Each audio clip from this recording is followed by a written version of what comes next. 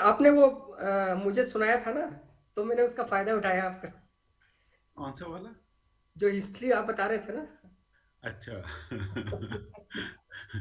आज थोड़ा समय लगा पंजरिया, उतना अच्छा बनाना जितना चाह रहा था उतना समय नहीं लग पाया। और घर में बुजुर्ग तो हैं, वाइफ भी बीमार हो गई। हाँ। तो और थोड़ा सा, तो but I have been able to do a reasonable job. Let us see how much justice it does. But नहीं, एक्चुअली जब इसका आया था तो सबसे पहले, क्योंकि एक वीक पहले हमारी बात हुई थी, हाँ, तो मुझे ध्यान में आया कि आपसे ज्यादा बेहतर कौन बता सकता है सीरीज केस को। ठीक है भाई, एनालिसिस ऑफ हिस्ट्री तो बूढ़ों ही का काम है।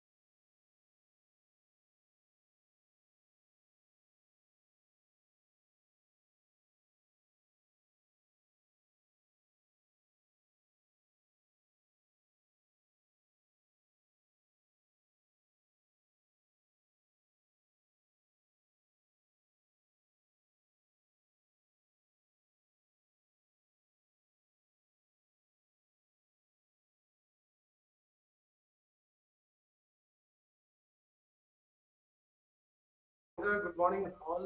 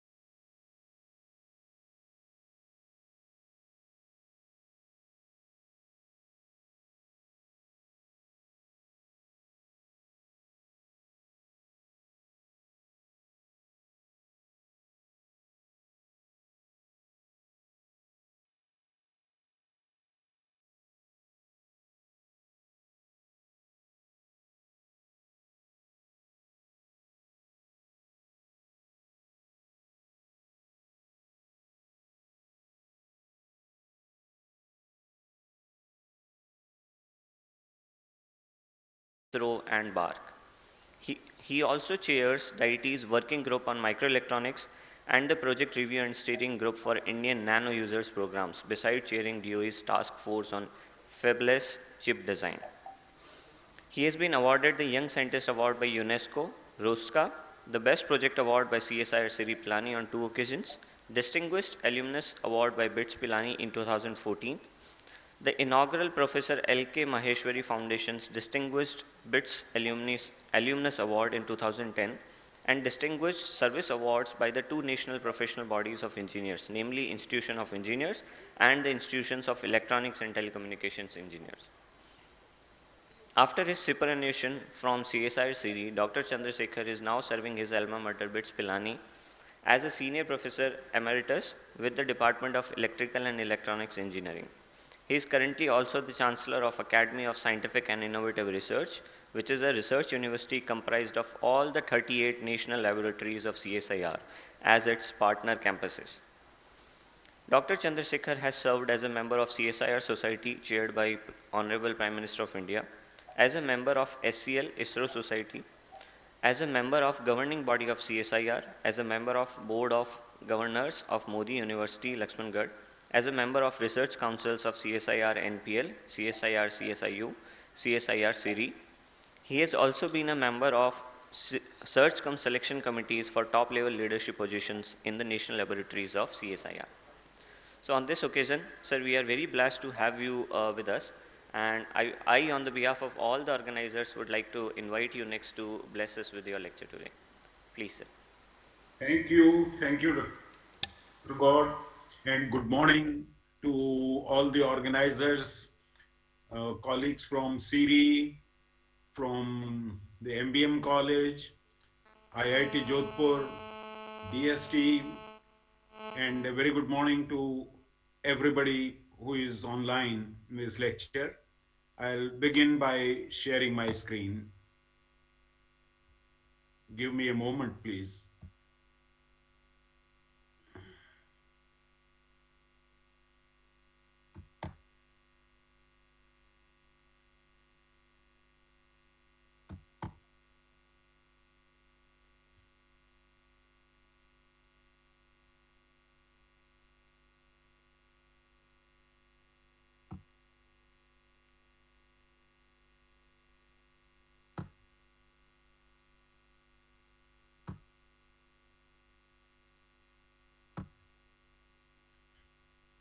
I hope the screen is visible. So really, it is about the history of evolution of electronics in India. It's not a complete history for evolution of electronics in India, but it covers one stream, a very important stream of evolution of electronics in India, that is through the development of CIRI, establishment and the research activities of CIRI. So let me take you to the beginnings of electronics in India. And this was 1894. Believe me, it was 1894. And the person was Sir Jagdish Chandra Bose. In November 1894, he ignited gunpowder and rang a bell at a distance using millimeter waves, which he produced using his own designed apparatus. So really, this was a demonstration of remote control. We all use remote control today to switch channels on our televisions.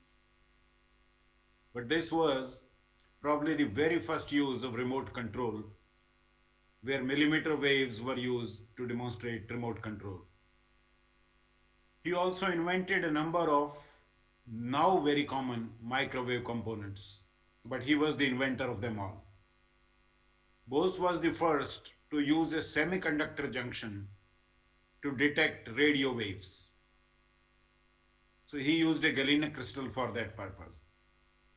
And really, there is a quote from Sir Neville Mott, who is, we all know Mott transitions, people who are in semiconductors. He is a Nobel laureate. And he has stated that Sir J.C. Bose was at least 60 years ahead of his time. In fact, he had anticipated the existence of p-type and n-type semiconductors. This is what Sir Neville Mott says. So the beginnings of electronics in India are from the time of Sir J.C. Bose in the year 1894. But then, just as Neville Mott said, he was 60 years ahead of his time. So it's quite coincidental that roughly 60 years after 1894 was when Siri was set up. So we come back to the story of setting up of Siri. First of all, Siri is a national laboratory. Full name is Central Electronics Engineering Research Institute. It is part of the family of CSIR's national laboratories. Now, I would relate this interesting story particularly for our younger colleagues, students, who wanted a research laboratory established at Pilani, Rajasthan. So this was Mr. G.D. Birla, the famous industrialist and patriarch of the Birla family. Why at Pilani? Because Pilani was the birthplace of Birla. He belonged to it, and he had already set up an engineering college, a science college, and an arts college there, in the spirit of doing something for his native place, which he loved so much. The most intriguing question is, why electronics research laboratory? Electronics was not a well-known subject. Civil engineering, mechanical engineering, electrical engineering were. Electronics was really not a well-known subject in the beginning of 1950s. So I used to also wonder, why did he choose electronics? And the answer we got was, he was advised so by the principal of Birla Engineering College, Pilani, who was a former technical officer of Royal Indian Navy, and he had run a training center for technicians of Royal Indian Navy at Pilani during the Second World War. So the facilities of the Royal Navy Training Center were taken over by Mr. Birla, and they were converted into an engineering college.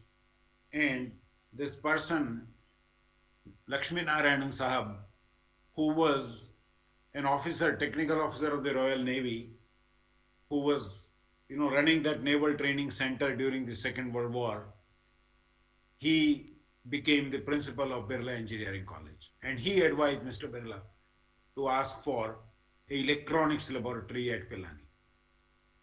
Now, this part is an extremely fascinating story, and so I would dwell on it for a short while. It's a fascinating story of differing perspectives and their interplay in decision making at the national level. So we will see a top industrialist view, a top politician's view, and a top technocrat's view. So let me relate this story. Mr. G.D. Birla, after receiving this advice from the principal of Birla Engineering College, he went to the then Prime Minister of India, Pandit Jawaharlal Nehru, and he requested to him that you are setting up these CSIR laboratories in different areas and different places. Please give me an electronics research laboratory at Pilani. That was the view of a top industrialist, because he wanted to do something for his own village, his native place. Now, Prime Minister Pandit Nehru said, look, we have so little money. Now, maybe we can locate the institute at Pilani if you can provide some financial support. So what is it that you can do? Because we don't have enough resources. So Mr. G.D. Birla said, I can provide the cost of land. I can actually arrange for all the land, provide all the land, and also cover the initial cost of construction. And obviously, the Prime Minister was very happy listening to that, because the government had not much funds at that time. India was really poor. And so he said, yeah, we will consider. Then comes the view of a top technocrat. And the top technocrat was Dr. Homi Jahangir Bhabha. We all know him. Nobody needs his introduction. So there was a committee chaired by Dr. Bhabha who was tasked with the judging the place of location of an electronics laboratory. And Dr. Bhabha's committee said, Pilani, that's a place out of nowhere. You cannot have an electronics laboratory in such an unconnected place. And he was right, because the nearest railhead for Pilani was at least 22 kilometers away. The roadhead was even farther. And there was no infrastructure, city infrastructure or anything of the kind. So, when Mr. Birla contacted the Prime Minister again, the Prime Minister said, look, this is what Dr. Homi Bhabha says. We can't have the electronics laboratory at Pilani. Pilani is not a suitable place for it. So Mr. Birla said, then my money is off. My promise to give you the cost of land and construction was only if you locate the laboratory at Pilani. If you decide to locate it elsewhere, my money is off. Now the Prime Minister again had a problem. He had no money, and the person who was providing money was backing out if you don't locate the laboratory at his village. So he said, please wait, let me try and talk to Homi. Let's see what we can do. And the Prime Minister apparently managed to convince Dr. Bhabha that, look, we have no money anyway, so we would have probably no laboratory. So let us have wherever money is coming. And so Dr. Bhabha apparently agreed reluctantly. But so finally CIRI was approved to be established at Pilani, but with following caveats. Because Pilani was not considered to be a suitable place anyway, and they were very reluctantly, because there was no alternative, money was available only at Pilani, so they put constraints. The Bhabha committee recommended that the budget of CIRI would not exceed rupees 3 lakh per annum, and its cadre strength would not exceed 40. So it would be a tiny, small laboratory, and that's all. Probably they had in mind another possible place which would be more suited. When this information was conveyed to G.D. Birla, he said, but I had much bigger plans. And it is believed that Pandit Nehru told him, look, you go ahead, do a land procurement based on your big vision. Tomorrow things can change. So right now, let us not, kind of quibble over it. Let us accept this proposal that Dr. Bhabha has recommended and accepted. But you plan big. And this is really what happened. Mr. Birla had a big plan, and he planned big.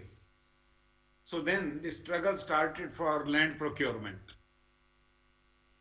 So G.D. Birla approached Thakur Sahib of Nawalgarh, because the Pilani lands were under them.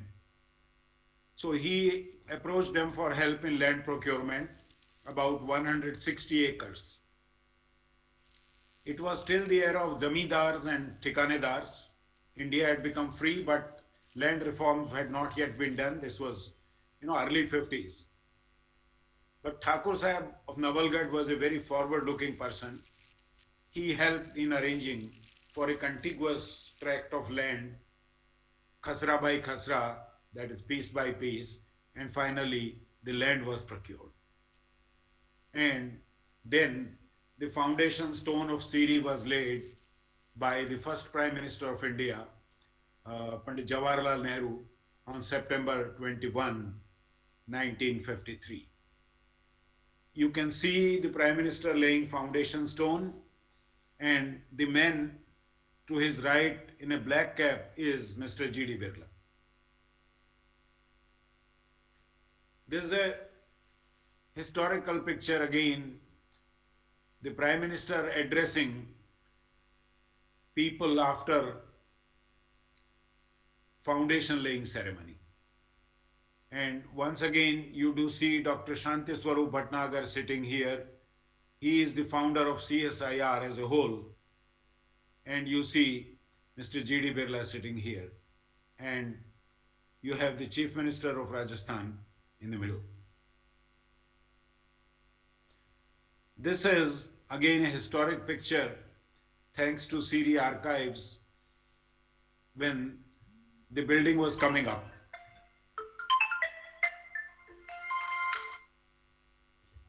And this is when the building was finished. So the building really was completed in 1956, by the end of 1956, and research facilities were getting established, and real research work started in 1960s. So let me again relate to you an interesting story. That is the saga of indigenous black and white television receiver set technology. The television receiver set technology was considered to be an extremely difficult technology at that time. That was the time, like Swadeshi today, indigenous technology development was being given a lot of emphasis. So CIRI was assigned the task by Dr. Homi Bhabha committee to develop the technology of black and white television receiver sets. Now, international firms, they try to project it as an impossible task for India because they would lose market. They were sort of, trying and lobbying to come and be able to sell their TV sets in India. And they try to convince the government that it's too difficult a task and India has no capability to do it. But Dr. Homi Bhabha stuck to his guns, he stuck to his decision, and he blocked the imports. And CIRI vindicated his trust by successfully developing and transferring to industry the indigenous technology of black and white television sets. And indigenous black and white TV set production then thrived in the country for many years. So it's an interesting story. Dr. Bhabha originally did not want an electronics laboratory in Pilani, and he was right. Pilani was no place, no connectivity, no infrastructure. But he, after the laboratory was set up, he decided to back the laboratory, back it up fully. And the laboratory also vindicated his trust, and the black and white television set production thrived in the country based on indigenous technology.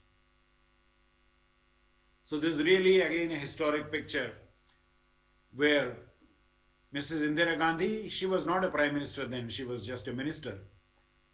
So she was seeing the indigenous black and white TV at CIRI Labs. To the right of Mrs. Indira Gandhi is the first director of CIRI, Padma Bhushan Dr. Amarjit Singh. There were many other achievements of CIRI in 1960s, and they included development and batch production of 200 kilowatt magnetrons for Indian Navy. Magnetrons are the heart of radars, and radars really had established themselves so well during Second World War. That was one of the technologies that really decided the fate of Second World War. So magnetrons based on indigenous design and development were developed by CIRI for Indian Navy. Also, a very important activity in 60s was setting up of the first semiconductor devices laboratory in the country at CIRI. This was in the year 1962. And this laboratory developed the first planar silicon transistor in the country. The microwave tubes, people besides 200 kilowatt magnetrons also developed 5 kilowatt coaxial power triodes and built induction heaters using them. This is another historic picture. The person in black coat is Dr. Vikram Sarabhai, and the person to his left is Dr. B.R. Marathe of CIRI, who was heading the semiconductor laboratory. So Dr. Vikram Sarabhai visited the semiconductor laboratories at CIRI. Then in 1970s, a very important development was excitation control system for diesel electric locomotives of Indian Railways. We see diesel engines, they are actually diesel electric locomotives. Diesel generators in the engine generate electricity and the train really runs with electric powers. So this technology for control of diesel electric locomotives was transferred to Electronics Corporation of India, that is ECIL, and more than 6,000 diesel electric locomotives of Indian Railways are plying on tracks using this technology, and this technology is being right up to this day. Also, a new semiconductor laboratory building incorporating about 5,000 square feet of clean rooms was established, housing the latest equipment required for semiconductor research with support from United Nations Development Program and UNESCO. This was the first reasonably sized semiconductor laboratory in the country. Also, color television receiver technology was developed and transferred to Messrs. Central Electronics Limited and Assam Electronics Corporation Limited. Also in 1970s, CIRI developed thick film hybrid microcircuits technology, varactor diodes used in tuning of television sets, and IMPET diodes which were required by DRDO, 12.5 kilowatt power triodes. At that time, this was also the time when there was the first oil shock. The price of petrol and diesel shot up very, very substantially. And people started looking at alternate sources of power. And that's when solar cell research really took off. And CIRI was one of the lead players in that area, in that era. So silicon solar cells and panels, silicon power transistors. Also, this was the time when telephone exchanges were manual and people were trying to develop electronic telephone exchanges.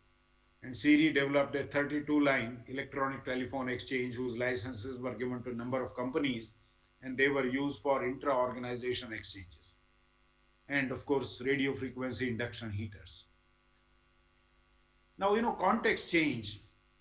1980s was a different world. So the responses of CIRI, the challenges that CIRI was given and the responses of CIRI, they changed. So one of the important activities in 1980s was electronic instrumentation and control systems for modernization of traditional industry. India had a lot of traditional industry, Khandsari, Gudsari, sugar mills, which were not instrumented. So sugar industry, similarly there was paper and pulp industry, there was mining industry, tea industry. They didn't use any sophisticated instrumentation and certainly not electronic instrumentation. And CIRI took it up as a mission to develop electronic instruments and instrumentation systems for these traditional sector industries.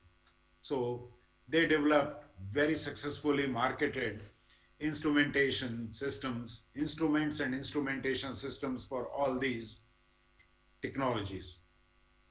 Also, 40 kVA PWM three-phase thyristor inverter was developed for mining locomotives that, that work inside the mines.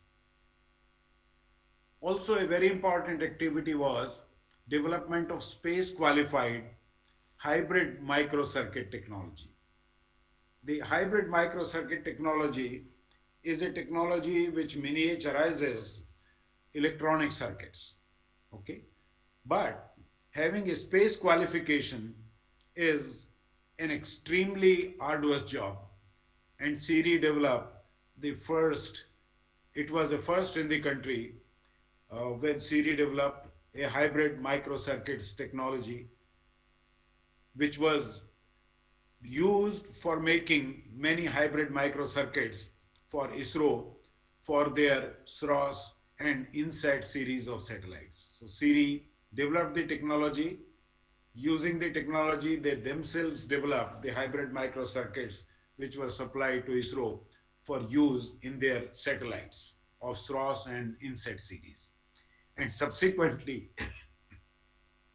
this technology was transferred to three companies and they took over the development of hybrid microcircuits and their supplies. There were many other achievements and firsts in 1980s, and one of them was design of the first Indian metal oxide semiconductor large scale integrated chip, which was an 8-bit NMOS binary counter chip.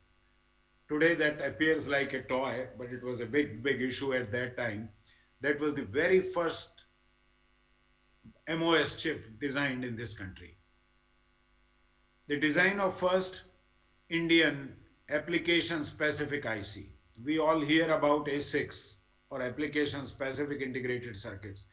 The very first application specific integrated circuit was designed and developed by Siri, and this was a 16-bit PWM controller chip for variable speed AC drives.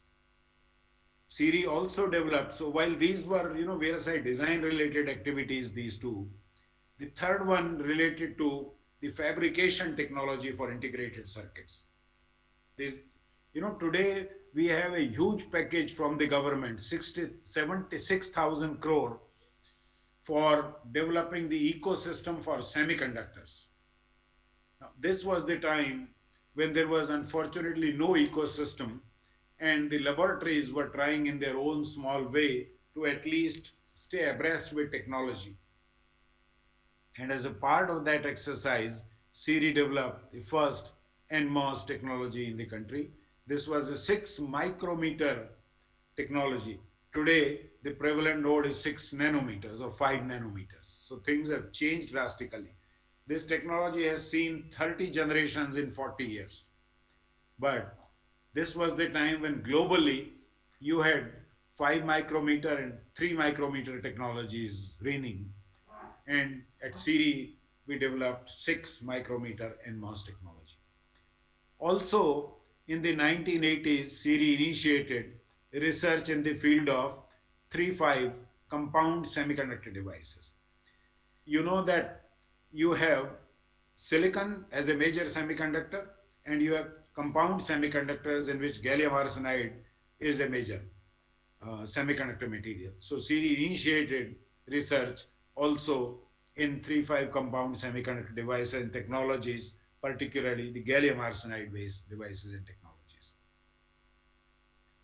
The microwave devices people in Siri, they developed an S-band 500 kilowatt magnetron for defense, tunable S-band magnetron, S-band 1 megawatt magnetron, frequency agile magnetron. They were all meant for strategic applications for national defense purposes.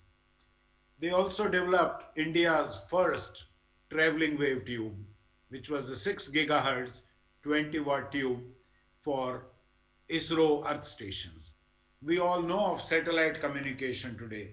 A lot of our communication goes via satellites, but it is not so well known that the satellite really acts like a high altitude amplifier and retransmitter. So Earth stations transmit information as a beam to the satellite, and the satellite picks up this signal, amplifies, and then beams it down over a large area of Earth. So that's why many times the satellites are also called bent pipes, because from one side of the pipe signals come. The satellite, which acts like a very high antenna with the amplifier, it amplifies those signals and then beams them down over a large part of the Earth so that signals can reach everywhere and you can communicate from anywhere to anywhere. So the traveling wave tube is the key part of a satellite. For communication satellites are sent only to basically carry traveling wave tube based amplifiers. These are broadband amplifiers, very large bandwidths, substantial power levels, and really the satellites bear these devices. And this is again a very sophisticated microwave tube technology. Siri developed the first such tube indigenously in the country. Of course, they also developed coaxial power triodes, 55 kilowatt and 80 kilowatt, which were used for radio station. Radio stations have transmitters. They transmit large amount of radio power. So these coaxial power triodes are really the power amplifiers, radio frequency power amplifiers used in radio stations. And Siri developed those. And the very first Klystron, this is another microwave device which is very important strategically as well as for communication purposes. So the very first Klystron device, which was a 1 kilowatt power D and E band Klystron, that was developed by Siri in 1980s. Well, 1990s, again, the very first indigenous microprocessor, which was a 16-bit processor with instruction set compatibility to Motorola 68000 and 68010 processors, was developed at Siri. So this is the first instance of India designing a microprocessor from scratch. Also, Siri developed Serial Data Communication Controller Chip, or CDOT. In fact, this was the first ASIC to have been used widely commercially, and this was used in the rural automatic exchanges, REXs, and the medium automatic exchanges. These were digital telephone exchanges that were developed by CDOT, and this chip formed a key component in those exchanges, and it was designed at Siri, fabricated, of course, commercially at international foundries, and these chips found a wide use in the REX and MAX digital exchanges of CDOT. Also, Siri was instrumental in starting India's first master's degree program in VLSI design and microelectronics in collaboration with BITS Pilani. This is again an interesting story. The Director General of CSIR was visiting Siri, and he asked Director Siri that you are a research lab here and next door is BITS Pilani, which is a good technical university. What is it that you do together? And the answer from the then Director Siri was that we really do not do anything much together. So the Director General then said, look, before I leave Pilani, I want to see a memorandum of agreement between you. You define what you want to do together, because everywhere research institutions and academics are collaborating. So obviously there are avenues where you can collaborate meaningfully, and you should do it before I go. The Director General in question was Dr. A.P. Mitra, who was a fellow of Royal Society and a very well-known environmental scientist and atmospheric scientist. So at that point of time, Siri and BITS defined that they're an opportunity to start, because Siri had good VLSI design capabilities built. So we decided that we will start a joint program, which is a master's degree program in VLSI design and microelectronics. And subsequently, the special manpower development program of the Department of Electronics, which is now Ministry of Electronics and IT, was really started based on the ideas coming from this program. And Siri played a lead role in that. Also, in this period, the indium gallium arsenide and indium phosphide based PIN photodetectors were developed by Siri. Dispenser cathodes, again, for microwave tubes, that's a key technology and a very complex technology. But this technology was developed at Siri initially. Of course, there are many variants of it. And of course, Siri continued to develop and increase the power of their magnetrons. So you remember from 200 kilowatt magnetrons, they were now doing 2 megawatt S-band tunable pulse magnetrons for Department of Atomic Energy for their applications. Time changes, challenges change, responses change. So in the new century, again, Siri has many firsts, many very significant developments. And let us look at broadly, Siri has these three divisions: the microwave devices division, the semiconductors division, and the electronic systems division. So let us look at their achievements in the current century. So the microwave devices, people, they developed 5 megawatt pulse power S-band klystron for Department of Atomic Energy for strategic applications.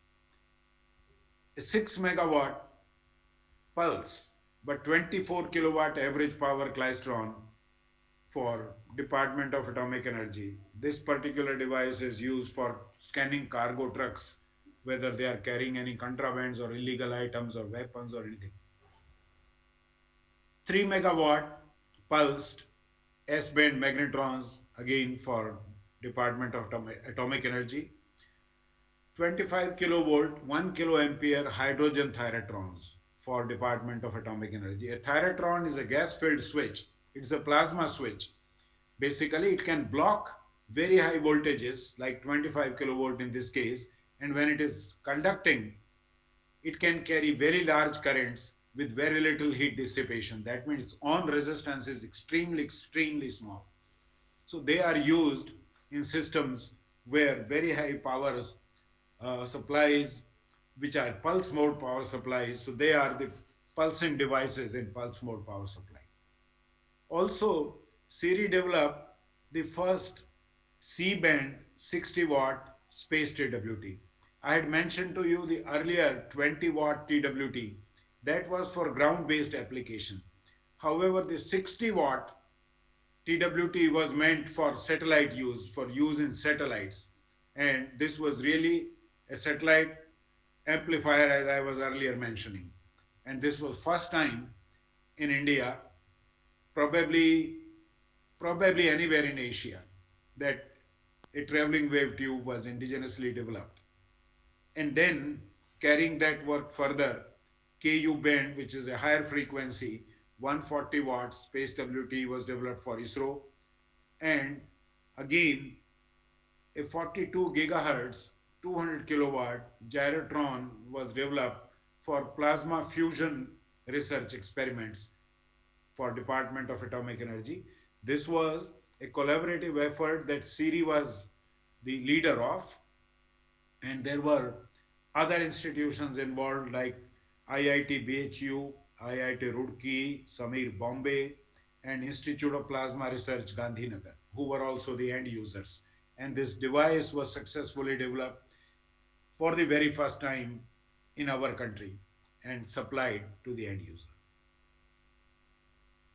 In the semiconductors area, there was a lot of emphasis on sensors, and these are micro electromechanical systems or MEMS based sensors. So MEMS is really, these are not purely electronic, but they are, micro electromechanical. So they are electromechanical devices, and they are miniaturized, they are micro size. So they use the technology that semiconductor chip manufacturing uses, but to make devices which are electromechanical systems. And they are dominant sensors in the world today. So silicon MEMS technology for pressure sensors for ISRO, MEMS acoustic sensors for ISRO. And these MEMS acoustic sensors were also used in Chandrayaan-1. Now that reminds me again of a story in which I was a personal participant. The director of Vikram Sarabhai Space Center was in some discussions with us regarding this development, and then he became the chairman of ISRO, Dr. Radhakrishnan. And he one day called me and said, "Can you come to Bangalore?" And I didn't ask anything more. So I reached Bangalore. And when I enter his office, he asked me, "Have you seen a doctor without a stethoscope?" Believe me, I was flabbergasted. ये क्या हो रहा है? He didn't call me from Pilani to Bangalore to tell me whether I have seen a doctor without a stethoscope. And he repeated, "Have you seen a doctor without a stethoscope?" I said, "No, sir, surely I haven't." And he said, "Look, that's our problem. All our rockets, they use lot of acoustic sensors. A stethoscope is an acoustic sensor.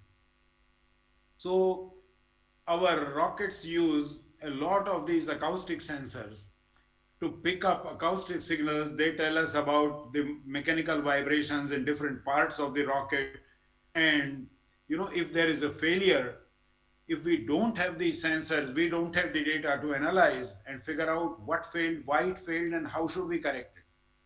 And he said, "These acoustic sensors, we are short of them, and there was an embargo on, you remember the Shakti nuclear tests, after which many of our organizations in the country, including ISRO, they were sanctioned and they would not receive any components. And so they were short on these devices. And he said, "Can you develop them for us?" And we decided, and I'm glad Siri did it extremely well. These devices were provided to them, and subsequently the technology was also transferred to semiconductor laboratories of ISRO, who now manufacture and supply these to them. Similarly, radio frequency MEMS switches again were developed for ISRO. It was a new technology, they wanted to try it out. MEMS ultrasonic transducers for Department of Atomic Energy. Ultrasonic transducers of miniature size are used for identifying micro cracks in large mechanical structures like the vessel of a nuclear reactor. And again, these were, strategically important devices, and they were required by Indira Gandhi Center for Atomic Research, Kalpakkam. And I'm glad Siri worked on them. They successfully developed and delivered these parts to them. Siri also developed silicon carbide Schottky diode detectors for DAE, which are used for monitoring radiation inside the nuclear reactors. Siri also developed high-power gallium arsenide MESFET devices for ISRO. Also 980 nanometer pump laser diode. These are semiconductor diodes which are used as pumps in all optical amplifiers in optical communication. Siri also developed MEMS accelerometer and MEMS gyroscope. In the electronic systems area, multiple instruments for paper and pulp industry were developed in this period.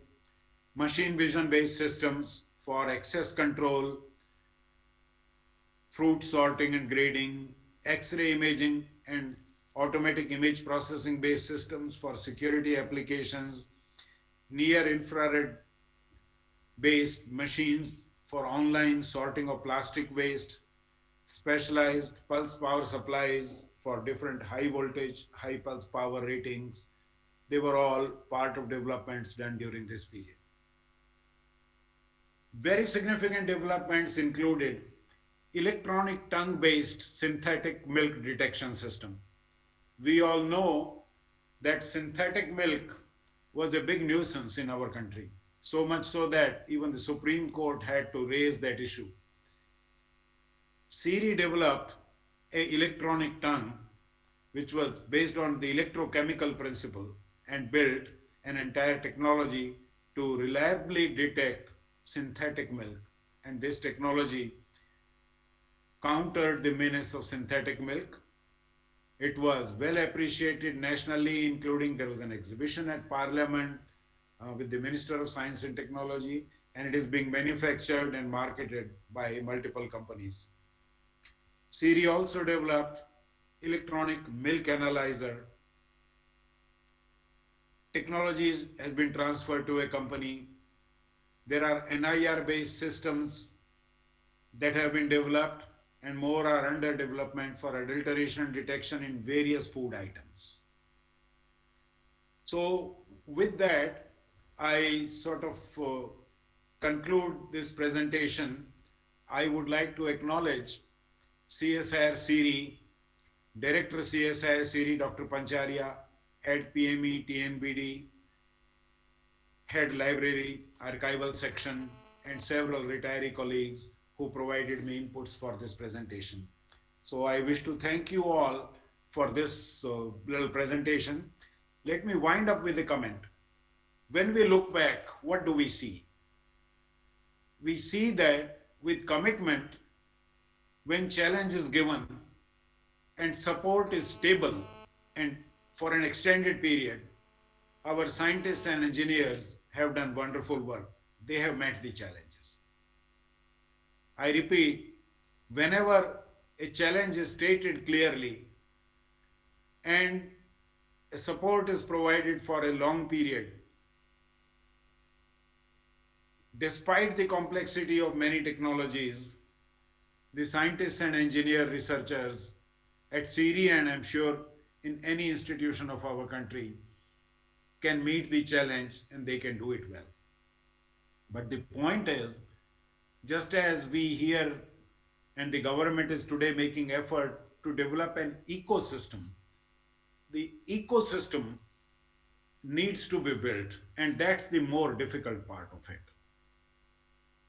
At one time, there was this kind of an ecosystem where there was import restriction, only public sector undertakings largely and some large private sector people were basically building major equipment and systems, and the laboratories were basically developing technologies. But at that time, there was a bit of a disconnect between the two because the manufacturing agencies did not have strong R&D. They focused only on manufacture based on licensed technology. So they would import technology, they would import design. And when you say import technology, what does that mean? When you say I'm importing technology, it means you are importing design, you are importing testing techniques, methods, you are importing production equipment.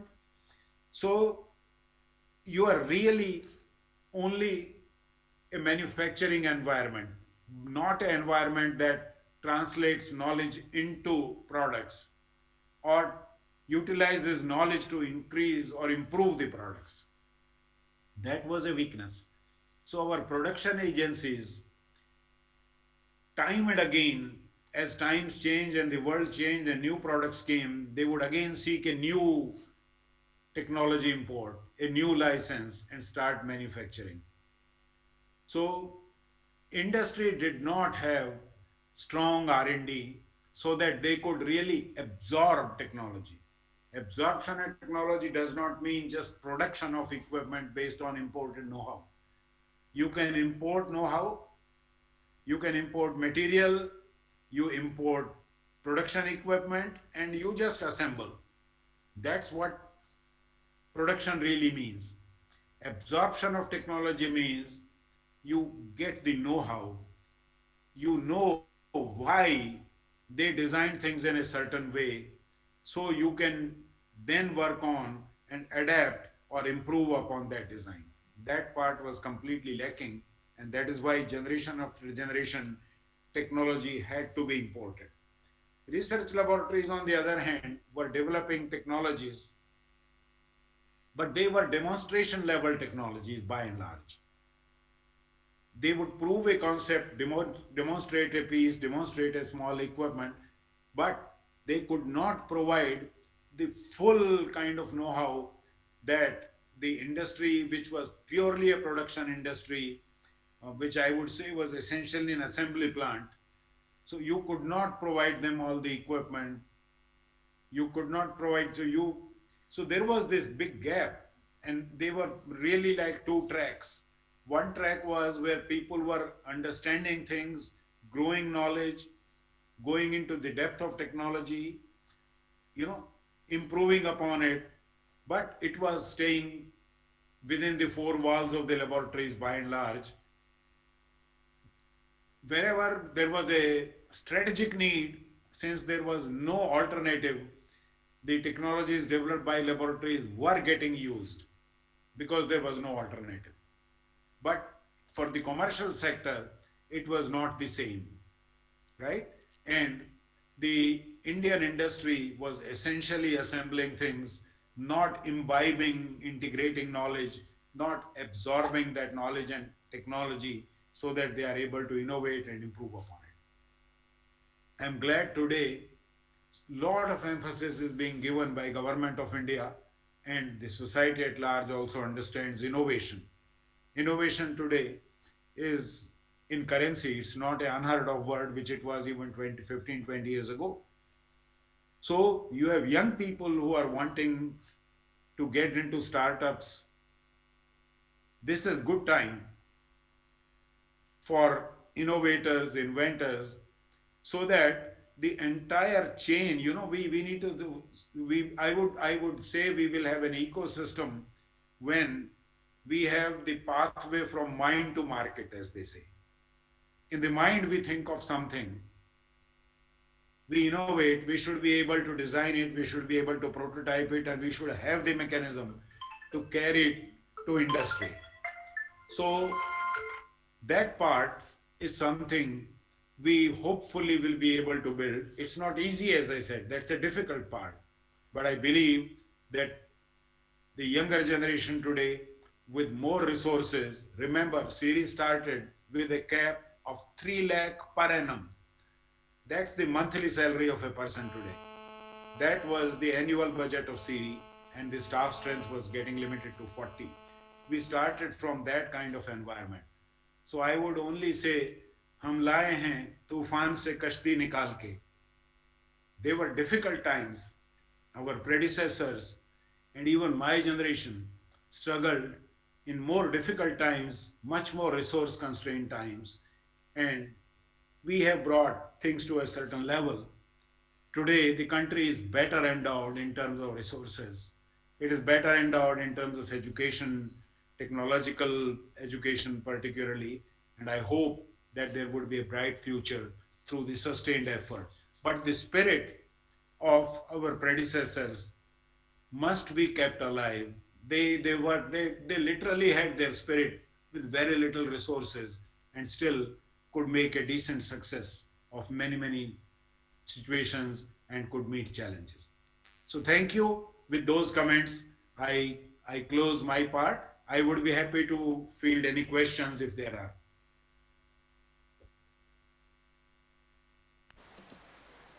Thank you, sir. Thank you for the great lecture. So, are there any questions from the audience?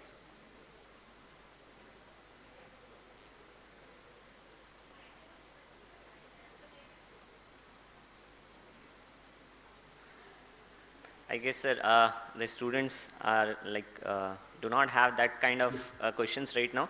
But I think as a understanding person from a perspective of an organizational structure creation and facilitating all the efforts that are required in setting up such an institute, you have given a very brilliant view to all of us about the challenges that those people faced who were pioneers of creating such institutions in our country. So I guess from on the behalf of the whole organizing team, I would like to invite Professor Akhil Ranjan Garg to give a vote of thanks to you for the thanks. Thank you, Abhishek sir. It was really nice, sir, you spared time for us, and in such a simple manner you have explained how electronics have developed, how CIRI was actually came into existence. We are really thankful, sir. On behalf of the organizing committee and on my own behalf, I thank you for giving such an intellectual talk. Thank you so much. And we'll keep in touch, sir, and we'll maybe request you some more time to actually interact with our own students. Today, they were school students sitting here, but our engineering university students would also like to listen to you. So we would request for that also. Thank you so much, sir. Thank you. Thank you, Dr. Akhil. Thank you, Dr.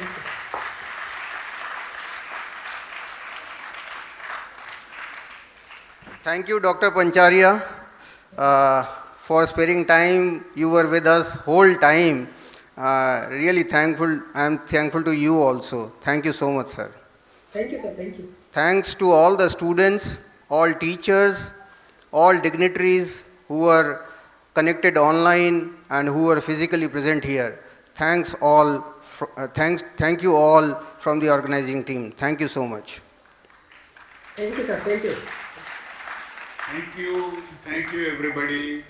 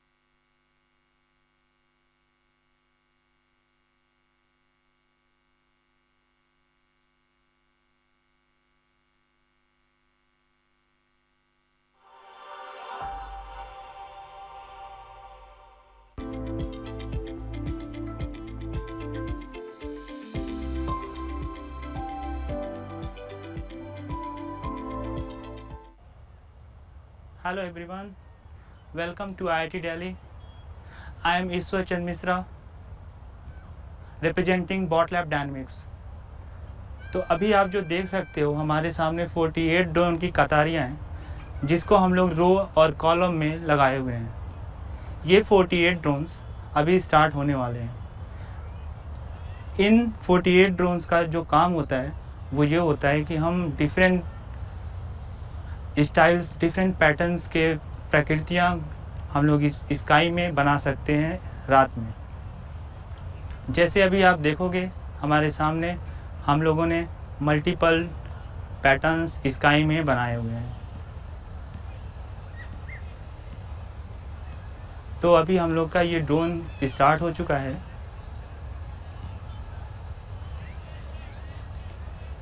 और अब ये pattern बनाने वाला है। तो first हम लोग 5 metre drone को ले जाके रोकते हैं, उसके बाद हम लोग आगे जाते हैं।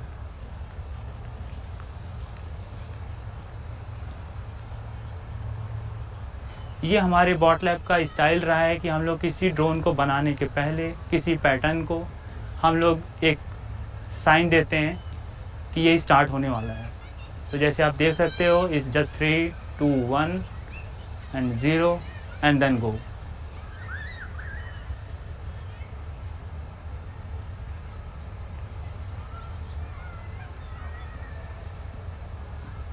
ये हमारा फर्स्ट पैटर्न है जिसको आप पिरामिड भी बोल सकते हो, पिरामिड ही है। और ये हम लोग 360 डिग्री पे रोटेट करने वाले हैं। तो ऐसे हम मल्टीपल पैटर्न स्काई में बना के रात के टाइम हम लोग क्रैकर को, जो हम लोग दीपावली के टाइम यूज़ करते हैं, उसको हम लोग रिप्लेस कर सकते हैं।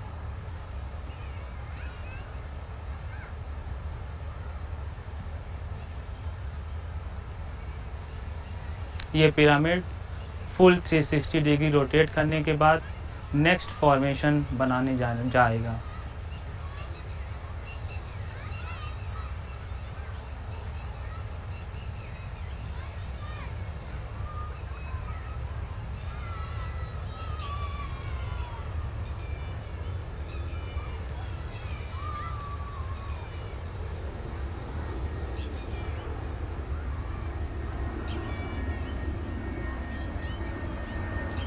अब ये पिरामिड 360 डिग्री पूरा कंप्लीट कर चुका है। अब ये अपने नेक्स्ट फॉर्मेशन पे स्विच करने वाला है।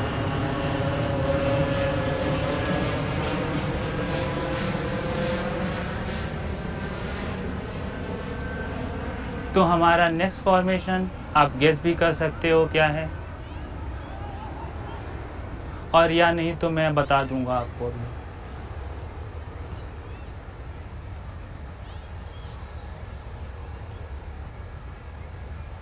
तो हमारा नेक्स्ट फॉर्मेशन एक पेटल है, फ्लावर पेटल, जिसको हम लोगों ने 4 फ्लावर पेटल से 4 डिफरेंट कलर दिए हुए हैं। ये सेम फ्लावर पेटल भी 360 डिग्री रोटेट करेगा। ये हम लोग रोटेशन इसलिए करते हैं और डिफरेंट एक्सिस इसलिए रखते हैं क्योंकि हम डिफरेंट पर्सपेक्टिव से और स्पेक्टेटर को किसी भी एंगल से दिखा सकें। तो अभी आप जो ये एंगल देख रहे हो, इस एंगल से हम किसी भी साइड के स्पेक्टेटर को दिखा सकते हैं, वो नॉर्थ ईस्ट, साउथ और या फिर नॉर्थ ईस्ट, किसी भी एंगल पे।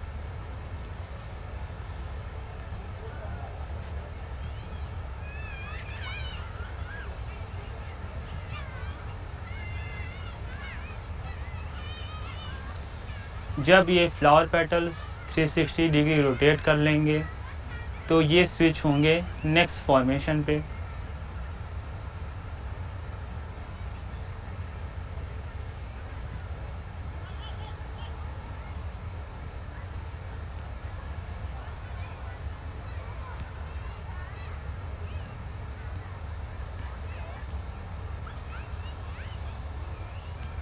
और ये फ्लावर पेटल का 360 डिग्री रोटेट हो चुका है। अब ये नेक्स्ट फॉर्मेशन पे स्विच करने वाला है।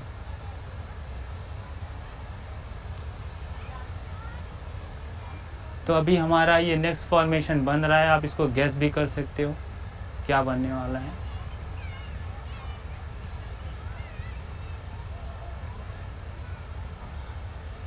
इस टाइम हम लोगों ने बॉटलैब डायनेमिक्स ने कुछ नया ट्राई करने की कोशिश किया है। हम लोग एक एनिमल कैरेक्टर को ड्रॉ करना चाहते थे, वो हम लोगों ने इस बार किया है। होपफुली हमारा नेक्स्ट फॉर्मेशन में ये जो डियर बना हुआ है ये रन करेगा, अपने फेस को हिलाएगा और ये डिफरेंट मोशन कर सकता है। और ये हम लोग का एक सेलिब्रेशन था आईआईटी दिल्ली के लिए, जो आईआईटी दिल्ली 60 साल पूरा कर चुका था। तो हम लोग चाहते थे कि आईआईटी दिल्ली का नाम सुनहरे अक्षरों में लिखा जाए।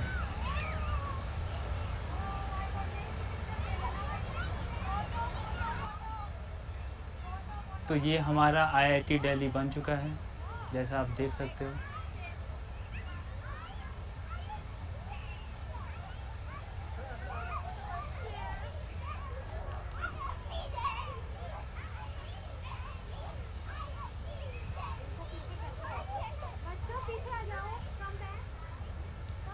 और ये हमारा नेक्स्ट फॉर्मेशन बनने वाला है।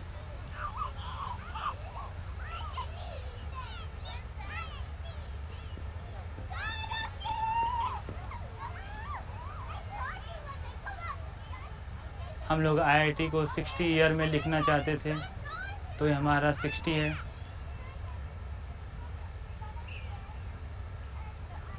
उसके बाद हमारा ये प्यारा फ्लैग है,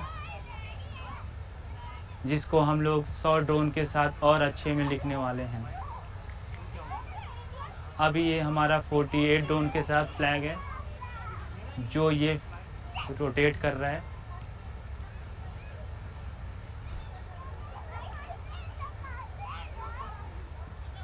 ऐसे हम डिफरेंट इमारतों और भारत की नए नए धरोहरों को ड्रोन लाइट शो के थ्रू दिखा सकते हैं।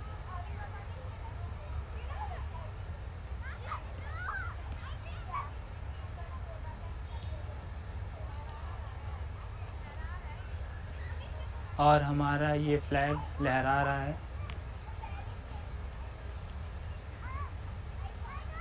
जब हम ड्रोन बढ़ाएंगे तो इसमें अशोक चक्र भी शामिल होंगे।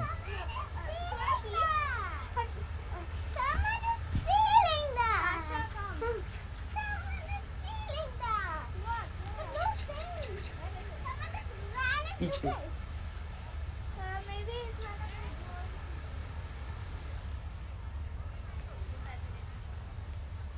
और ये हमारे सारे फॉर्मेशंस कंप्लीट हो चुके हैं और ये ड्रोन लैंड के ग्राउंड पे अब जाएंगे।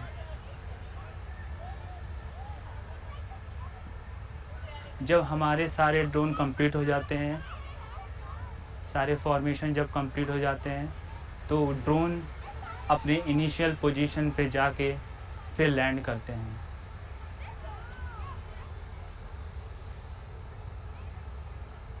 धन्यवाद हमारे साथ रहने के लिए 8 मिनट के लिए, और हम ये होपफुल करते हैं कि हम बॉट लैब डायनेमिक्स फ्यूचर में नए नए ड्रोन लाइट शोज़ आपके लिए विथ नंबर ऑफ ड्रोन बढ़ा के 100-200 के साथ आएंगे। धन्यवाद।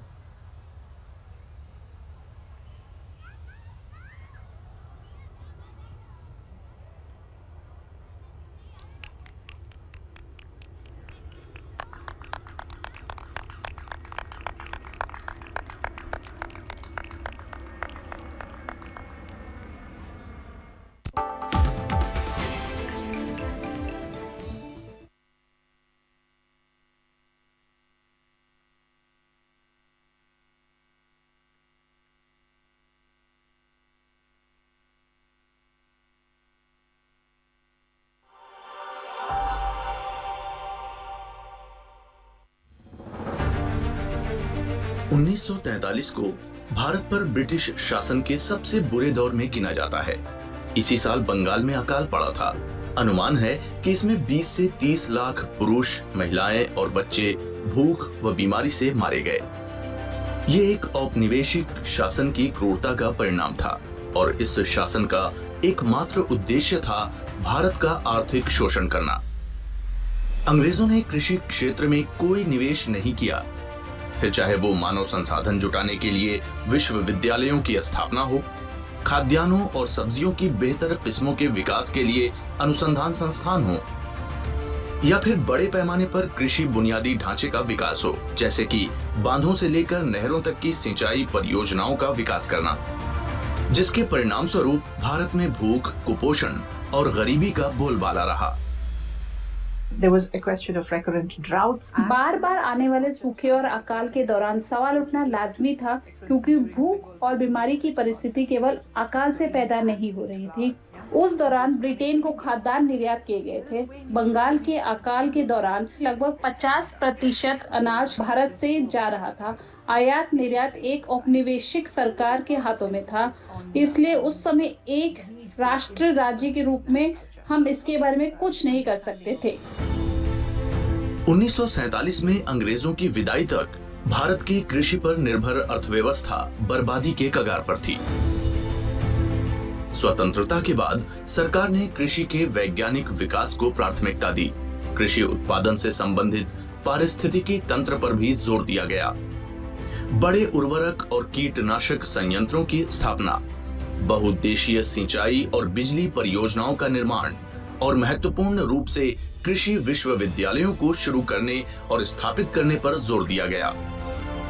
1958 में खाद्य फसलों के लिए भारतीय कृषि अनुसंधान संस्थान जैसे पोस्ट ग्रेजुएट स्कूल स्थापित किए गए।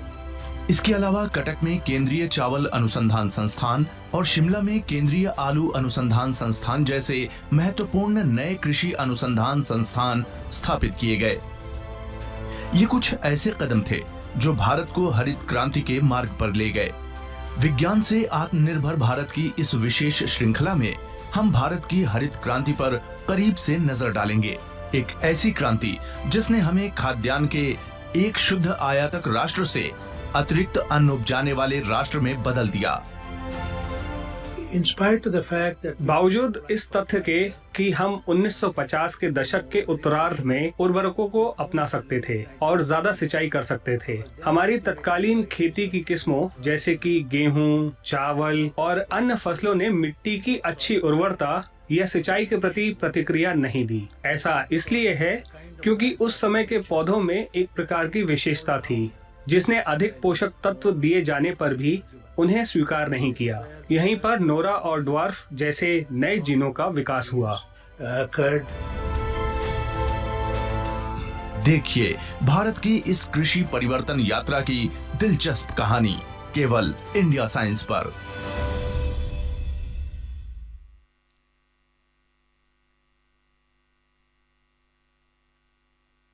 उन्नीस सौ सैंतालीस में जब भारत को आजादी मिली उस समय हमारी 72% आबादी कृषि कार्यों में लगी थी। इसलिए भारत सरकार के लिए कृषि क्षेत्र पर ध्यान केंद्रित करना जरूरी था ताकि आर्थिक स्थिति में सुधार लाया जा सके और अत्यधिक गरीबी, भूख और कुपोषण के संकट को दूर किया जा सके। भारत ने इन जरूरी समस्याओं का हल निकालने के लिए विज्ञान और प्रौद्योगिकी का सहारा लिया। इसमें अनुसंधान और शैक्षणिक संस्थानों जैसे कृषि बुनियादी ढांचे का विकास करना, बीजों की आपूर्ति को बढ़ाना, किसान को कर्ज देना, उर्वरक और कीटनाशक आदि उपलब्ध कराना शामिल था। लेकिन इस तरह की पहल और नीतियों को लागू करने में काफी समय लगना था और भारत जैसे विशाल देश की कृषि में बदलाव लाने के लिए समय का लगना लाजमी भी था। इसलिए उस समय खाद्य सुरक्षा को सुनिश्चित करना एक बड़ी चुनौती थी। स्वतंत्रता के बाद सार्वजनिक स्वास्थ्य देखभाल प्रणालियों में होने वाले बड़े सुधार की वजह से भारत की जनसंख्या में 3% से ज्यादा की वृद्धि होने लगी। लेकिन सरकार द्वारा कृषि खाद्य उत्पादन को दिए गए प्रोत्साहन के बावजूद हम 1950 के दशक में बढ़ती खपत के साथ तालमेल नहीं बिठा सके। हम कृषि वस्तुओं के आयात के लिए संयुक्त राज्य अमेरिका पर काफी हद तक निर्भर हो गए, जिसकी शुरुआत 1954 में PL 480 या पब्लिक लॉ 480 नामक एक कार्यक्रम के तहत हुई और ये 1971 तक चला। लेकिन इत्तेफाक से 1954 में जब PL 480 कार्यक्रम शुरू हुआ तब भारतीय कृषि को बदलने में महत्वपूर्ण भूमिका निभाने के लिए युवा वैज्ञानिक डॉक्टर MS स्वामीनाथन संयुक्त राज्य अमेरिका से भारत लौटे।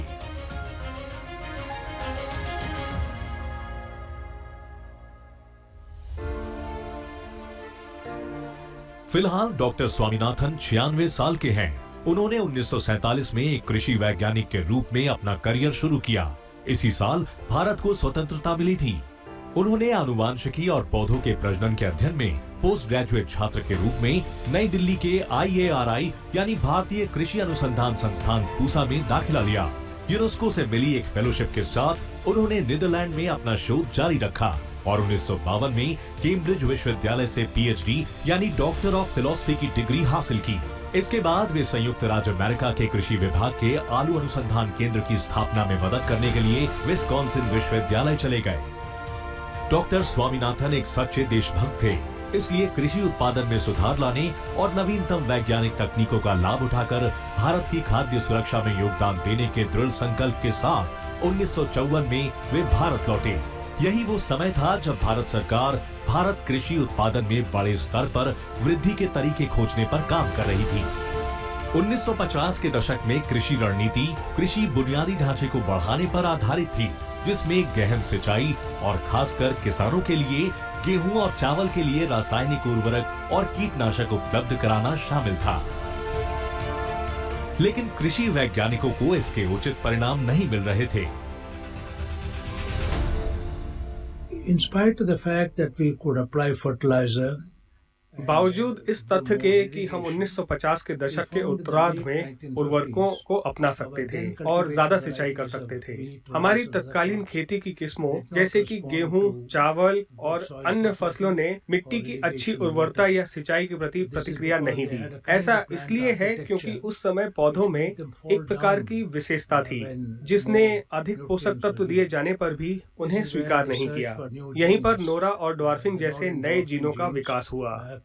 मैंने 1960 के दशक की शुरुआत में नॉर्मन बोरलॉग को पत्र लिखकर उनसे अनुरोध किया था कि वे दोनों नई बौनी किस्मों की कुछ सामग्री भेजें और भारत का दौरा करें। उन्होंने मेक्सिको में जारी की गई 4 किस्मों के बीज भी बड़ी मात्रा में भेजे, जो कि नॉर्मा रोहो 64A, सोनोरा 63, सोनोरा 64 और मियो 64 थे। हमने बीजों के यहाँ आने के तुरंत बाद उन्हें कई भागों में विभाजित कर दिया। और उन्हें अलग अलग जगह परीक्षण के लिए लुधियाना, कानपुर, पंतनगर, पूसा इंदौर और दिल्ली भेजा।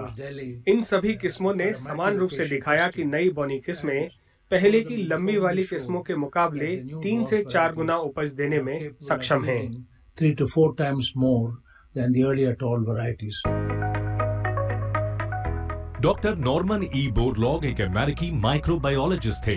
उन्होंने मेक्सिको में सहकारी गेहूं अनुसंधान और उत्पादन कार्यक्रम में एक आनुवांशिकीविद और पादप रोग विज्ञानी के रूप में काम करना शुरू किया।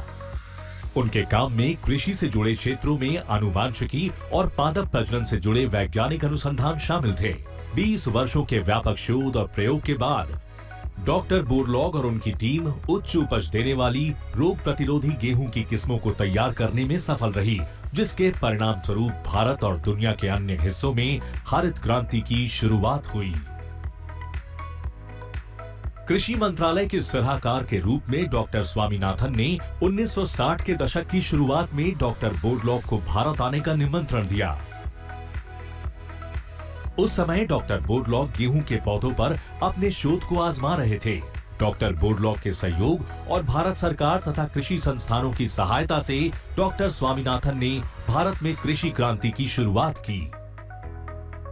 दोनों वैज्ञानिकों ने कंधे से कंधा मिलाकर गेहूं की ज्यादा पैदावार देने वाली ऐसी किस्मों का विकास किया जो फसलों के बढ़े हुए बायोमास को सहारा देने के लिए मजबूत डंठल वाली हों। So these in 61 1961 में इंटरनेशनल वीट रस्ट नर्सरी, जिसे USDA से हासिल किया गया था, इसे भारतीय कृषि अनुसंधान संस्थान पूसा के इस परिसर में लाया गया था, जिसे हरित क्रांति की स्थली के रूप में जाना जाता है। उन लाइन की स्क्रीनिंग करते समय रस्ट रिएक्शन का परीक्षण करना था, जिसमें तकरीबन 200 लाइन थी। उनमें रस्ट रिएक्शन एक बीमारी है, इसे फंजाई कहते हैं। यहाँ के हमारे वैज्ञानिक उन लाइन की पहचान करने में सक्षम थे जो बहुत बोनी थी, इसलिए उन्होंने उत्पादकता बढ़ाने के संदर्भ में इन बोनी लाइन की क्षमता की पहचान की और USDA से उनकी उत्पत्ति के बारे में जानने के लिए अनुरोध किया गया था। तब यह पता चला कि यह मूल रूप से डॉक्टर बोरलॉग के कार्यक्रम के तहत लाई गई थी। डॉक्टर बोरलॉग को आमंत्रित किया गया था, वो आए और उन्होंने देखा और उन्हें बहुत खुशी भी हुई। इसके बाद 3 वैज्ञानिकों की एक टीम, जिसमें डॉक्टर MS सिक्का और डॉक्टर SP कोहली और एक पादप रोग वैज्ञानिक, इन लाइन को देखने के लिए 1965-1966 एक समिट में यह देखने गए थे कि इन किस्मों के बीज कैसे यहाँ लाए जा सकते हैं। आखिरकार 1966 और 1967 में 18,000 टन बीज आयात किए गए, जिसमें लार्मा, रोजो, सुंदरा 64 आदि किस्में शामिल थीं। इन्हें लगभग 4 लाख हेक्टेयर क्षेत्र में 1966-1967 में फसल के मौसम में उगाया गया और यह फसल 1968 में तैयार हुई, क्योंकि इसका उपयोग बीजों को बढ़ाने के लिए किया गया था। इसलिए 1968 में हमने लगभग 1 करोड़ 80 लाख टन गेहूं का उत्पादन किया। पहले ये 1 करोड़ 20 लाख टन होता था, इसलिए कुल गेहूं उत्पादन में लगभग 60 लाख टन की वृद्धि हुई और हम लगभग 1 करोड़ टन आयात कर रहे थे, जिसकी भरपाई 60 लाख टन द्वारा की गई। बढ़ी हुई उत्पादकता और इस चरण को विलियम गॉड द्वारा हरित क्रांति के रूप में वर्णित किया गया था। million tons in total wheat production, and we were importing about 10 million tons. Of that, 6 million ton was compensated by increased productivity, and this phase was described as Green Revolution by William S. Gowd. American गेहूं की किस्मों का पहली बार गोविंद बल्लभ पंत कृषि एवं प्रौद्योगिक विश्वविद्यालय में परीक्षण किया गया। स्थानीय रूप से अनुकूलनशील चयन, जैसे कि पंतनगर कल्याण सोना और अन्य उन्नत किस्मों को खेती करने के लिए किसानों को दिया गया। विश्वविद्यालय ने अपनी 16,000 एकड़ जमीन का उपयोग उस समय के सबसे बड़े बीज उत्पादन कार्यक्रमों के तहत, जिनमें पंतनगर सीड्स ब्रांड नाम का उपयोग किया गया, जो उस समय ग्रामीण भारत के घर घर में पहचाना जाने लगा। विश्वविद्यालय के योगदान को खुद नॉर्मन बोरलॉग ने मान्यता दी। उन्होंने पंतनगर को हरित क्रांति का अग्रदूत बताया। दुनिया भर में नॉर्मन अर्नेस्ट बोरलॉग की पहल ने कृषि उत्पादन में व्यापक वृद्धि में योगदान दिया और इसे ही हम हरित क्रांति के रूप में जानते हैं। इसी चीज को लेकर पौध प्रजनन विज्ञान पर एक पूरी शोध रणनीति बनाई गई, जिसे रक्षात्मक अनुसंधान पादप रोग विज्ञान कहा जाता है। जी हाँ, इसी से नॉर्मन बोरलॉग जुड़ी हुई है। हम उन्हें एक पौध प्रजनक के रूप में पहचानते हैं, लेकिन वह एक रोग वैज्ञानिक थे। लेकिन उनका शोध रक्षात्मक अनुसंधान के इस एजेंडे को आगे बढ़ाने में मदद करता है। इनकी प्रतिरक्षा या कुछ निश्चित चीजों का प्रतिरोध या तनाव झेलने की क्षमता भी परिस्थितियों के प्रकार पर निर्भर करती है। लेकिन जब नौरा जैसी उन्नत किस्म का इजाद करना हो तो शोध की रणनीति थोड़ी आक्रामक बन जाती है। इस आक्रामक अनुसंधान रणनीति के निर्माण का भारत में कृषि अनुसंधान पर भी प्रभाव पड़ता है, जिसका मैंने अभी उल्लेख किया है। अगर हम इससे शिफ्ट होते हैं, जैसे कि एक कई अच्छे एजेंसी और मल्टीपल रिसर्च एजेंडा, कृषि विज्ञान और कृषि ज्ञान में योगदान देने वाले कई पैकेज कृषि अनुसंधान पर केंद्रित है। डॉक्टर बोरलॉग को हरित क्रांति के जनक और दुनिया की भूख मिटाने और खाद्यान्न उपलब्ध कराने में मदद करने वाले इंसान के रूप में 1970 में नोबेल शांति पुरस्कार से सम्मानित किया गया। डॉक्टर स्वामीनाथन ने भारत के कुछ प्रमुख संस्थानों जैसे कि national bureau of plant animal and fish genetic resources of India और international plant genetic resources institute की स्थापना की। उन्होंने ICMR की कृषि अनुसंधान सेवा की स्थापना में भी महत्वपूर्ण भूमिका निभाई है। 96 साल की उम्र होते हुए भी डॉक्टर स्वामीनाथन आज भी चेन्नई स्थित MS स्वामीनाथन रिसर्च फाउंडेशन के जरिए भारत के किसानों को सशक्त बनाने का काम करते हैं। भारत के प्रमुख संस्थानों जैसे कि ICMR यानी भारतीय कृषि अनुसंधान परिषद ने हरित क्रांति की सफलता में महत्वपूर्ण भूमिका निभाई है। इसके अलावा 1950 और 1960 के दशक में कई अन्य महत्वपूर्ण संस्थान भी थे, जिन्होंने भारतीय कृषि को सफल बनाने की कहानी में महत्वपूर्ण भूमिका निभाई। 1962 में लुधियाना में पंजाब कृषि विश्वविद्यालय की स्थापना की गई। ये भारत का तीसरा सबसे पुराना कृषि विश्वविद्यालय है। पंजाब कृषि विश्वविद्यालय ने ICAR के अन्य शोध संस्थानों जैसे कि IARI के साथ मिलकर उत्तर भारत के अधिकांश हिस्सों, विशेष रूप से पंजाब क्षेत्र में हरित क्रांति लाने में महत्वपूर्ण भूमिका निभाई।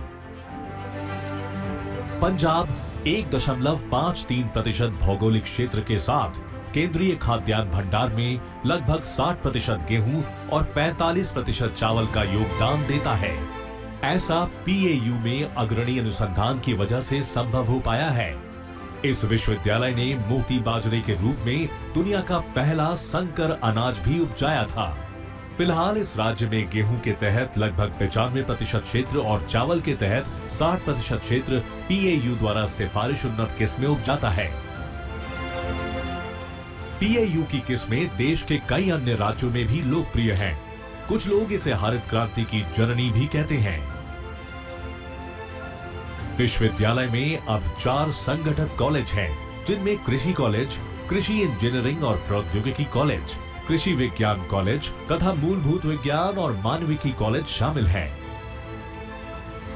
ठीक इसी तरह अन्य प्रमुख संस्थान देश में कृषि अनुसंधान और शिक्षण पर जोर देने के लिए स्थापित किए गए थे। उदाहरण के लिए 1946 में उड़ीसा के कटक में राष्ट्रीय चावल अनुसंधान संस्थान की स्थापना की गई थी। इसके बाद 1966 में संस्थान का प्रशासनिक नियंत्रण ICAR यानी भारतीय कृषि अनुसंधान परिषद को स्थानांतरित कर दिया गया। तब से ये लगातार देश में चावल की किस्मों के विकास और सुधार के अत्याधुनिक अनुसंधान में लगा हुआ है।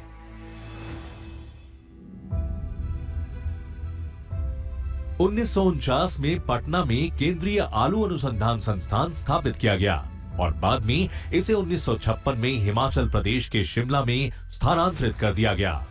इस संस्थान की स्थापना के पीछे का उद्देश्य आलू के प्रजनन में संकरण कार्य को सुविधाजनक बनाना और आलू के बीजों के स्वास्थ्य को बरकरार रखना था। अब तक इस संस्थान ने आलू की कुल 50 उच्च उपज देने वाली किस्में तैयार की हैं, जिनमें ऐसे गुण हैं जिनकी वजह से कृषि की विविध जलवायु परिस्थितियों में भी इसकी खेती की जा सकती है। We're talking about the 1950s where, well, like I mentioned, the first and second plans हम 1950 के दशक के बारे में बात कर रहे हैं, जहां मैंने पहली और दूसरी योजनाओं का उल्लेख किया है। इसमें बुनियादी ढांचे के विकास पर बड़े पैमाने पर निवेश किया गया था, लेकिन साइंस को लेकर चावल और गेहूं पर विशेष रूप से ध्यान केंद्रित नहीं किया गया था। खाद्य फसलों को महत्व दिया गया था, लेकिन भारत में बहुत सी अन्य प्रमुख खाद्य फसलों में भी अभी भी बहुत विविधता है। कटहल रॉ स्टेपल फूड है, टेपियोका भी एक रॉ स्टेपल फूड है। मेरा मतलब है कि एक स्टेपल भोजन के रूप में स्टार्च को महत्व दिया गया और उन पर शोध भी किया गया। खाद्य फसलों में कोई शोध केवल चावल और गेहूं पर ही नहीं हुए, बल्कि सूखी भूमि वाली खाद्य फसलों पर भी ध्यान केंद्रित किया गया। मक्के, बाजरे की तरह अब सिंचाई और संचित फसलों जैसे कि चावल और गेहूं पर केंद्र सरकार की ओर से बड़े पैमाने पर निवेश के साथ साथ सूखी भूमि में ज्वार की एक बड़ी फसल पर भी निवेश किया गया। A massive investment from the union government on irrigation and irrigated crops like rice and wheat. ऐसे ही कई संस्थाएं बाद में भी स्थापित की गईं। इनके काम के परिणाम स्वरूप 70 के दशक और उसके बाद देश में खाद्यान्न उत्पादन में काफी वृद्धि देखी गई। हर क्षेत्र में गेहूं की उपज बढ़ने से देश गेहूं उत्पादन के मामले में आत्मनिर्भर हो गया। इस समय भारत दुनिया का दूसरा सबसे बड़ा गेहूं उत्पादक देश है। भारत में हरित क्रांति की कामयाबी बढ़ी हुई जल आपूर्ति और उर्वरक जैसी चीजों के इस्तेमाल का नतीजा थी, क्योंकि ज्यादा उपज देने वाली फसलों की किस्मों को सिंचाई के लिए पूरा साल पर्याप्त पानी की जरूरत होती थी।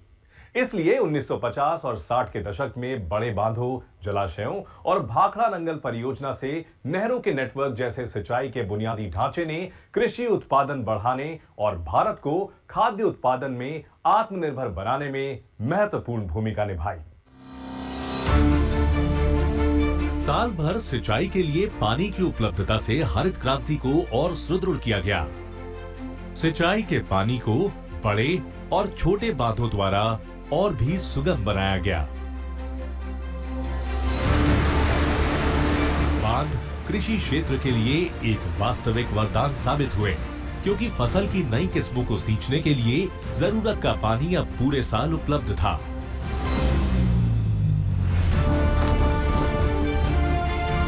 इससे मॉनसून पर निर्भरता कम हो गई। स्वतंत्रता के तुरंत बाद बांध नीति निर्माताओं और राजनेताओं का प्रमुख बिंदु बन गया।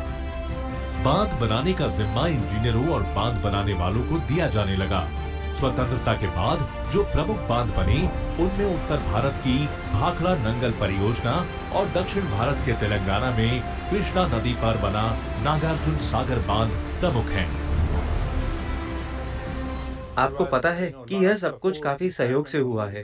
मेरा मतलब है कि यह वैज्ञानिक और नीति निर्माताओं के मजबूत सहयोग से संभव हुआ है, और इस पूरे सहयोग का वर्णन डॉक्टर स्वामीनाथन ने इस बदलाव के रूप में किया है। लेकिन इसके साथ साथ अन्य इनपुट भी थे, क्योंकि इन किस्मों को काफी कुछ ऊपर से भी दिया जाना था, इसलिए इन्हें आपको उर्वरक आदि देने ही होंगे। इसके अलावा पानी भी काफी जरूरी चीज है, इसलिए आपको पता होना चाहिए कि किस्मों से पूरी क्षमता हासिल करने के लिए इस तरह की चीजों की व्यवस्था करनी होती है। यही कारण है कि उस समय सिंचाई क्षमता लगभग 16% थी, और आज हमारे पास सिंचाई के तहत 65% क्षेत्र है, लेकिन अभी भी सिंचाई की क्षमता के लगभग 90% होने की संभावना है।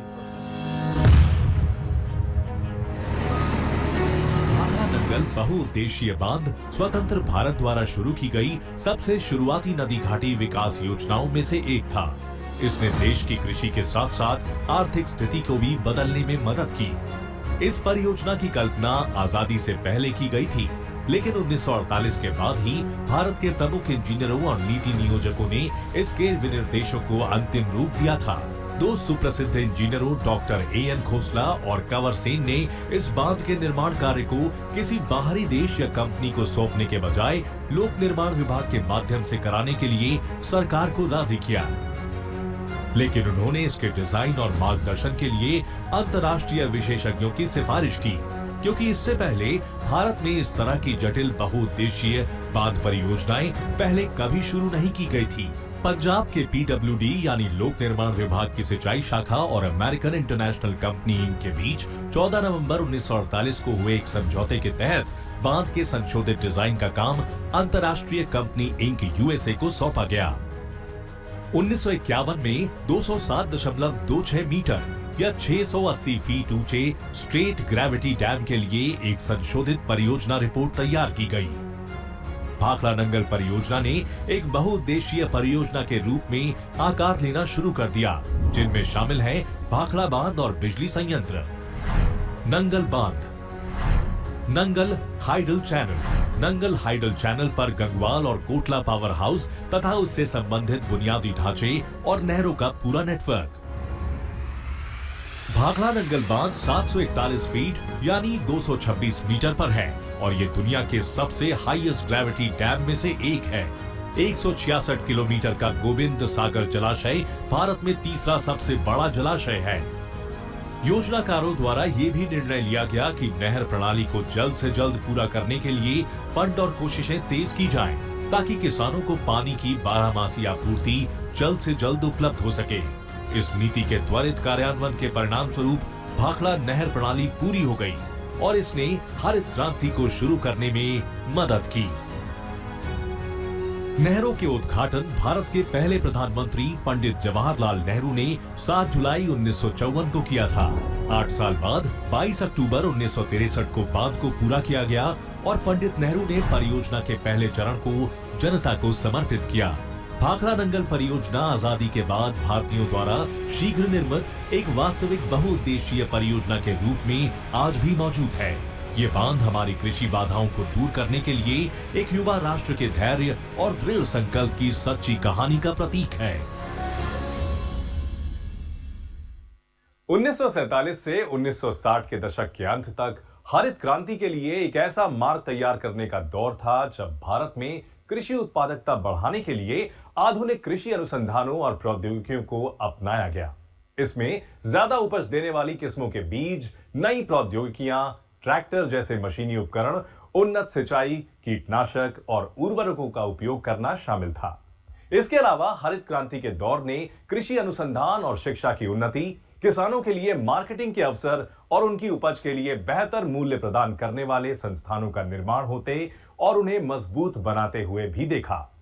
भारत के लाखों किसानों द्वारा अपनाए गए इस वैज्ञानिक आंदोलन ने महत्वपूर्ण रूप से भारत के आर्थिक मुकद्दर को बनाने और देश के खाद्य उत्पादन में एक आत्मनिर्भर राष्ट्र के रूप में बदलने के लिए विज्ञान और प्रौद्योगिकी की भूमिका को मजबूती से स्थापित किया। विज्ञान से आत्मनिर्भर भारत के इस विशेष श्रृंखला में बस इतना ही, लेकिन आत्मनिर्भरता का ये सफर जारी रहेगा।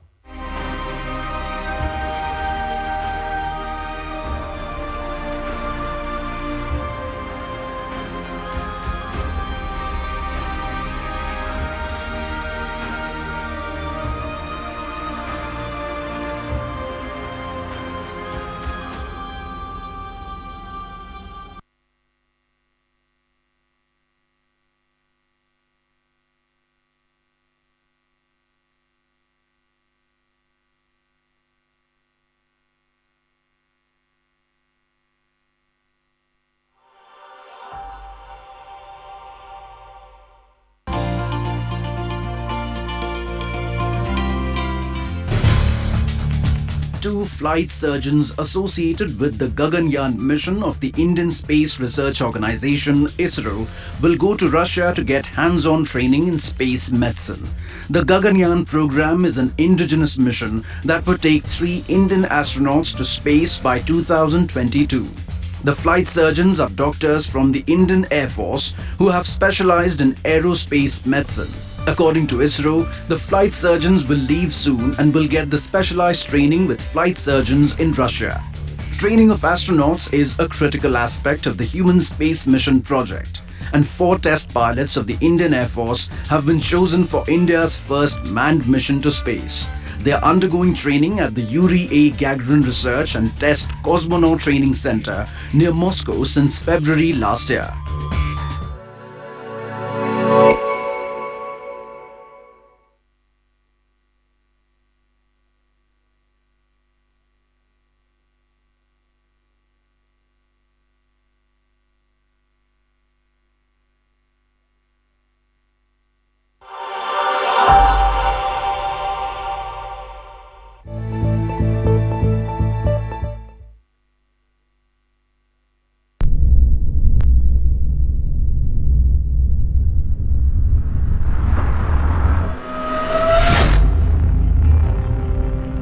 unraveling the mysterious universe and understanding its structure has been an insatiable curiosity of mankind. India has a long history of astronomical scientists. Aryabhatta, who interpreted that the earth rotates about its axis. Brahmagupta, who gave the formula for cyclic quadrilateral, used often in astronomy, and Bhaskara, who determined the parallax in longitude. In the recent times, Subramanian Chandrasekhar, Jayant Narlikar and Meghnad Saha are among a few Indian astrophysicists who took the world by surprise with their cosmic discoveries. Holding the proud legacy, our scientists are an integral part of the world's biggest mega science projects. Mega science projects often involve cross-border cooperation between teams of competent researchers. While the scientific goals of these projects are significant, their worldly benefits are equally important. By collaborating, participating and delivering components for these giant projects, India places itself as a major player in fundamental science globally. In addition, these projects have the potential to create new avenues for science-industry collaborations and to popularize science in the country. Indian scientists with their knowledge and expertise have been recognized all over the world. It is no surprise that they were equally part of the team that won the Nobel Prize of the Millennium for gravitational waves. It was a direct detection of gravitational waves arriving from the merger of two large black holes in a distant galaxy a billion light years away. Though the Nobel Prize was given to Rainer Weiss, Kip Thorne and Barry Barish, but behind this historic discovery was the dedicated work of 39 Indian scientists from several Indian institutions. The group led by Professor Sanjeev Dhurandhar and Professor Tarun Sauryadeep at Ayuka initiated and did foundational work on developing data analysis techniques to detect the weak signals buried in the detector noise. The first paper which we wrote in 1991 with Dr. Satya Prakash,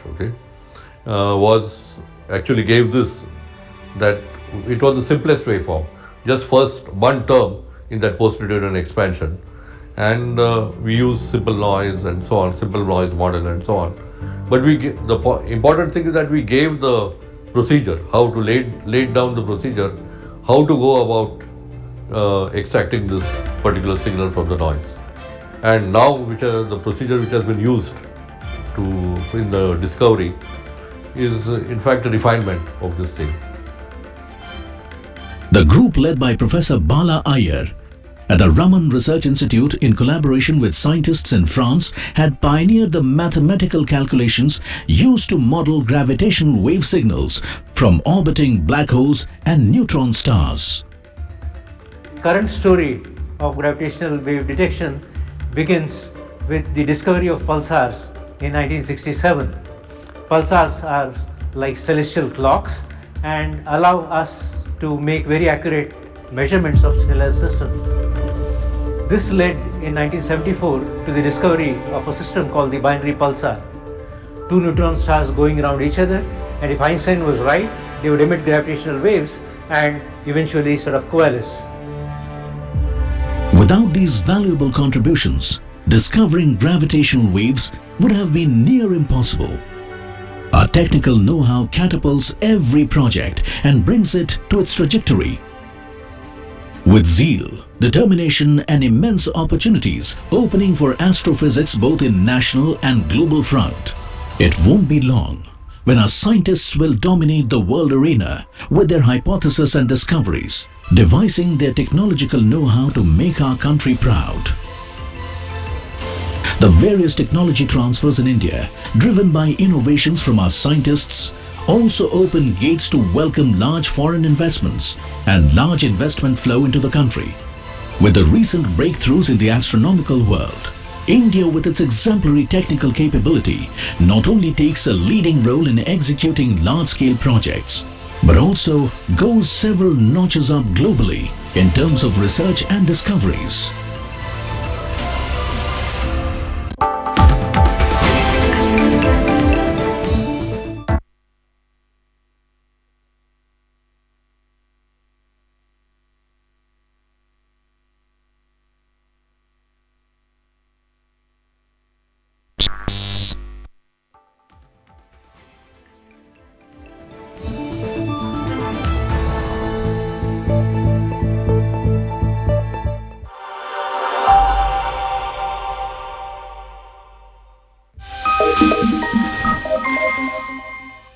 जब अंधकार से लड़ने का संकल्प कोई कर लेता है तो एक अकेला जुगनू भी सारा अंधकार हर लेता है। कुछ ऐसी ही कहानी है राजस्थान के एक छोटे से गांव में रहने वाले छात्र इंद्र प्रसाद की। इंद्र प्रसाद को देखने में कुछ समस्या थी, लेकिन उन्होंने इसे अपनी कमजोरी नहीं बल्कि अपनी प्रेरणा बनाया और कर डाला एक ऐसा आविष्कार जो उन तमाम लोगों के जीवन में उम्मीद की एक नई किरण लेके आ सकता है जो देख नहीं सकते हैं। देखिए विज्ञानवीर, बच्चे लिख रहे देश की तकदीर।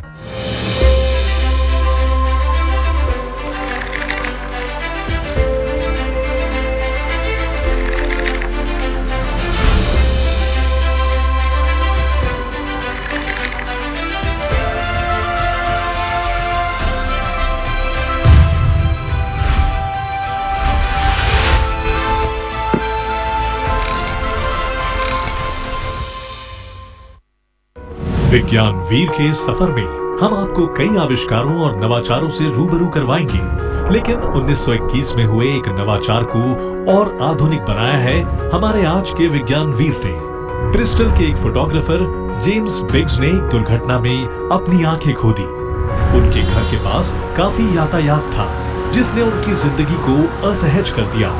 अपनी इसी असहजता को दूर करने के लिए उन्होंने एक ऐसी स्टिक बनाई जिससे उन्हें चलने फिरने में आसानी हो गई और उन्होंने उसे ब्लाइंड स्टिक का नाम दिया।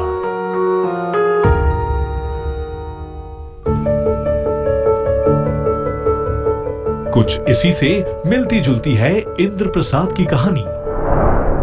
भारत के सबसे बड़े राज्य राजस्थान के टोंक जिले के एक छोटे से गांव बम्बोरी में रहने वाले छात्र इंद्र प्रसाद को देखने में कुछ समस्या थी, इसलिए वे चश्मा लगाते थे।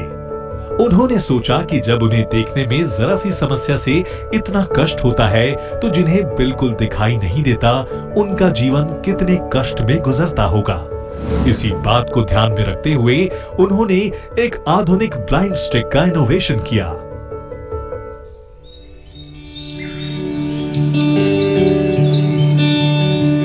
इंद्र प्रसाद एक निम्न मध्यम वर्गीय परिवार से संबंध रखते हैं और वे शुरू से ही प्रतिभाशाली छात्र रहे हैं। अपनी इसी प्रतिभा के दम पर उन्होंने अपना ये आविष्कार किया।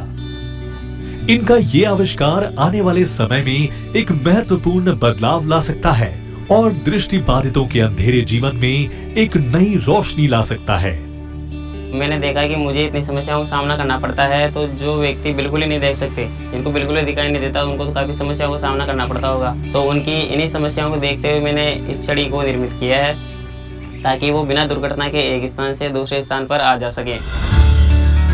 इंद्र प्रसाद के इस नवाचार का नाम इलेक्ट्रिकल स्टिक फॉर ब्लाइंड है। ये लकड़ी से बनाई गई है जिसमें एक इंफ्रारेड सेंसर लगा हुआ है जिससे निकलने वाली तरंगे किसी सतह से टकराकर वापस आती है और उसमें लगा बजर आवाज उत्पन्न करने लगता है। सबसे नीचे एक सेंसर लगा है जो जल आदि के संपर्क में आने से तत्काल हमें अवगत कराता है। तीसरा सेंसर आपको आग के संपर्क में आने से बचाता है। छड़ी के आग के संपर्क में आने से पहले ही बजर बज जाता है। इसका चौथा फीचर है इसके चारों ओर लगी एक एलईडी लाइट जिसे दूसरे लोग रात में देख सकते हैं और उनको अंध दिव्यांगों के राह में होने का पता चल सकता है। इससे वह होने वाली दुर्घटना से बच सकेंगे। इसके आखिरी फीचर में एक स्विच लगाया गया है जिसे भीड़ भाड़ वाले इलाकों में इस्तेमाल किया जा सकता है। स्विच को दबाते ही एक आवाज निकलती है और सामने वाला व्यक्ति सतर्क हो जाता है। आइडिया तो बहुत से लोगों के पास होते हैं, लेकिन सभी के आइडिया एक इनोवेशन में तब्दील नहीं हो पाते।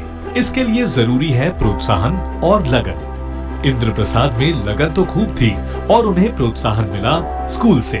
यहीं से एक राह इंद्र प्रसाद को भी दिखाई गई और ये राह उन्हें दिखाई एक शिक्षक ने।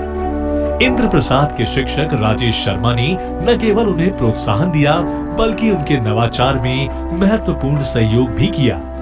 इससे इंद्र प्रसाद के आइडिया को एक नया रूप मिला। पढ़ने में तो ये शुरू से अच्छा था, 10th में भी इसके साइंस में अच्छे मार्क्स आए, 91% है ओवरऑल। जो एक बच्चे का एक क्रिएटिवनेस होता है, मुझे इसमें क्रिएटिविटी दिखी और मैंने सोचा कि क्यों ना इसे डेवलप किया जाए। तो मैंने इसे कहा कि जब भी आप मॉडल बनाओ साइंस का ऐसा कोई, तो वो ऐसा होना चाहिए जो हमारे समाज के जो वंचित वर्ग है उनकी हेल्प करेगी। तो इसने कहा कि सर मुझे स्वयं को भी थोड़ी सी प्रॉब्लम है दिखने में, तो मैं दिव्यांगों के लिए कुछ करना चाहता हूँ। तो फिर हमने इस प्लान पे आगे काम किया। मेरे शिक्षक श्री राजेश जी, उन्होंने मुझे और अधिक प्रोत्साहित किया चढ़ी के बारे में सुनकर। उन्होंने कहा कि चलो ठीक है, बनाए वो अच्छी बात है, और आगे जैसे स्टेट लेवल पे गया तो उसके बाद में तो वहाँ पर भी आर्थिक रूप से भी मदद करते थे। मंजिल पर पहुंचने के लिए हर इंसान की राह में मुश्किलें जरूर आती हैं, लेकिन ये राह उस वक्त और आसान हो जाती है जब परिवार आपके साथ हो। इंद्र प्रसाद के इस सफर में उनका परिवार हमेशा उनके साथ खड़ा रहा। बच्चे ने मेरे से आकर के बोले कि मैं ऐसी चीज बनाना चाहता हूँ। मैंने बोला भाई इसमें तू जानेगा क्या, कैसे बनाएगा, कहाँ से क्या होगा, कैसे नहीं होगा, पता नहीं अपने को कौन क्या करे। ठीक है, जिद्दी कर लिया। जिद्दी करने के बाद में पैसे लेने के लिए बोला भाई ऐसे पैसे दो मेरे को, मैं ऐसे करूँगा। तो इनको पैसे भी दिया, ये इसके साथ भी गया, और साथ जाने के बाद में उनका यहाँ ला करके उनको सेट भी करवाया गया।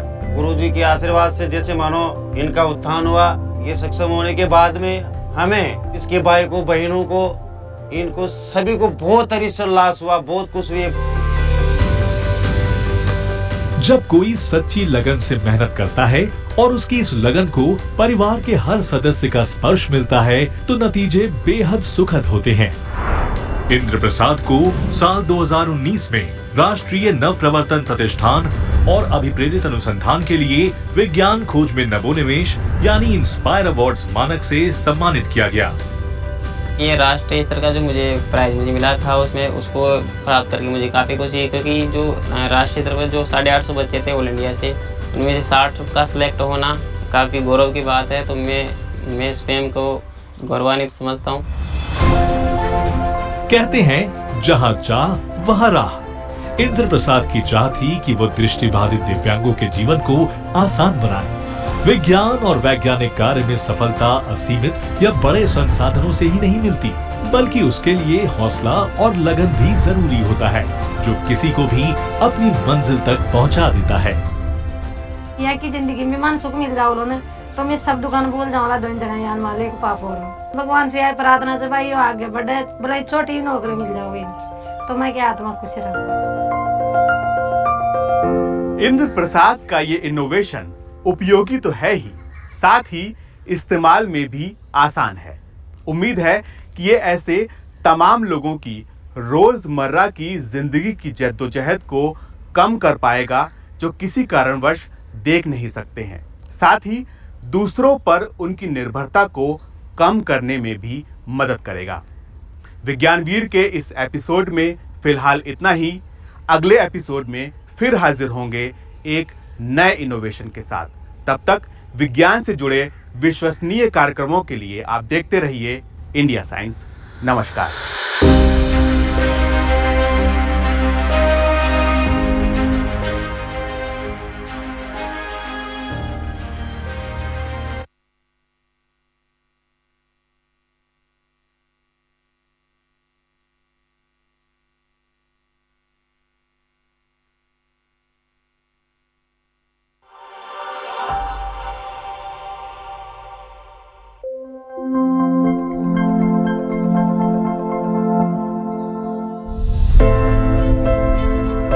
Welcome to the annual celebration of the birth centenaries of inspirational scientists that begins today.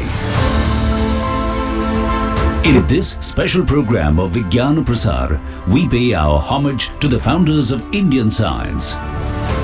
As we celebrate Azadi Ka Amrit Mahotsav, which leads to the 75th year of India's independence, it is only fitting that the younger generation is made aware of the contributions and pioneering efforts of our eminent scientists and technocrats.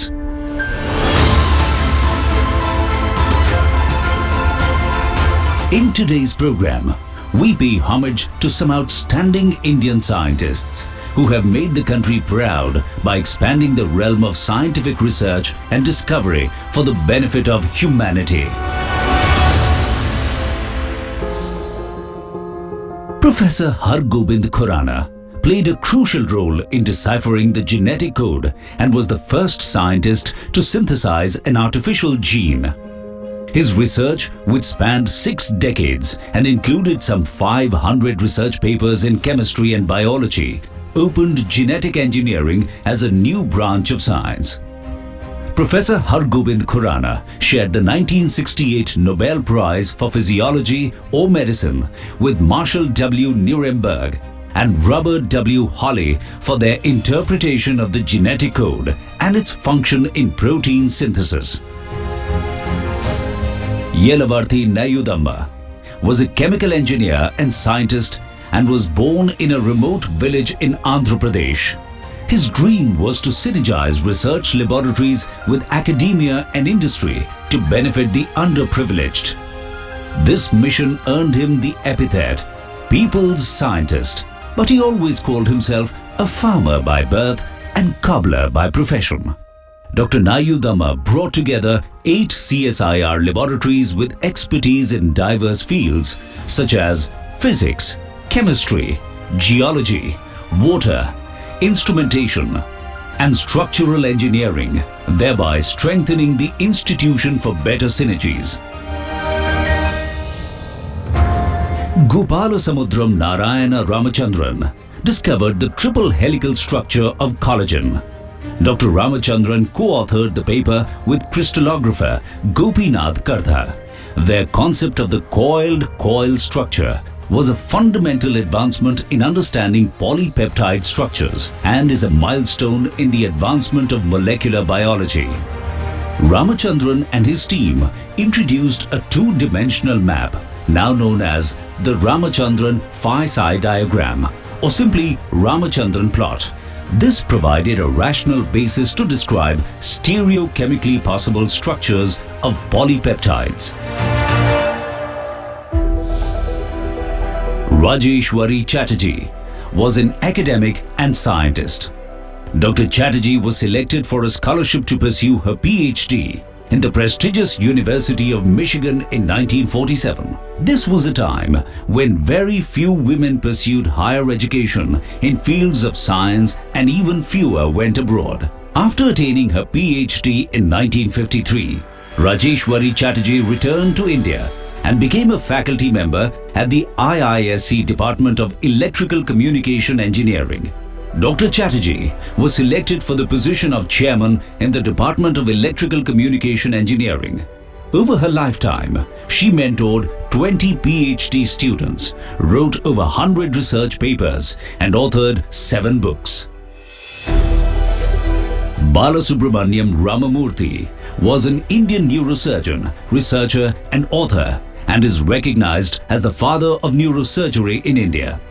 Dr. Ramamurthy's research on the neurophysiology of the deep structures of the brain during stereotactic surgery led to a better understanding of movement disorders, pain, and epilepsy.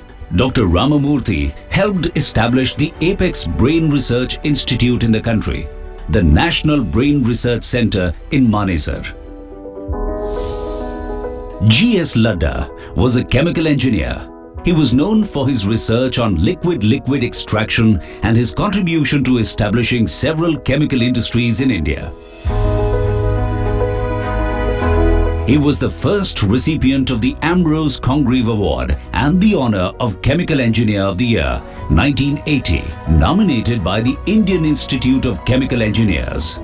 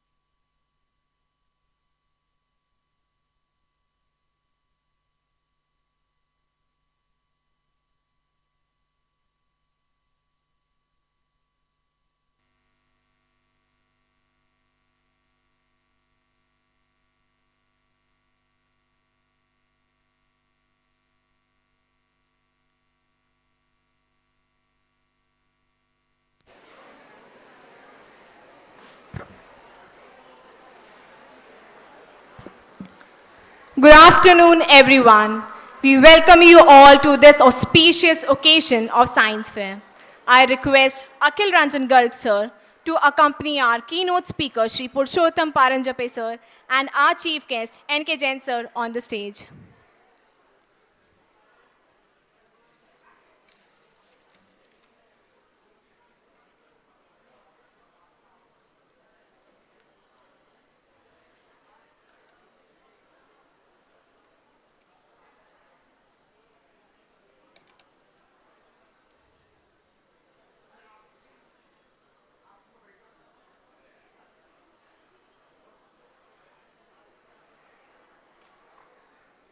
Thank you, sir.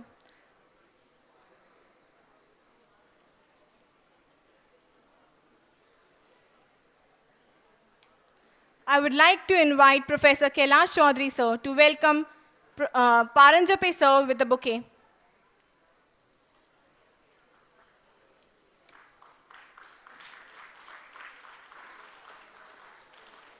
I would like to invite Vikal Gupta, sir, to welcome N.K. Jain, sir, with the bouquet.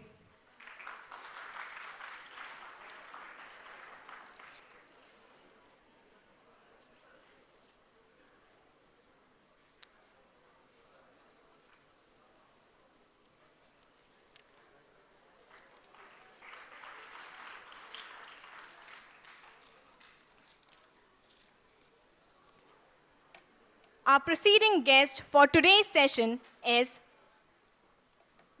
Dr. Narendra Kumar Jain, sir. He is a former director of Defense Laboratory, Jodhpur. He is PhD in organometallic chemistry from Delhi University and has wide experience of working on variety of materials, including organometallic, nanomaterials, liquid crystals, etc.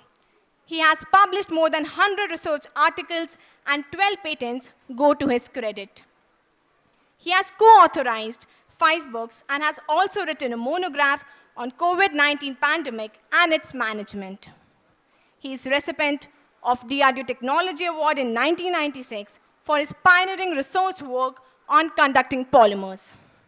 He has also been awarded with National MRSI ICSC Superconductivity and Material Science Annual Prize in 2010 by Material Research Society of India. Adding to his achievement accolades, he has received DRDO Scientist of the Year Award in 2005 from Prime Minister of India for nanomaterials of defense application.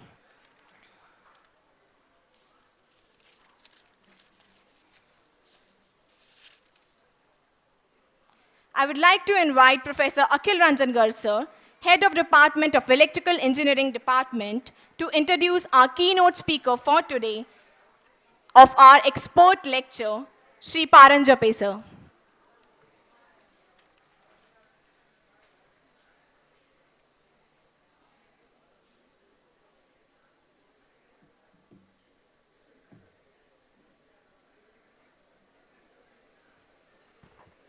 Thank you तरु। आज हमारे साथ माननीय पुरुषोत्तम जी परांजपे जी हैं। माननीय पुरुषोत्तम परांजपे जी, आप भौतिक शास्त्र के जाने माने शिक्षाविद हैं। आपकी माध्यमिक, उच्च माध्यमिक और स्नातक स्तर की पुस्तकों को पढ़कर हम में से कई अपने भविष्य को बना चुके हैं। आप अजमेर के सुप्रसिद्ध DAV कॉलेज में भौतिक शास्त्र के विभाग अध्यक्ष पद से सेवानिवृत्त हुए हैं। सामाजिक क्षेत्र में आप राष्ट्रीय स्वयंसेवक संघ के क्षेत्र संचालक के दायित्व का निर्वहन कर चुके हैं और वर्तमान में राजस्थान क्षेत्र कार्यकारिणी के सदस्य हैं तथा विज्ञान भारती के क्षेत्र संरक्षक के रूप में हमारा मार्गदर्शन करते हैं। माननीय पुरुषोत्तम परांजपे जी समकालीन भारत के और आधुनिक भारत के प्रख्यात वैज्ञानिकों की जीवनी को जीवंत रूप से प्रस्तुत करते हैं और अपनी एक शैली है, उनकी अपनी एक शैली है जिसके कारण वैज्ञानिकों का जीवन सरल और सहज रूप से हमें समझ आ जाता है। आप हमारे बीच पधारे हम सब का सौभाग्य है और हम आज आपका उद्बोधन सुन के बहुत सारी जानकारी हासिल करेंगे। अब मैं माननीय परांजपे जी को माइक पर बुलाता हूं और उनसे आग्रह करता हूं अपना व्याख्यान दें।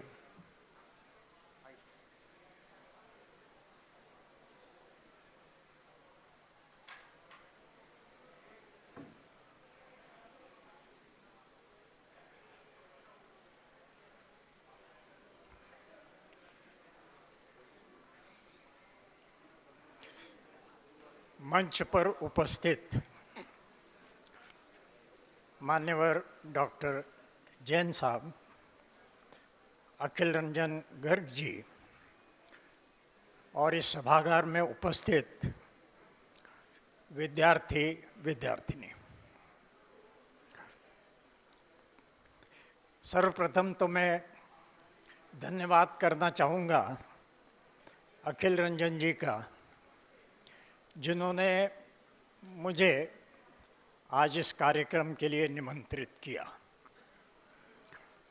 और आपके सामने कुछ वैज्ञानिकों के जीवन संबंधी कोई प्रसंग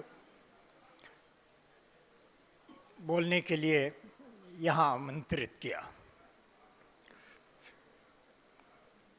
आज का जो मुझे विषय दिया है वो है, इस वर्ष अपन आज़ादी का अमृत महोत्सव मना रहे हैं। मतलब 75 वर्ष हो गए आज़ादी को, और आज़ादी प्राप्त करने के लिए जिन लोगों ने प्रयत्न किया उसमें प्रमुख नाम तो अपन जानते हैं, गांधी जी का, नेहरू जी का, राजेंद्र प्रसाद का, परंतु इसके अतिरिक्त भी आज़ादी के लिए अनेक लोगों ने प्रयत्न किया। सुभाष चंद्र बोस ने प्रयत्न किया, क्रांतिकारियों ने, सावरकर जी ने प्रयत्न किया, भगत सिंह, आज़ाद, चंद्रशेखर, इन लोगों का प्रयत्न था। और इसी तरह से अनेक लोगों के प्रयत्न थे। साहित्यकारों ने भी प्रयत्न किया, जैसे बंकिम चंद्र चटर्जी, इन्होंने आनंद मठ करके एक पुस्तक लिखी जिसमें वंदे मातरम गीत लिखा। आज़ादी के आंदोलन को लड़ने वाले के लिए ये जो वंदे मातरम शब्द है ये बहुत प्रेरित करता था, तो उनका भी कंट्रीब्यूशन हो गया। ऐसे ही अनेक कवि हुए, मैथिली शरण गुप्त हुए, उन्होंने भी देशभक्ति की कविताएं लिखी।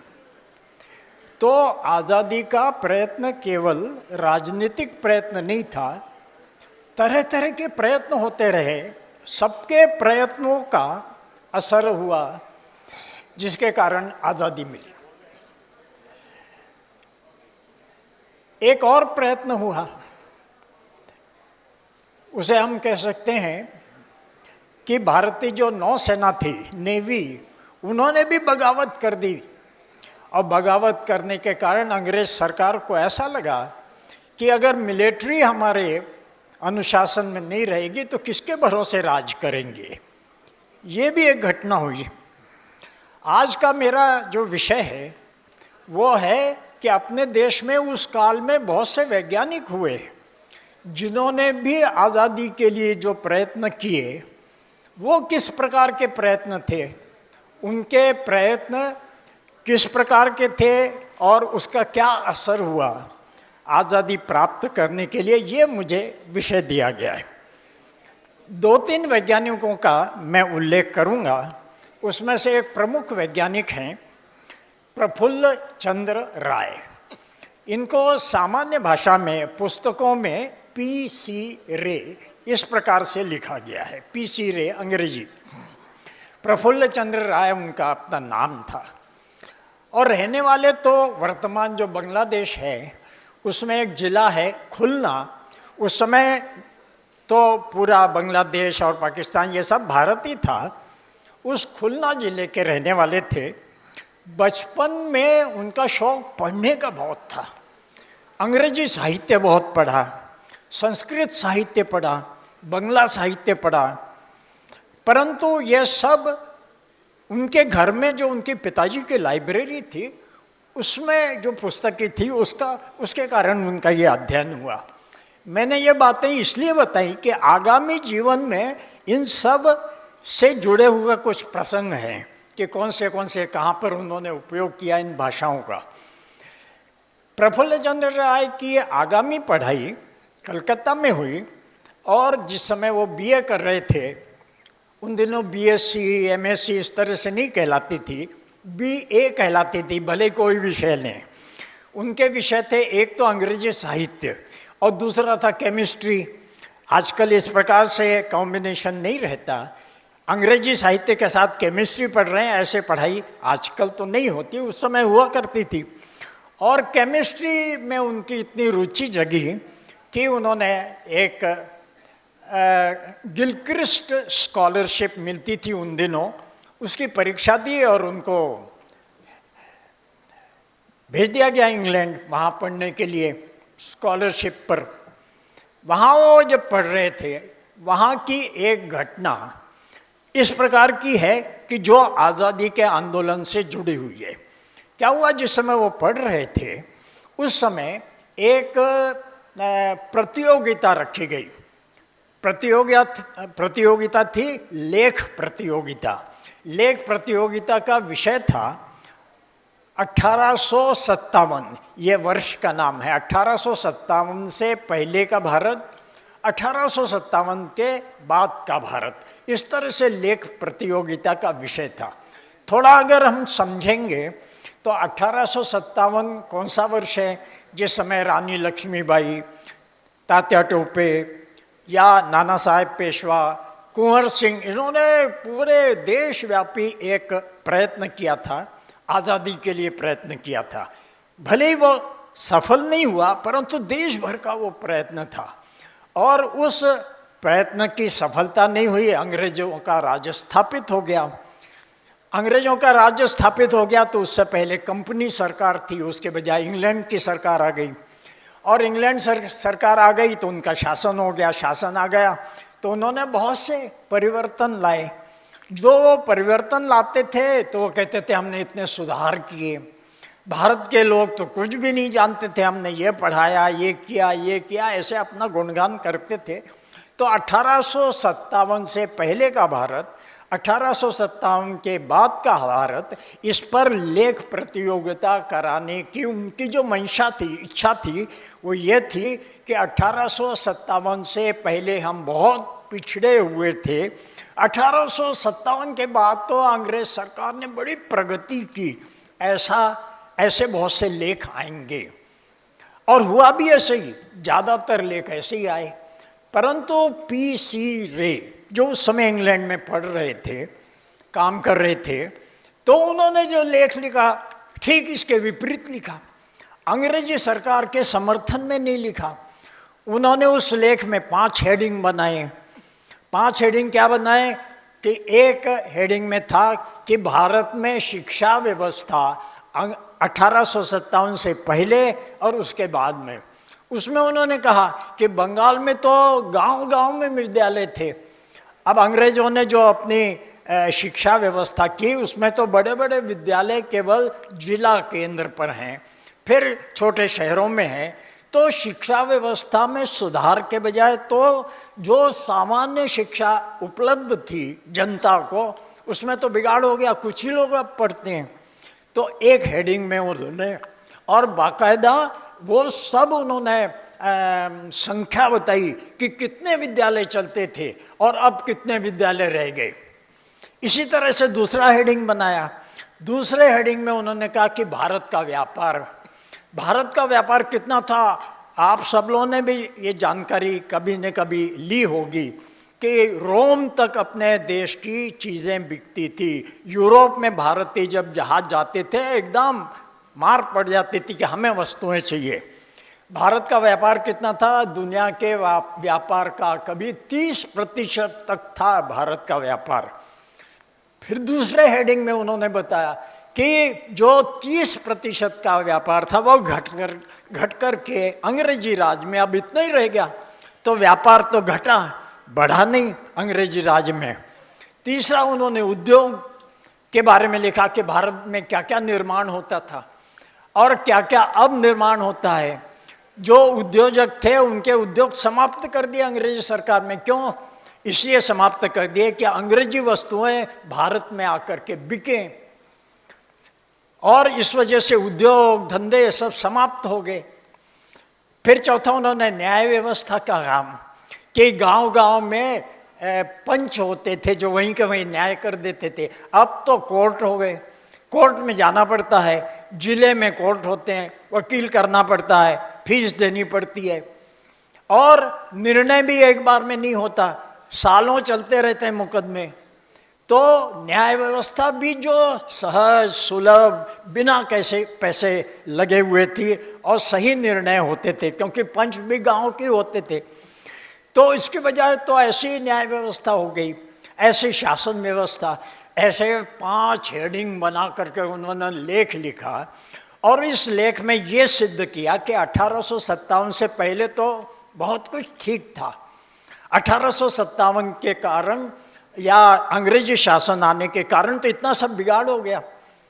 ये लेख परीक्षकों के पास गए, जितने भी लेख आए थे ज़्यादातर लेख तो अंग्रेजी शासन के तारीफ करने वाले थे, ये उल्टा था।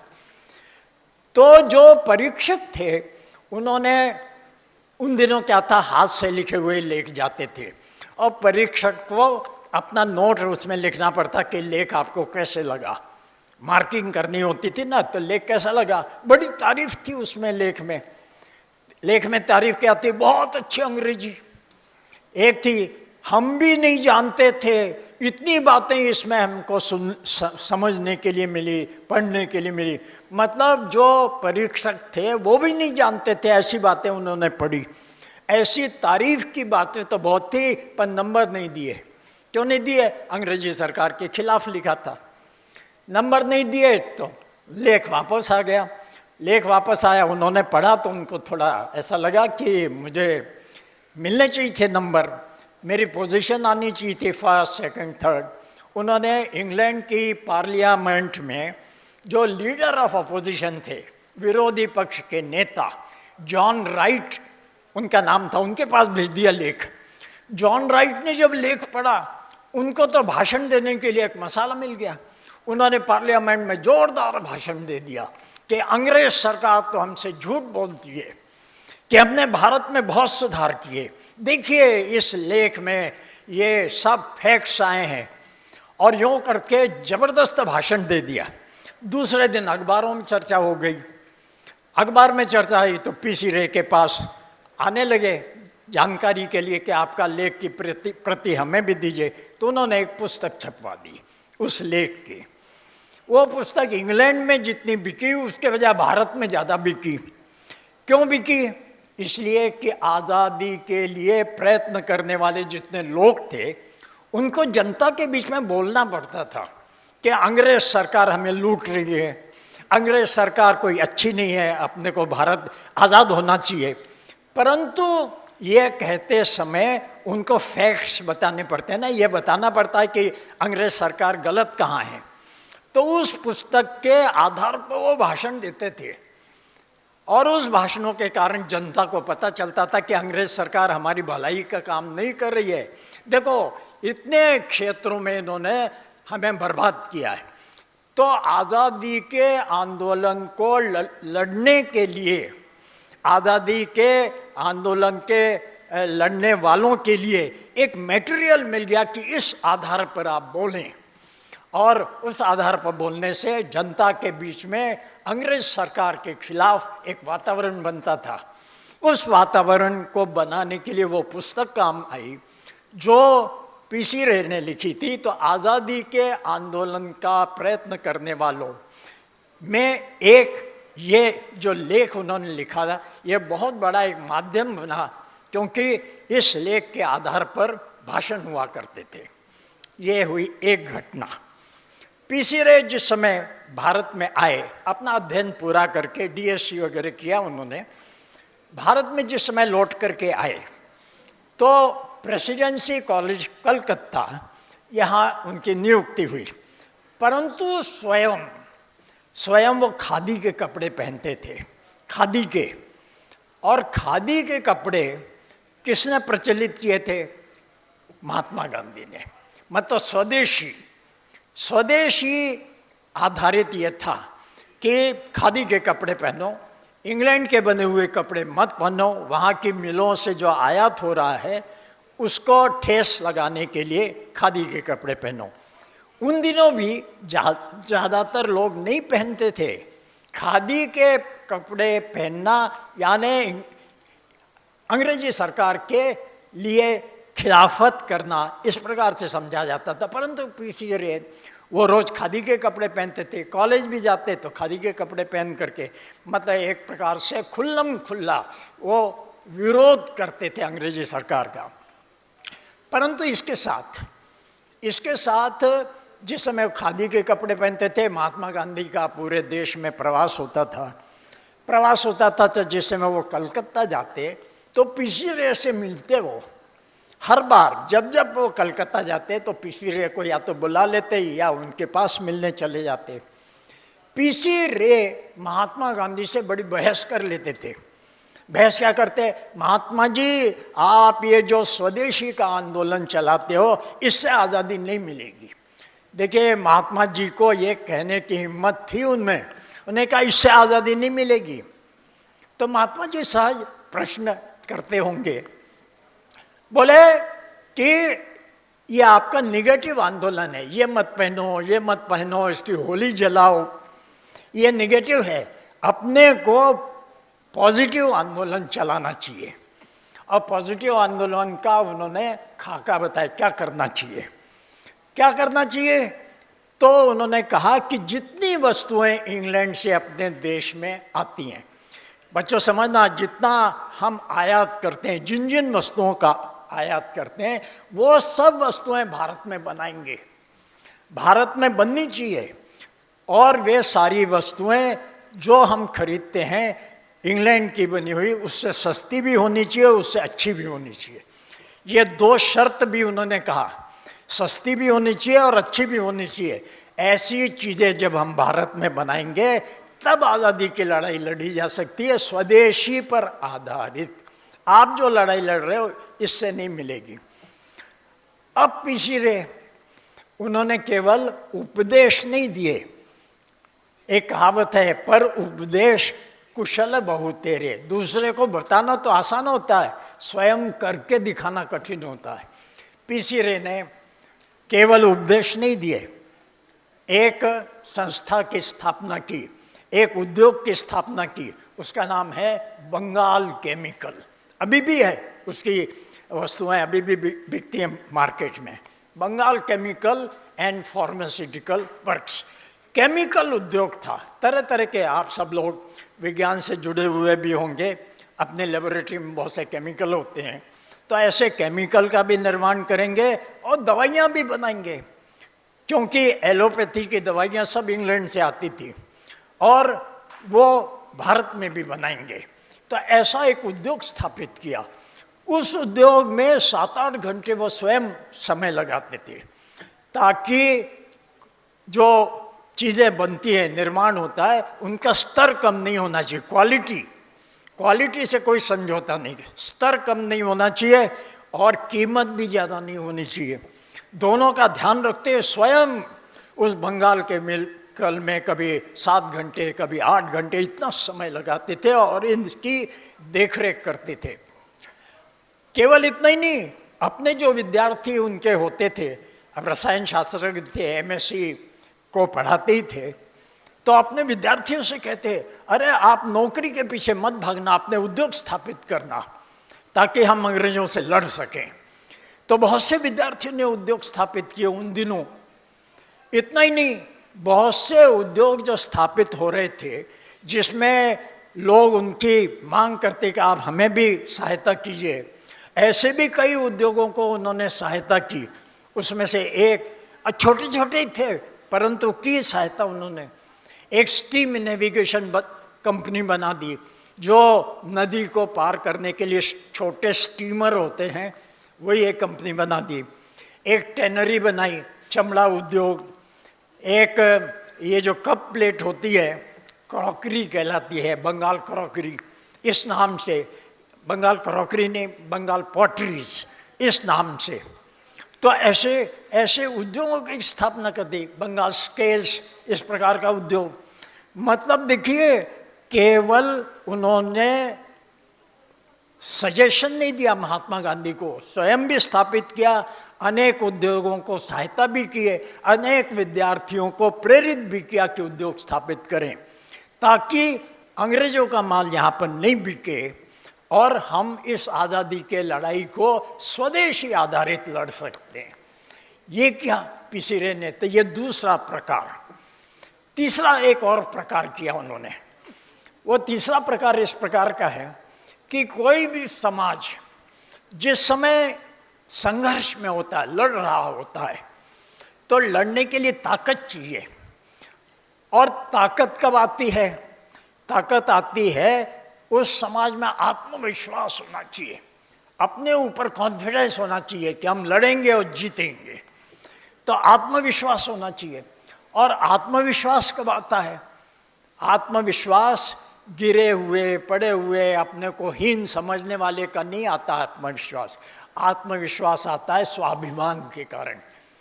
स्वाभिमान के कारण आत्मविश्वास आता है। इस स्वाभिमान के जागरण के लिए उनका ये तीसरा प्रयत्न था। प्रयत्न क्या था कि दुनिया में रसायन शास्त्र कब प्रारंभ हुआ? देखिए, विज्ञान का एक क्षेत्र है ना, तो रसायन शास्त्र का अध्ययन या पहला प्रयोग रसायन शास्त्र का कब हुआ? अब रसायन शास्त्र के एक पुस्तक आई, 400 साल का यूरोप का इतिहास, रसायन शास्त्र का इतिहास। यूरोप का रसायन शास्त्र का 400 साल का इतिहास। मतलब जब जो ये किताब लिखी गई, किताब आज से समझ लीजिए 100 वर्ष पहले लिखी गई। किताब क्या लिखी गई? यूरोप का रसायन शास्त्र का 400 साल का इतिहास। तो पिछिरो ने सोचा कि अपने भारत में रसायन शास्त्र कब प्रारंभ हुआ? अब शुरू में मैंने बताया कि वो संस्कृत भी जानते थे। उन्होंने संस्कृत ग्रंथ पढ़े, विशेष करके नागार्जुन करके एक प्रसिद्ध रसायन शास्त्री हुए, उनके ग्रंथ भी संस्कृत में थे, वो भी पढ़े। फिर एक पुस्तक लिखी, और पुस्तक का हेडिंग आपको अच्छा लगेगा सुन करके। पुस्तक का हेडिंग था हिंदू रसायन शास्त्र का 3000 साल का इतिहास। यूरोप का था 400 साल का इतिहास, भारत का था 3000 साल का इतिहास।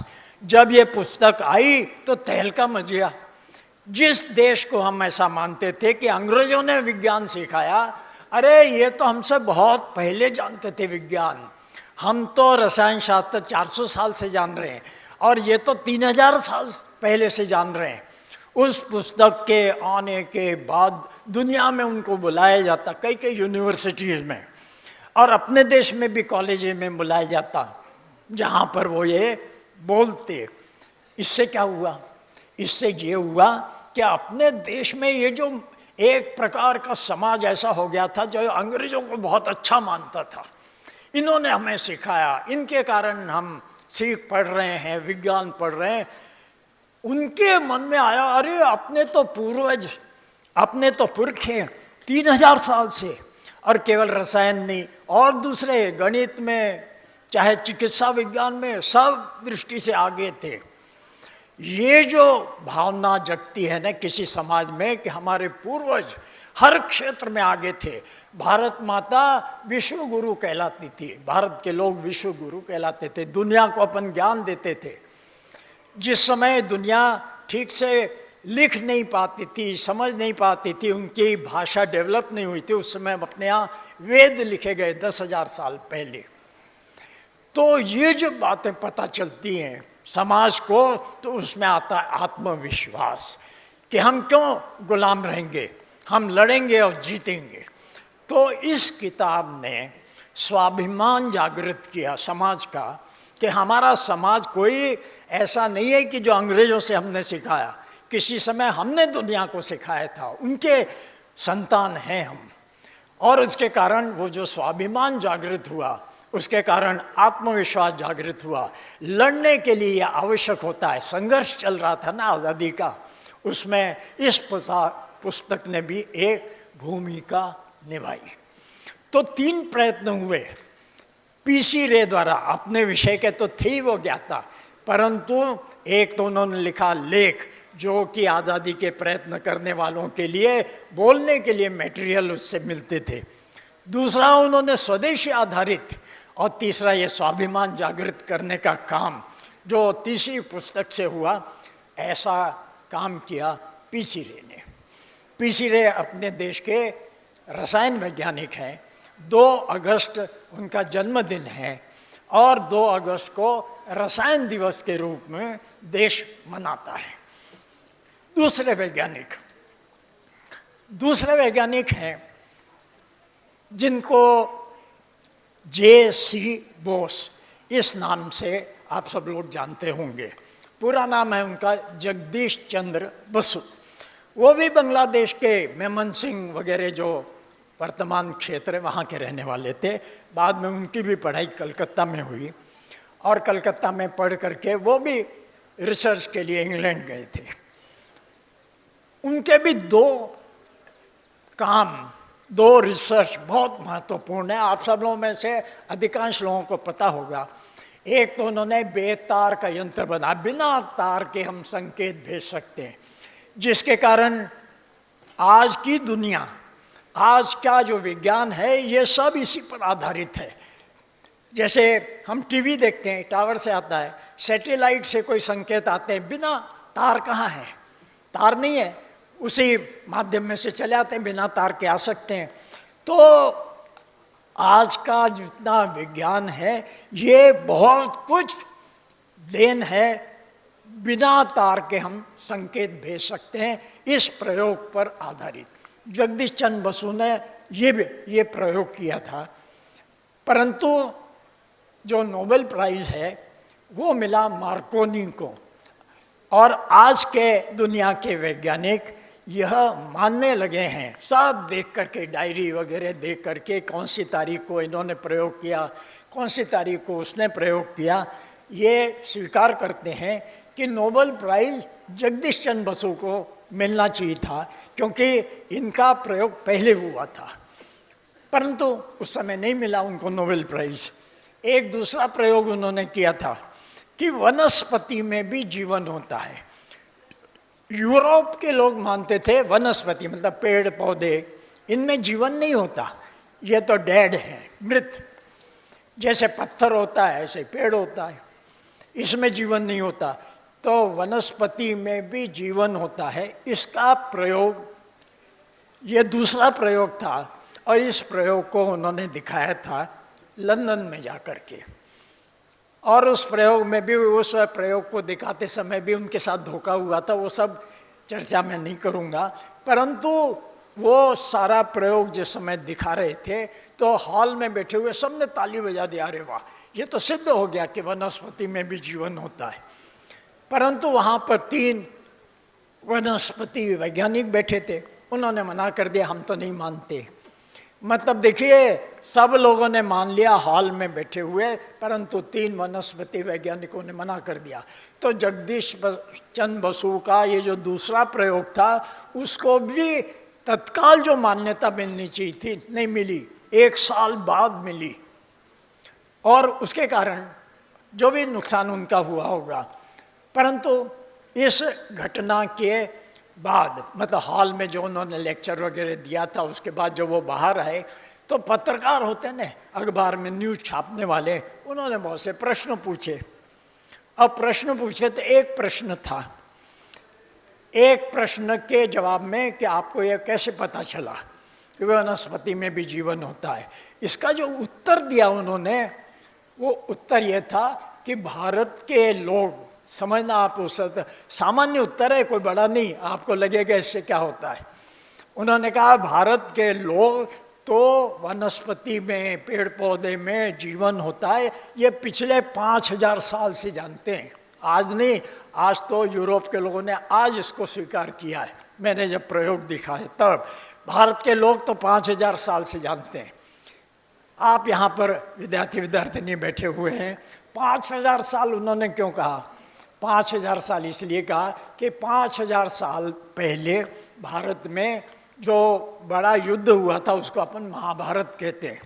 महाभारत वो जो रचनाकार है उसमें उल्लेख है कि वनस्पति मतलब पेड़ पौधे भी जीवंत है, जीवित होते हैं। तो उन्होंने कहा 5000 साल पहले से हम जानते हैं कि पेड़ों में, वनस्पति में जीवन होता है। भारत का पढ़ा लिखा और जो पढ़ा लिखा व्यक्ति नहीं है वो भी जानता है।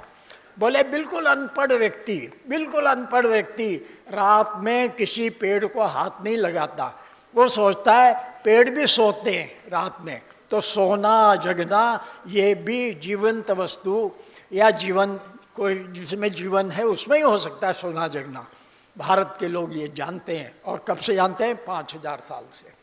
देखिए उनके इस कथन से फिर से वही बात हुई जो पीसी रे ने कही थी ना, 3000 साल पहले का इतिहास। वही बात वनस्पति के क्षेत्र में जगदीश चंद्र बसु ने सिद्ध की कि भारत के लोग, सिद्ध किया कही अपने वक्तव्य में कि भारत के लोग तो 5000 साल पहले से जानते हैं, महाभारत काल में इसका उल्लेख है। ये दूसरी घटना पीसी रे के बारे में। एक घटना है उनके जीवन की, सीधे सीधे संघर्ष किया। जब भारत में लौट करके आए जगदीश चंद्र बसु, तो उनकी नौकरी लगी कलकत्ता का जो प्रसिद्ध महाविद्यालय है, सरकारी विद्यालय, प्रेसिडेंसी कॉलेज कलकत्ता में। और आपको आज तो सुनकर भी अजब लगेगा, उन दिनों उनका वेतन था 150 रुपये, 150 पर मंथ, 150 रुपये प्रति माह। परंतु सस्ता ही बहुत थी। आज के 150 मतलब उस समय के 1.5 लाख, आज के 1.5 लाख हो गए, इतना वेतन था, लगभग इतना। तो 150 एक महीने, उन दिनों चेक वगैरह नहीं हुआ करते थे, बैंक अकाउंट में सीधे पैसे नहीं जाते थे। एक महीने बाद ऑफिस में जाते और गिन करके पैसे लेते थे नोट के रूप में। गए 1 तारीख को अपने वेतन लेने के लिए, उनको 150 रुपया दिया जाने लगा। उनके पास में एक अंग्रेज खड़ा था, उसको 250 रुपये दे रहे थे। उन्होंने कहा इसको 250 क्यों दे रहे हैं, ये इसका अपॉइंटमेंट तो मेरे बाद में हुआ, मतलब मेरे से जूनियर है, और मेरी जो क्वालिफिकेशन इससे भी इसकी क्वालिफिकेशन कम है, इसको 250 क्यों दे रहे हैं, मेरे को 150 क्यों दे रहे। तो उन्होंने कहा यही रिवाज है भारत में, जो अंग्रेज नौकरी करता है ना, तो भारतीय से उसको 100 रुपये ज़्यादा देते हैं, ये रिवाज। तो उन्होंने कहा मैं तो नहीं लेता, इसके बराबर दीजिए, इसके बराबर दीजिए, मैं इससे कोई कम नहीं हूँ। तो वहाँ जो पैसे देने वाला था उसने कहा आपको लेना है तो लीजिए, नहीं तो जाइए, मेरा टाइम मत खराब कीजिए। तो चले आए जगदीश चंद्र बसु, नहीं लेता, या तो मेरे इसके बराबर दो और या मैं नहीं लेता। दूसरे महीने गए, वही बात हुई। तीसरे महीने के बाद वही बात हुई। 3 महीने तक वेतन लिया तो ये बात फैल गई विद्यार्थियों में कि हमारे प्रोफेसर ऐसे हैं, इतना अच्छा पढ़ाते हैं, इतनी मेहनत से पढ़ाते हैं, और इनको तो सरकार पैसे नहीं दे रही, वेतन नहीं दे रही है। तो उनके विद्यार्थियों के बीच में उनका आदर और बढ़ गया कि इतना मेहनत से पढ़ा रहे, इतना अच्छा पढ़ा रहे हैं और इनको तनख्वाह नहीं मिल रही है। अब ऐसे चलता रहा, हर महीने जाते और कहते मुझे उसके बराबर पैसा दे रहे हो क्या? नहीं, आपको तो 150 मिलेगा, लेना हो तो लीजिए। चलता रहा 1 साल, दूसरे साल भी चलता रहा। देखिए एक व्यक्ति संघर्ष कर रहा है, किस बात के लिए? कि मैं उस अंग्रेज से कम नहीं हूँ, मुझे या तो उसके बराबर दो और या मैं नहीं लेता। महात्मा गांधी ने सविनय अवज्ञा आंदोलन, ये नाम दिया था अपने आंदोलन का, यही वो आंदोलन कर रहे थे, परंतु महात्मा गांधी के कहने से नहीं, स्वयं कर रहे थे, महात्मा गांधी के कहने के पहले कर रहे थे। तो उन्होंने ये नहीं लेंगे। 2 साल हो गए, उनके पास के जो पैसे थे बचत के वो भी ख़त्म होने लगे। उन्होंने सोचा कि जो मैं बड़े घर में रहता हूँ, ज़रा अच्छा कीमती, ज़्यादा जिसमें पैसा देना पड़ता है, इसके बजाय एक छोटा घर ले लेता हूँ ताकि कुछ बचत होगी। तो कलकत्ता में एक नदी है, बंगाल की नदी या कलकत्ता की नदी, ये गंगा की धारा ही है, उसको हुगली कहते हैं, हुगली कहते हैं। उस हुगली के पार जो पुराना कलकत्ता है, वहाँ पर सस्ते मकान मिलते थे, वहाँ पर सस्ते मकान मिलते थे, उन्होंने वहाँ ले लिया। परंतु उसकी कठिनाई ये हुई कि रोज़ वो नदी पार करके आना पड़ता था। तो उन्होंने एक नाव खरीद ली। नाव खरीदी तो नाव को चलाने को नाव खेना कहते हैं। खेना मतलब वो पतवार से चलाना पड़ता है, हाथ से चलाना पड़ता, मोटर बोट नहीं थी, तो हाथ से चला करके आते, नदी पार करके उनके साथ उनकी पत्नी आती, और जब इधर आते यूनिवर्सिटी साइड में, वहाँ से वापस उनकी पत्नी ले जाती वो नाव, दिन भर काम करती, शाम को फिर से लेने आती। मतलब पत्नी ने भी उनका वे जो संघर्ष कर रहे थे उसमें इतना साथ निभाया। अरे हुगली की धारा छोटी नहीं है, काफ़ी चौड़ी है, और हाथ से नाव चलानी, तो वो पत्नी भी साथ देती और दोनों वापस जाते। ऐसा संघर्ष चला 3 साल, और फिर सरकार झुकी और उस अंग्रेज के बराबर उनको वेतन दिया। देखिए ये लड़ रहे थे वो, परंतु उनके इस लड़ाई से उस समय जितने लोग थे उनको ये लगा कि अंग्रेजों के खिलाफ भी लड़ा जा सकता है, न्याय के लिए, अन्याय के खिलाफ लड़ा जा सकता है, और ये भी सिद्ध किया जा सकता है कि अंग्रेज से मैं कम नहीं हूँ। मतलब अंग्रेज को ज़्यादा पैसा क्यों मिलना चाहिए, तो जीता जा सकता है। तो ये सामान्य जनता में और कम से कम विद्यार्थी वर्ग में और साथी प्राध्यापकों में ये बात आई कि अंग्रेज़ों से भी लड़ा जा सकता है और जीता जा सकता है। ये उनका कंट्रीब्यूशन नंबर 2। एक छोटी बात ये कि जगदीश चंद्र बसु जिस समय रिटायर हुए तो जो भी उनका पैसा था उससे उन्होंने एक रिसर्च लेबोरेटरी स्थापित कर दी, रिसर्च लेबोरेटरी। परंतु रिसर्च लेबोरेटरी का नाम ये नहीं था, रिसर्च लेबोरेटरी नहीं था, उन्होंने उसका नाम दिया विज्ञान मंदिर। विज्ञान मंदिर, देखिए रिसर्च लेबोरेटरी नहीं कहा, ये सामान्य लोग यही नाम रखा करते थे, परंतु उन्होंने नाम दिया विज्ञान मंदिर। मतलब क्या है कि यहाँ पर जो भी काम होगा ये ईश्वर आराधना जैसा है, भगवान की आराधना जैसा है। ईश्वर को समझना, हम जो नई चीज़ समझते हैं, नई चीज़ रिसर्च करते हैं, अनुसंधान करते हैं, मतलब ईश्वर को समझना। और इसलिए ये मेरे लिए एक मंदिर है, ये नाम दिया। और किसी भी संस्था का एक एम्बलम होता है, चिन्ह होता है, वो चिन्ह जो बनाया उसमें दधीची ये ऋषि दिखा है। अब दधीची ऋषि कौन है? दधीची ऋषि वो है जिनके सीने की हड्डियों से एक शस्त्र बना था, वज्र, और उस समय का जो आतंकवादी था उसको मारने के लिए वो वज्र काम आया। ये था उनका चिन्ह, प्रतीक चिन्ह उस लेबोरेटरी का।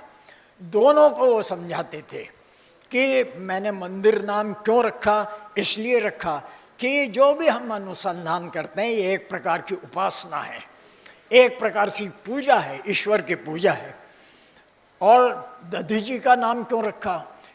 कि कोई भी बड़ा काम अगर किसी व्यक्ति को करना है तो शरीर को गलाना पड़ता है, ऐसे नहीं आसानी से बड़ा काम नहीं होता, शरीर को गलाना पड़ता है।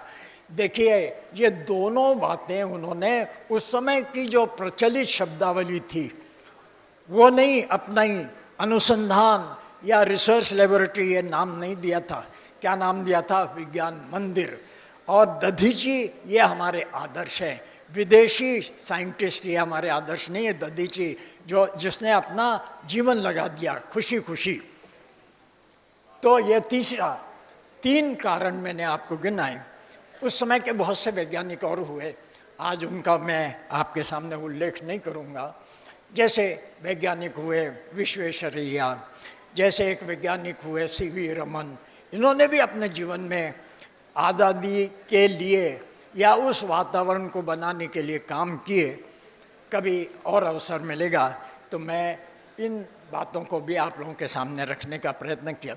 आज मुझे इस मंच से आमंत्रित किया गया कि वैज्ञानिकों का योगदान क्या रहा, वैज्ञानिकों का आज़ादी के लिए योगदान क्या रहा। भारत सरकार इस वर्ष 75वां वर्ष मना रही है, जिसमें आज़ादी के तरह तरह के प्रयत्न करने वाले और देश के पूरे हिस्से में प्रयत्न करने वाले अनेक लोग हुए। किसी का प्रयत्न बड़ा था, किसी का छोटा था, परंतु सबका सामूहिक जो प्रयत्न था उसके कारण आज़ादी मिली। तो वैज्ञानिकों के मैंने 2 वैज्ञानिकों का ज़्यादा उल्लेख किया। सीवी रमन और मैं विश्वेश्वरैया, इन्होंने भी काम किए, कभी अवसर होगा उनका भी उल्लेख करूंगा। धन्यवाद। जय हिंद, जय भारत।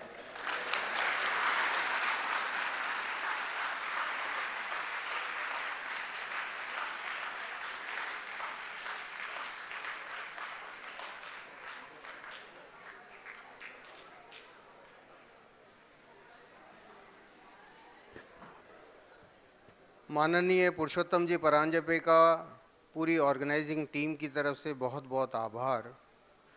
कितनी सरल शब्दों में, वाणी में वैज्ञानिकों का स्वतंत्रता संग्राम में क्या योगदान रहा वो हमको समझाया।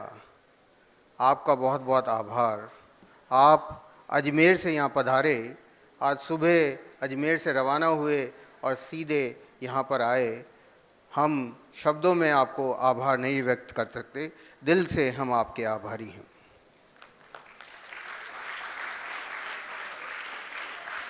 अब मैं अध्यक्षीय उद्बोधन के लिए डॉक्टर N.K. जैन साहब, जो फॉर्मर डायरेक्टर रहे हैं डिफेंस लैब जोधपुर के, उनको आमंत्रित करूंगा कि वो अब हमको अपने शब्दों में कुछ बताएं।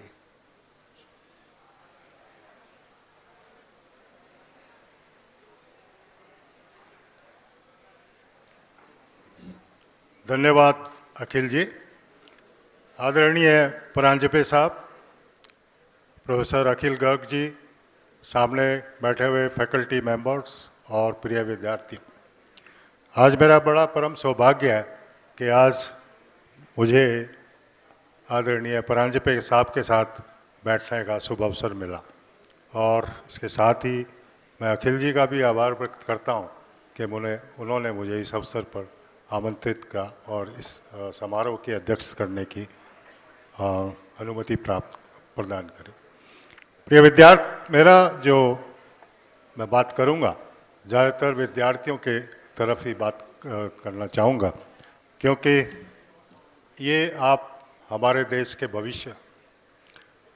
मुझे याद आता है कलाम साहब के वाक्य, वो 2008 में जोधपुर पधारे थे। हम एक कोठारी मेमोरियल लेक्चर जुलाई में आयोजित करते हैं, तो उस टाइम थोड़ा गर्मी भी थी और सबसे पहले एयरक्राफ्ट से उतरते ही उन्होंने कहा कि मेरा प्रोग्राम क्या है। तो अगले दिन का प्रोग्राम था। मैंने कहा साहब कल आपका प्रोग्राम है, आज थोड़ा आप विश्राम वगैरह करेंगे। कोई विश्राम नहीं, बच्चों के साथ क्या प्रोग्राम है। तो उससे पहले उनका एक फ़ोन आया था उनके ऑफिस से कि कलाम साहब चाहेंगे आते ही बच्चों के साथ वार्तालाप करें। तो हमने महावीर जैन इंटरनेशनल स्कूल में वहाँ के कलेक्टर उस टाइम जो थे उनको मैं बात करी, तो उन्होंने वहाँ पे उसका प्रबंध किया हुआ था। हमने कहा साहब वो भी प्रबंध है और कल भी हमने स्कूल के बच्चों को बुलाए हुए हैं। तो ठीक है, वो वहाँ पर पहुँच गए। हमने कहा साहब आप आए हैं, थोड़ा आराम करें। कहते हैं देखो बच्चे सबसे प्रिय हैं, मैं बच्चों के बीच में होता हूँ तो मेरे को आराम मिल जाता है अपने आप। तो ये उनकी भावना थी, कितनी प्रबल भावना थी। और वो बच्चों के बीच में गए, वहाँ पे जितने 500-600 बच्चे थे और काफ़ी उन्होंने जो भी वो एकदम अपने मस्त हो जाते थे बच्चों के बीच में। और फिर उनके सवाल जवाब, वो सबसे प्रिय सेशन उनका होता था। खैर हमें भी वो प्रेरणा करते थे कि आप लोगों को स्कूल में जाकर बच्चों को प्रेरणा देनी चाहिए। तो इसीलिए मैं आज आपके समर्पित कर रहा हूँ। सबसे पहले मैं बताना चाहता हूँ आपको, शायद अभी हमने बड़ा ओजस्वी भाषण हमारे परांजपे साहब का वैज्ञानिकों का क्या योगदान रहा स्वतंत्रता के पहले, उसके बारे में सुना। और बड़े जिन्होंने इतने अच्छे तरीके से उसको बताया कि मैं उससे बहुत ही अभिभूत हूँ। मैं बताना चाहता हूँ कि ये हम 75वां आज़ादी का स्वर्णिम वर्ष मना रहे हैं और इसमें हमारे प्रधानमंत्री जी का हमें आभार व्यक्त करना चाहिए कि विज्ञान के प्रसार के लिए उन्होंने ऐसे दिशा निर्देश दिए कि इसको बहुत ही अनूठी तरीके से मनाना चाहिए और कि हम विज्ञान का भी उसमें हमें उतना ही महत्वपूर्ण स्थान देना चाहिए जितना हम अन्य गतिविधियों के बारे में देते हैं। तो इसीलिए वैज्ञानिक हमारे DST department of science and technology और प्राइम मिनिस्टर के जो चीफ सलाहकार हैं, उन्होंने इसका आयोजन 75 देश के 75 शहरों में इसका आयोजन किया, जिसमें जोधपुर एक है। तो इसका कल भी आपके बारे में लोगों ने जिक्र किया। अब सवाल ये उठता है, आपके प्रश्न होगा मन में, कि हम ये फरवरी में 22 फरवरी से 28 फरवरी को ही क्यों मनाते हैं। तो उसका शायद आपको जानकारी भी हो कि 28 फरवरी हमारा नेशनल साइंस डे के रूप में घोषित है। और ये क्यों घोषित है, क्योंकि 1928 में जो हमारे सीवी रमन साहब थे, उनका जो एक रमन इफेक्ट उसकी घोषणा की गई थी, इसके लिए उनको 1930 में नोबेल पुरस्कार मिला। तो ये उनका जन्मदिन नहीं है, ये उस दिन ये जो इफेक्ट रमन इफेक्ट है उसके बारे में घोषणा की गई थी। ये इसलिए ये थोड़ा बच्चों को थोड़ा इसके बारे में जानकारी होनी चाहिए, क्योंकि रमन साहब का जन्मदिन नवंबर में आता है, 7 नवंबर, जहाँ तक मुझे ध्यान पड़ता है।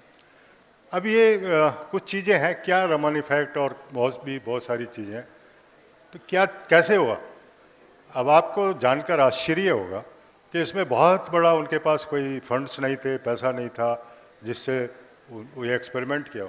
बहुत सिंपल तरीके से जो एक लेंस लिया, एक कंडेंसर लिया, एक प्रिज्म लिया और एक स्पेक्ट्रोस्कोप जो उसको कहीं से मिला उनको, तो इस तरह से ये बहुत सिंपल सा एक्सपेरिमेंट लगाकर उन्होंने ये रमन इफ़ेक्ट की खोज करी।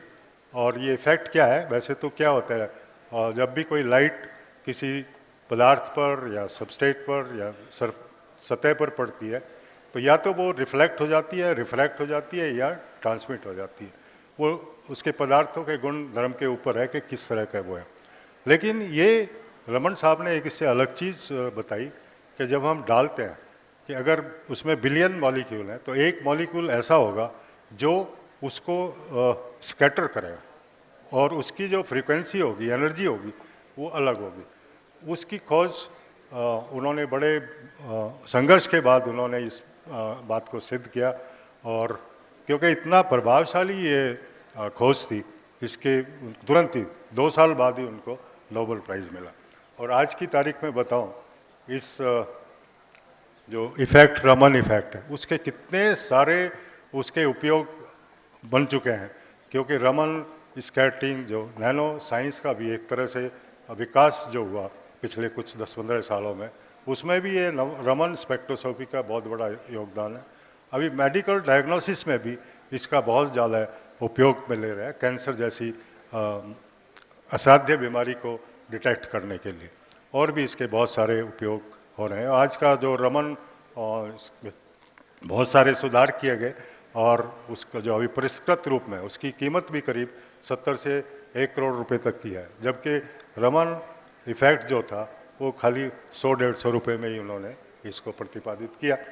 और मैं जब देखता हूँ इतनी जो बड़ी बड़ी डिस्कवरीज हुई हैं और नोबेल प्राइज़ मिले हैं, इसका एक बहुत व्यापक प्रभाव हमारे समाज पर पड़ा है, आर्थिक और अपने वैज्ञानिक रिसर्च अनुसंधान के लिए। तो उसमें मुझे 3 प्रमुख बातें लगती हैं।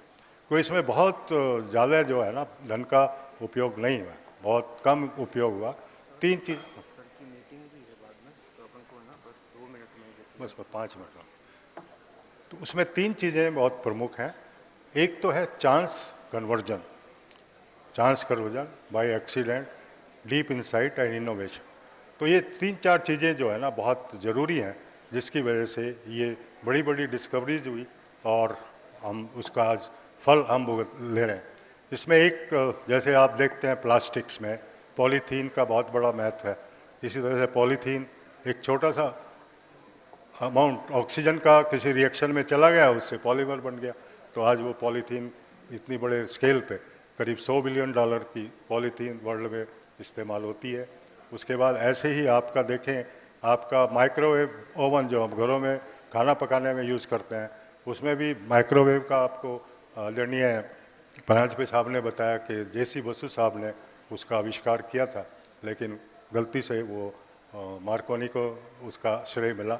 लेकिन उसके क्या था, जब वो इसमें वर्ल्ड वार के पहले कोई उसका एक्सपेरिमेंट कर रहे थे, तो जो साइंटिस्ट था उनके जेब में एक लोहे का टुकड़ा पड़ा हुआ था जो पिघल गया। तो बाद में उन्होंने करके कहा ये तो बहुत अच्छा है, इससे हम खाना वाना भी पका सकते हैं। तो ये इस तरह की चीज़ें हुई। इसी तरह से हम देखें अभी जो पिछले 50-60 साल की बात देखें तो एक कंडक्टिंग पॉलीमर जो मेरा विषय भी रहा है रिसर्च का, उसमें एक पॉलीएस्टिलीन नाम की एक पॉलीमर बना। तो वो भी ऐसे ही एक चांस डिस्कवरी था। तो वो लोग इसमें कोशिश कर रहे थे कि इसका एक पॉलीमर ऐसे बनाए जिसमें डबल डबल बॉन्ड हो, लेकिन वो उसमें डबल सिंगल अल्टरनेट ऐसे बने। तो पॉलीस्टीरीन से एक कंडक्टिंग पॉलीमर जैसे विशाल एरिया की डिस्कवरी हुई, जिसका आजकल बहुत व्यापक प्रभाव हुआ। उसके बाद ऐसे ही अगर हम बहुत क्योंकि समय थोड़ा अभाव है इसलिए मैं अभी नैनो मटेरियल्स की हम बहुत बात करते हैं। तो इसमें एक फुरलीन, कार्बन नैनो ट्यूब और ग्राफीन। तो ग्राफीन इसी शताब्दी का आविष्कार है। उसको कैसे हुआ? उसमें खाली 10 रुपये का खर्चा है।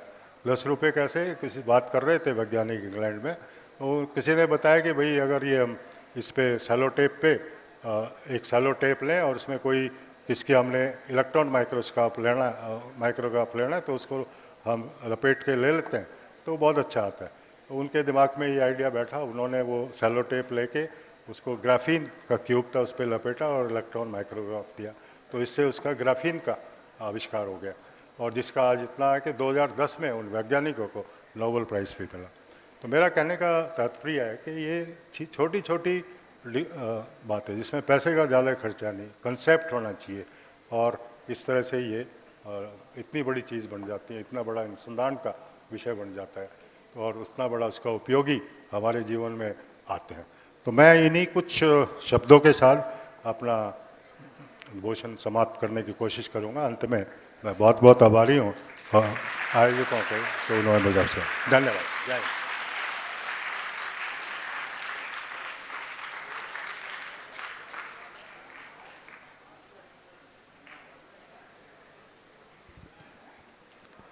Thank you so much, sir, for your kind words. I would like to invite Professor Kailash Chaudhary, sir, to felicitate Shri Purushottam Paranjape, sir, with a memento.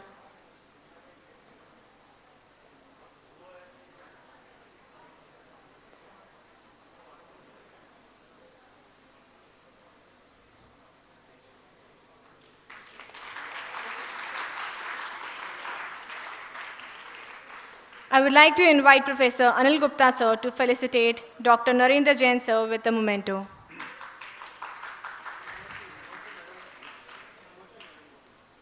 I would like to invite Amarti ma'am to felicitate Narendra Jain, sir, with a memento.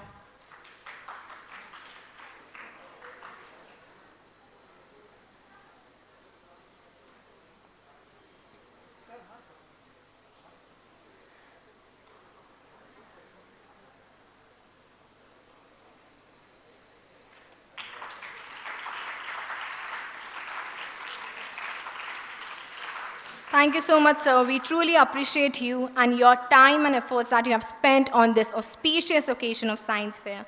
We hope your marvelous knowledge has inspired all the students present here. Thank you, sir.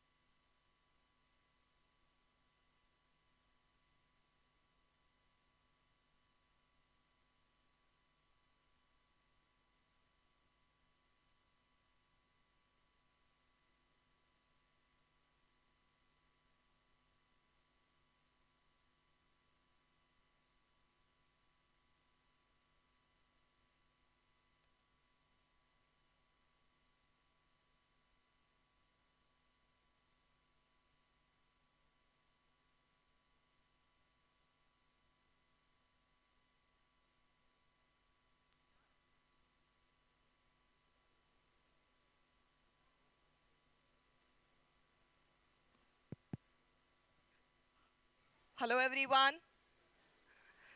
A very good afternoon to the dignitaries present here and my dear students. कैसे हैं आप सब? I said, कैसे हैं आप सब?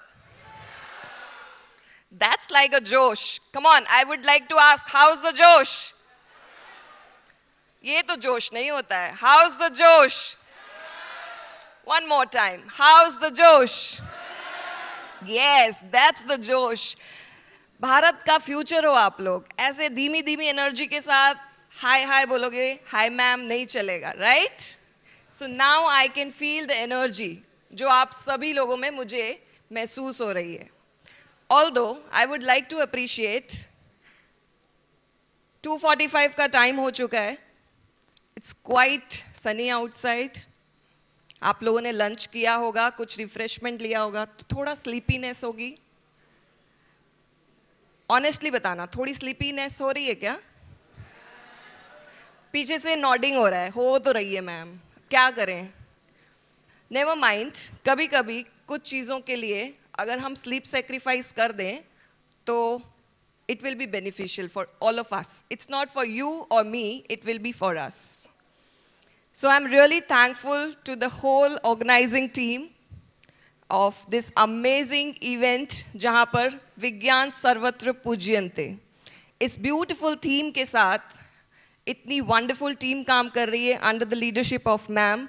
तो बहुत ही खूबसूरत चीज़ें आप लोगों के सामने यहाँ आपको देखने को मिली और बहुत सारे एक्सपर्ट लेक्चर्स जिनमें कुछ में आप हैं और कुछ में और दूसरे स्टूडेंट्स रहे होंगे. इन सभी लोगों के लिए जो दिन रात मेहनत करके इस पूरे इवेंट को एक बेहतरीन इवेंट बना रहे हैं, please give a big hand of applause. Come on.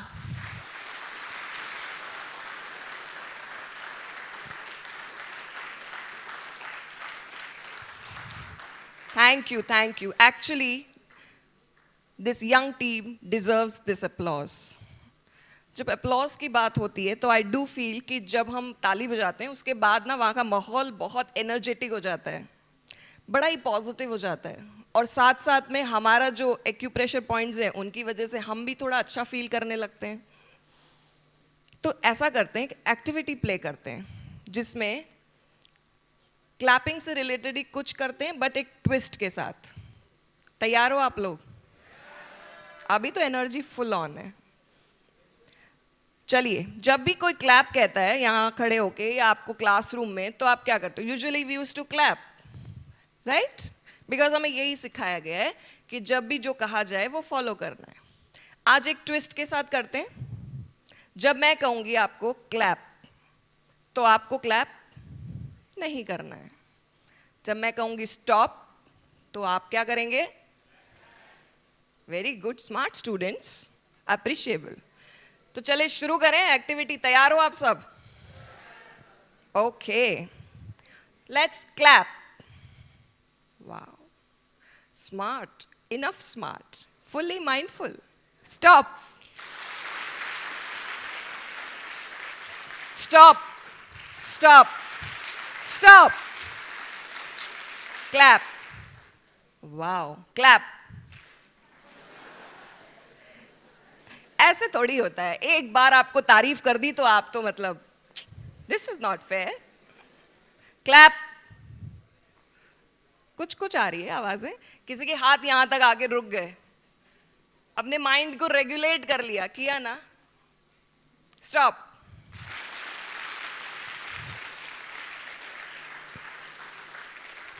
Stop. Clap. Clap. कैसे रोकें? लग रहा है ना ऐसा? अरे कैसे रोकें इसको? अभी तो माइंड को एक अच्छा सा मैसेज भेजा कि नहीं, you should not do this because ये कहा गया है, ऐसा नहीं करना है. माइंड की पावर के बारे में आप सभी जानते हैं. जानते हो ना? It's a very powerful thing in our whole body. ये जो चाहे हमसे करवा सकता है because this is the most powerful part.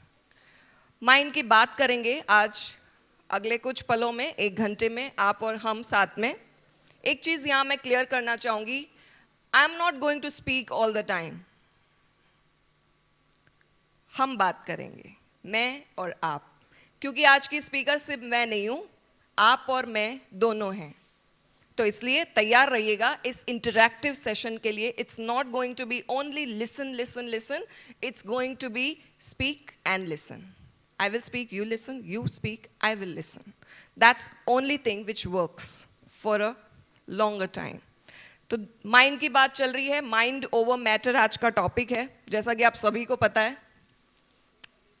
कौन जानता है कि माइंड की क्या पोटेंशियल है? Anybody from there? स्टूडेंट्स, आप लोग का सबसे ज़्यादा काम माइंड पे चल रहा है, तो बताइए कितनी पावर है माइंड के पास? मेजर कर सकते हो क्या? Anybody? Do you measure it? No? Yes or no? नहीं कर सकते। चलिए कुछ एग्जाम्पल्स के जरिए जानने की कोशिश करते हैं कि माइंड कितना पावरफुल है। माउंटेन मैन के बारे में किसी ने सुना है क्या? माउंटेन मैन नहीं सुना? माउंटेन मैन सुना है? रेज योर हैंड किसी ने अगर सुना है तो। Very good. क्या नाम था? दशरथ मांझी, राइट? क्या किया था उन्होंने ऐसा कि हम उनको पढ़ रहे हैं, सुन रहे हैं, उनकी बात कर रहे हैं? क्या कहा? उनकी फैमिली में कुछ मतलब जो लेडीज थी ना, उनको पानी भरने में बहुत मुश्किल होती थी। ओके। तो बीच में बहुत बड़ा पहाड़ था। ठीक है। इस वजह से उनकी वाइफ की डेथ हो गई थी। ओके। उन्होंने ना फिर पूरा अकेले पहाड़ को ना तोड़कर रास्ता बना देता। वाओ, अकेले? अकेले बजा सकते हो? रुको रुको रुको रुको रुको, अकेले? अकेले कैसे मुमकिन है अकेले पूरा पहाड़ तोड़ना, सड़क बनाना? कैसे? कितना टाइम लग गया? बहुत टाइम लगा था। कितना? वो तो नहीं पता। 21 years। कितना? 21 years। 21 साल। एक अकेला इंसान क्या किया उसने? पहाड़ तोड़ के सड़क बना दी, गहलोर से वजीरगंज तक, जो उनके गांव से शहर तक। क्या उन्हें किसी ने कहा नहीं हो गया, पागल हो गया है? कहा था मैम? कहा ना, तुझसे नहीं हो पाएगा। कहा होगा? कहा होगा? Yes ma'am. कई बार ऐसा हुआ होगा, आपसे भी किसी ने कहा होगा तुझसे नहीं हो पाएगा। कहा या नहीं कहा? कहा। पर उस समय आपने क्या किया पता है? मान लिया मुझसे नहीं हो पाएगा, और उसी वक्त उस चीज को अपने दिमाग में फिट कर लिया और छोड़ दिया। और ऐसा अक्सर होता है हमारे साथ, जिंदगी में हर पड़ाव पे होता है। हम क्यों नहीं बन सकते इस तरह के कोई इंसान कि हमारी बात हो रही हो इस तरह से? दशरथ मांझी 21 साल तक बिना किसी की कहे सुने अपने मन की शक्ति के साथ इस पूरे मिशन पर लगे रहे। समय लगा, पर उन्होंने जो मिशन लिया उस मिशन को पूरा किया। स्टूडेंट लाइफ में जिस मिशन को लो आप हाथ में, उसे पूरा जरूर करना। Thank you so much. What's your good name? Vipul Chauhan. Vipul Chauhan. Which school? Adarsh Vidya मंदिर। Well done. आदर्श विद्या मंदिर को well done. Please sit, take your seat. Stephen Hawkings को कौन जानते हैं? Stephen Hawkings, very good, wonderful. Please बताइए कौन थे? Mic please. देखिए मैंने कहा ना, ये आप और हम दोनों मिलकर इस सेशन को आगे लेकर जाएंगे, सिर्फ मैं नहीं। Yes, please. What's your good name? Sandeep. Sandeep, yes, बताइए, who is Stephen Hawking? वो एक साइंटिस्ट थे, पर उनकी खासियत थी कि उन्हें लकवा लग गया था और वो सिर्फ उनका दिमाग काम कर रहा था और उनके हाथ पैर काम नहीं कर रहे थे। ओके। हमें चोट लग जाती है ना कभी किसी दिन पैर में, चोट लग गई, अब कुछ नहीं हो सकता, 2-4 दिन तो मैं आराम करूंगा। करते हैं ना? हाँ या ना? बिल्कुल करते हैं। उनका तो पूरी बॉडी पैरालाइज हो गई थी, फिर उन्होंने किस पावर से, किस शक्ति से इन चीज़ों को, ब्लैक होल शायद उन्होंने इन्वेंट किया था। साइंस की बात हो रही है क्योंकि साइंस इवेंट है। उन्होंने कई बुक भी लिखी थी। कई बुक्स भी लिखी थी, बिल्कुल सही कह रहे हो आप। आपको इंटरेस्ट है साइंस में? बहुत ज़्यादा? थोड़ा बहुत? कोई बात नहीं। तो स्टीफन हॉकिंग्स ने अपनी पूरी बॉडी पैरालाइज होने के बाद, फिजिकल हेल्थ डाउन होने के बाद, अपनी मानसिक शक्तियों से, अपनी कॉग्निटिव एबिलिटी से वो कर दिखाया जो एक सामान्य व्यक्ति सोच भी नहीं सकता। यस। कैसे कर दिखाया? उनको माइंड में वो सोचते थे और एक मशीन थी जो उनके माइंड के आइडियाज को कन्वर्ट करती थी हमारी लैंग्वेज में। Exactly, mind over matter. Thank you so much Sandeep, please give him a big hand of applause.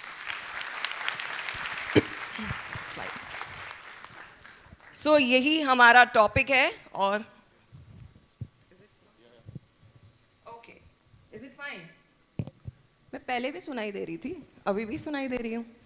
Mind over matter, जिन दो शख्सियत की अभी हमने बात की, उनसे रिलेटेड यहाँ पर जो स्टेटमेंट है, जो आज की हमारी टॉपिक भी है, उस पर थोड़ी सी बात की जाए।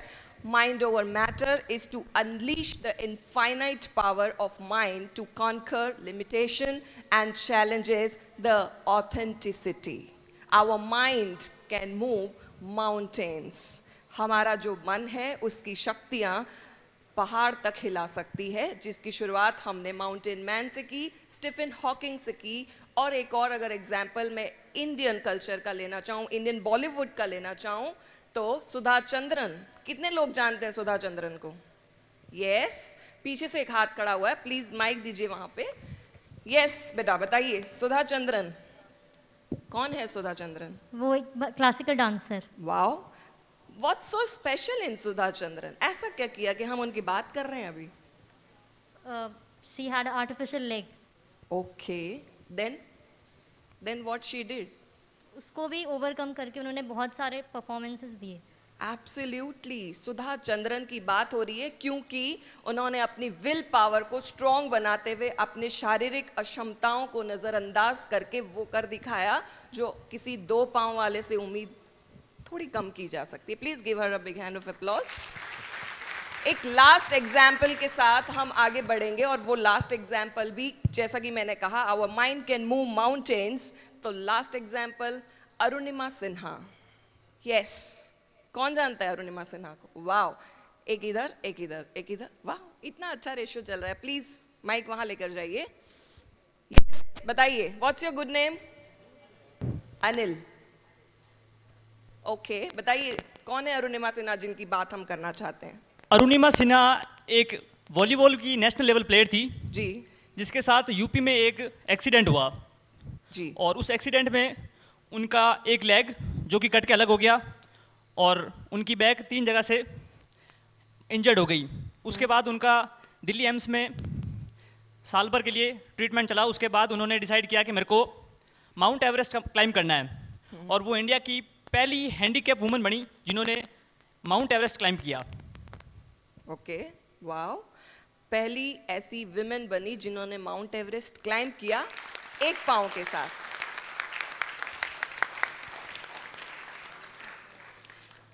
हमारे इंडिया में या ओवरऑल ग्लोबल में देखें, ग्लोब वाइज देखें तो बहुत ऐसे एग्जाम्पल्स हुए हैं। Thank you so much Anil, please take your seat. Thank you. इतने एग्जाम्पल्स हुए हैं जो हमें हर दिन मोटिवेट करते हैं, हर दिन इंस्पायर करते हैं, पर हम उन चीज़ों के साथ थोड़ी देर मोटिवेट रह के, थोड़ी देर इंस्पायर्ड रह के फिर से उसी नॉर्मल स्टेट ऑफ माइंड पे आ जाते हैं जो कि शायद हमें उस तरह से आगे ले जाने के लिए काफ़ी नहीं होती है। जब हमारा मन इतना मजबूत है, इतना ताकतवर है, इतना पोटेंशियल, इनफाइनाइट पोटेंशियल वाला है, तो क्यों हम इसका ख्याल उस तरह से नहीं रख पाते जितना हमें रखना चाहिए? क्यों हम एक स्टिग्मा, एक टैबू में जीते हैं कि अगर मन परेशान है, मन उदास है, मन थोड़ा व्यथित है, तो क्यों नहीं हम कह पाते? क्यों हम पेट दर्द होने पे आसानी से जाके कह देते हैं पेट दर्द हो रहा है?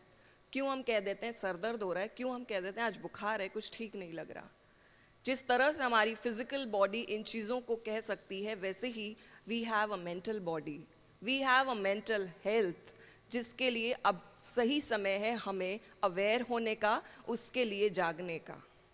आप एक चीज़ सोच के देखिए, जितने भी लीव एप्लीकेशंस आप लोगों ने सभी ने कभी ना कभी लिखे होंगे, उसमें हमेशा एक जनरल कॉज रहा होगा। I was suffering from fever, रहा ना? लीव एप्लीकेशन तो लिखी होगी, उसमें अक्सर fever is the common cause. हो सकता है कि उस दिन आप परेशान हों, उस दिन आप उदास हों, उस दिन किसी से बात करने का मन नहीं है, उस दिन कुछ ऐसा मन में चल रहा है कि काश कोई मुझे समझ पाता, काश मेरी ये बात कोई सुन पाता। किससे कहना है? किसी से कहेंगे तो शायद मेरा मजाक उड़ेगा, शायद वो कहेगा कि चल ऐसा नहीं होता है, तू तो ऐसी कुछ भी, बस यही हो रहा है। और इसी को हम स्टिग्मा मानते हैं, यही टैबू है। और इसी वजह से अगर आप किसी दिन परेशान हैं और किसी से कहा, हो सकता है आपका मजाक उड़ाए वो, क्योंकि हो सकता है कि वो खुद इस चीज़ से परेशान है पर उसे भी नहीं पता किसे कहना है। और जब काउंसलर्स का ओरिजिन हुआ पिछले कुछ सालों में, स्कूल्स में काउंसलर्स अपॉइंट किए गए, कॉलेजेस में होने लगे, और उन काउंसलर्स के पास जाने में भी स्टूडेंट्स झिझकने लगे, हेजिटेट होने लगे, तब ये समझ में आया कि क्यों ऐसा हो रहा है। अरे तुम काउंसलर मैम के पास जा रहे हो, तुमको कोई प्रॉब्लम है क्या? ब्रेकअप हुआ है क्या? रिलेशनशिप इशू है? क्योंकि जितनी ऑडियंस बैठी है, मानो या नहीं मानो, इस उम्र का सबसे बड़ा मेंटल हेल्थ का बिगड़ने का कारण कहीं ना कहीं रिलेशनशिप इशू बना हुआ है। एकेडमिक प्रेशर तो शुरू से ही था, हमारे टाइम पे भी था, अभी भी है, बट अभी जिसकी बात नहीं की जा रही है, जिसको किसी प्रोफेशनल से बात करने में आपको झिझक हो रही है, वो रिलेशनशिप इशू चल रहे हैं। और this is not that topic कि उसको आप किसी ऐसे इंसान से बात करके सुलझा नहीं पाओ। It's not that, you can talk about it, तभी तो आपको पता चलेगा कि सही क्या है और गलत क्या है। क्योंकि आप अगर अपने ही हम उम्र से इन बातों को डिस्कस करोगे, शेयर करोगे, तो वो तो उसी उम्र के जवाब दे पाएगा ना आपको। आपको इन सब चीज़ों को खुल के लाना पड़ेगा बाहर। अपने मानसिक स्वास्थ्य को भी उतनी ही इम्पोर्टेंस देनी होगी जितनी कि हम अपने शारीरिक स्वास्थ्य को देते हैं। क्योंकि हम अगर हेल्थ की बात करें, प्लीज़ नेक्स्ट स्लाइड, अगर हम हेल्थ की बात करें, कॉन्सेप्ट ऑफ हेल्थ आपको स्लाइड दिख रही है। What is health? अभी तो मैंने स्लाइड चालू कर दी तो सब पढ़ सकते हैं, मेरा मन था मैं पहले से पूछती आप लोगों से। कॉन्सेप्ट ऑफ हेल्थ यही कहता है कि sum total of physical, mental and social wellbeing and not just मियर absence of disease. पर हम क्या सोचते हैं कि मुझे कोई बीमारी नहीं है, मतलब मैं स्वस्थ हूँ। आज कोई पेट दर्द, कोई बुखार, कोई सर दर्द, कुछ नहीं है। पर क्या हो सकता है उस समय आप किसी वजह से परेशान हैं, किसी वजह से दुखी हैं, किसी वजह से चिंता में हैं, किसी वजह से किसी से जेलसी पे है, किसी वजह से डिस्कस्ट है, किसी वजह से कोई ग्रीफ है। 400 इमोशंस हम पूरे दिन में एक्सपीरियंस करते हैं, 400, पर हमको 6-8 ही पता है, खुश हूँ, उदास हूँ, दुखी हूँ, समथिंग लाइक दैट। 400 इमोशन और थॉट्स कितने? 65,000 थॉट्स इन अ डे एक इंसान रिलीज करता है।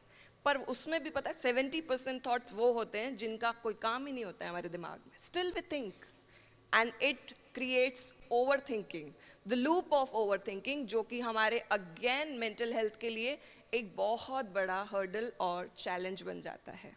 सिर्फ 25-30% थॉट्स होते हैं जो आपके काम के होते हैं, बाकी सारे गार्बेज होते हैं।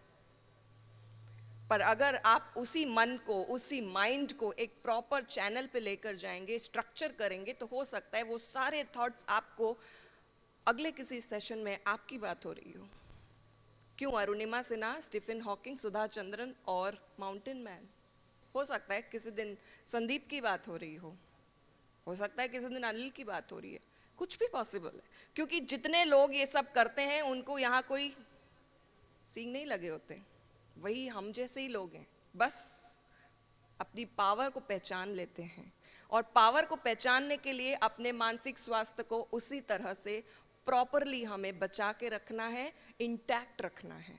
आज का जब हमारा सेशन जैसे जैसे आगे बढ़ेगा, आपको पता चलेगा कि किस तरह से हमारा मानसिक स्वास्थ्य हमारे लिए ज़रूरी है। Next slide please.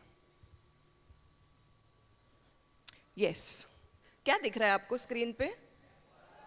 Apple. An apple a day keeps a doctor away. सुना होगा? प्लीज इसका इको कम करिए थोड़ा सा। यस, सबने सुना है, an apple a day keeps doctor away. Fresh apple. कभी किसी ने एप्पल परचेज किया है मार्केट में जाके? किसी ने भी? एनीबॉडी? कभी मम्मा की हेल्प करने के लिए चलो एप्पल लेके आ जाते हैं। Very good. एकदम लाल और अच्छा फ्रेश टाइट देख के एप्पल खरीदे होंगे आपने।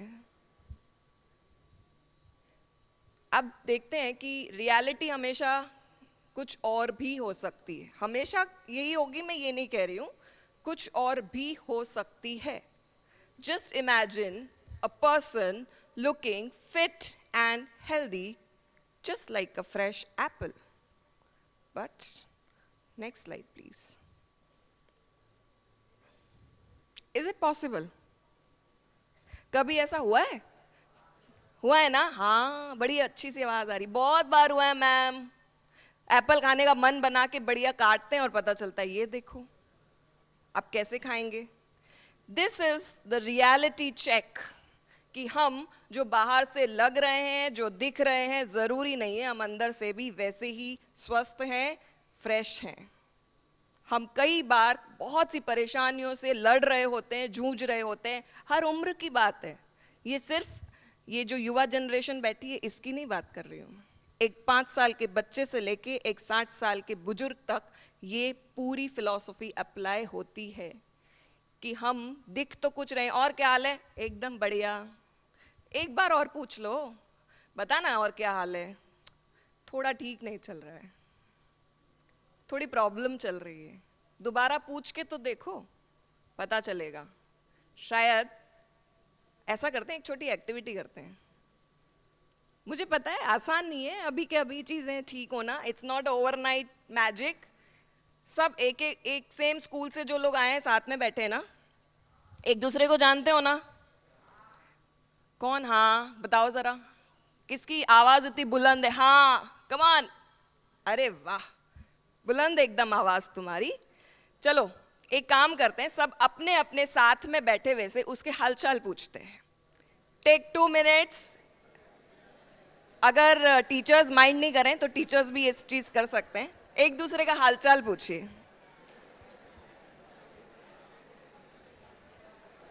अरे बातें करने का नहीं बोला है भाई।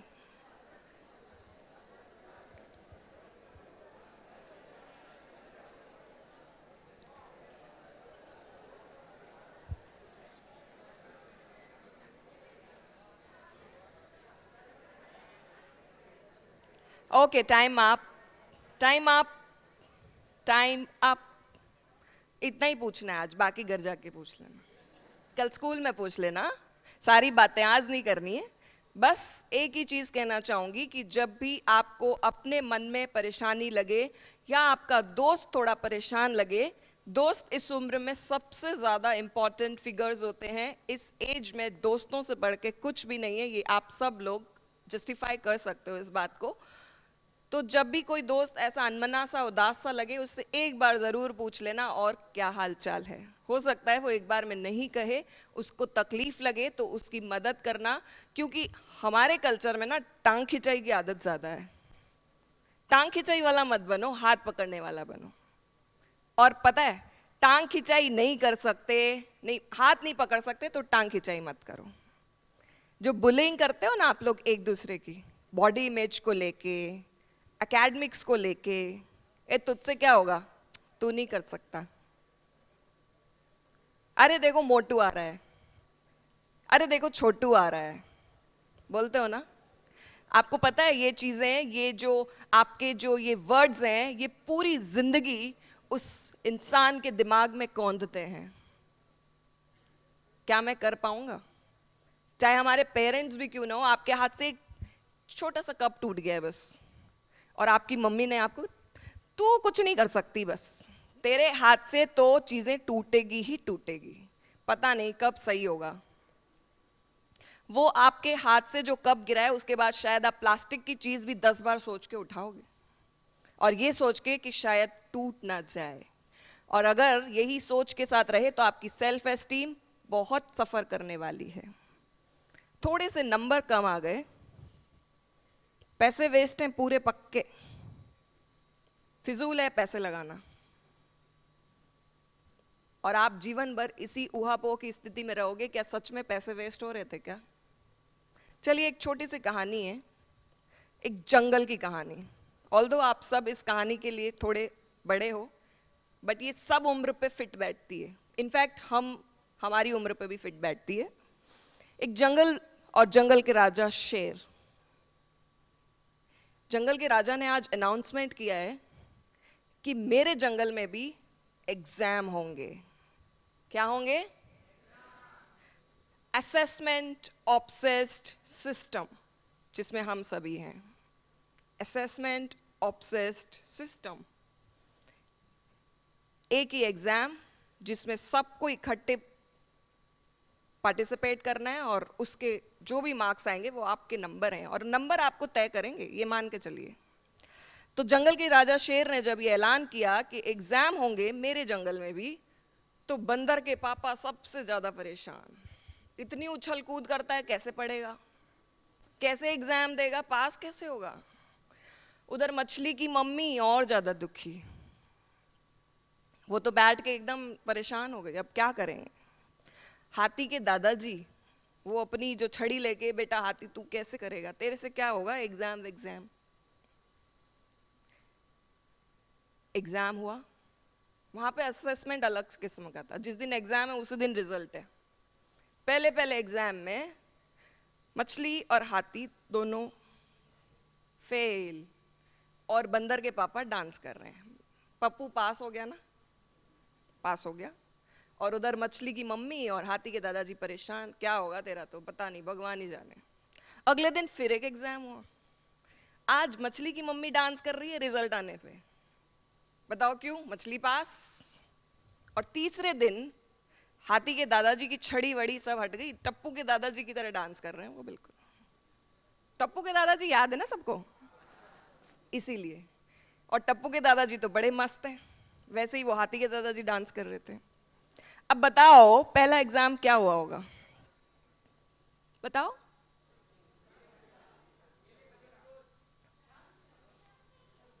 पहला एग्जाम क्या हुआ होगा,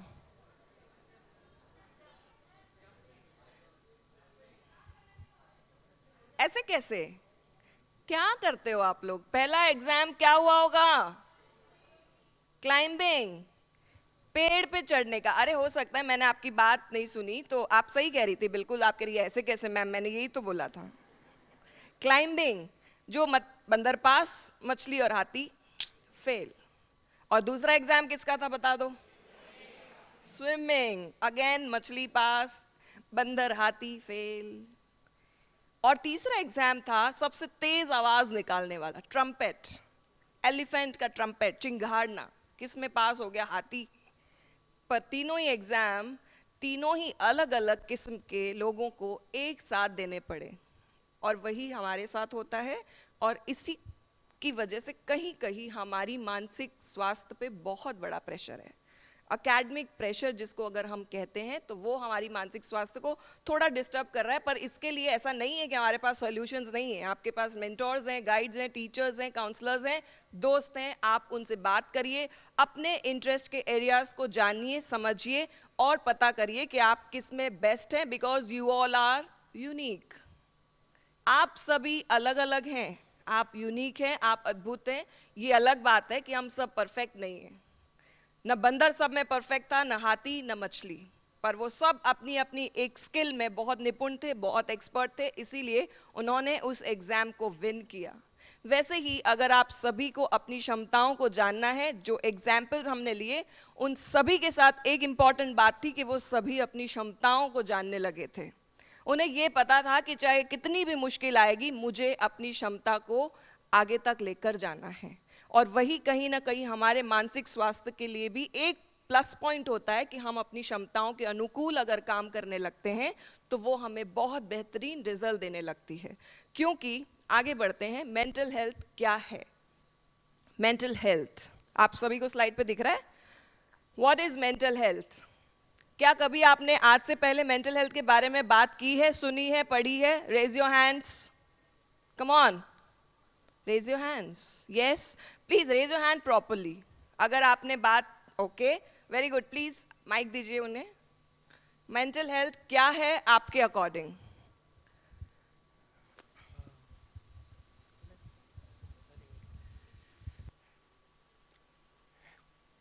hello ma'am, please tell me your good name. my name is Mohit Punar. Okay, please let me know what is mental health according to you. It is the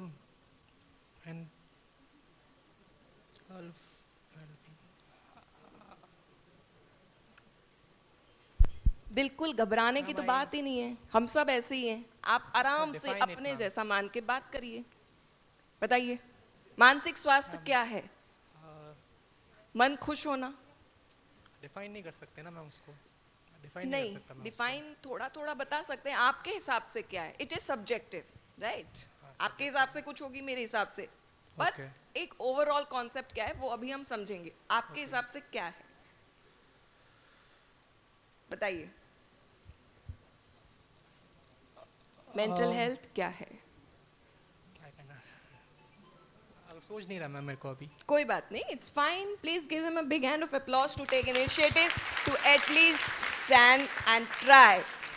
हम कोशिश करने वालों को हमेशा क्लैप नहीं करते, बट कोशिश करने वालों की कभी हार नहीं होती, क्योंकि लहरों से डर के नौका पार नहीं होती। Very good. नेक्स्ट कौन बताएगा मेंटल हेल्थ क्या है? Anybody? Wow, wonderful. Please, what's your good name बेटा? क्या बात है हर्ष, यही तो मानसिक स्वास्थ्य है, तुम्हारा नाम, isn't it? हर्ष, उल्लास, खुशी, बताओ। मैम, अपनी योग्यता का एहसास होता है, मैं क्या कर रहा हूँ, सही कर रहा हूँ, मेंटली फिजिकली फिट होना चाहिए। ओके, यही और है। कुछ?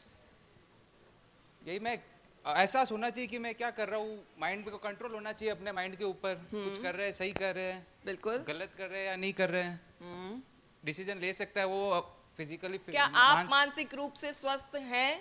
यस। Very good. क्या कोविड ने आपकी मानसिक स्वास्थ्य पे थोड़ा बहुत नेगेटिव, नकारात्मक प्रभाव डाला? यस, थोड़ा बहुत डाला था मैडम। थोड़ा बहुत।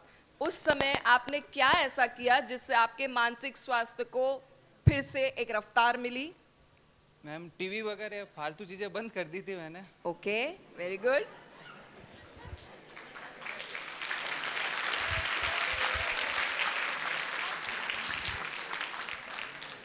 और कुछ जो आप सबको मैसेज देना चाहेंगे? थोड़ी एक्सरसाइज वगैरह चालू कर दी थी, मेरे को कोविड हुआ था मेरे को मैडम खुद को।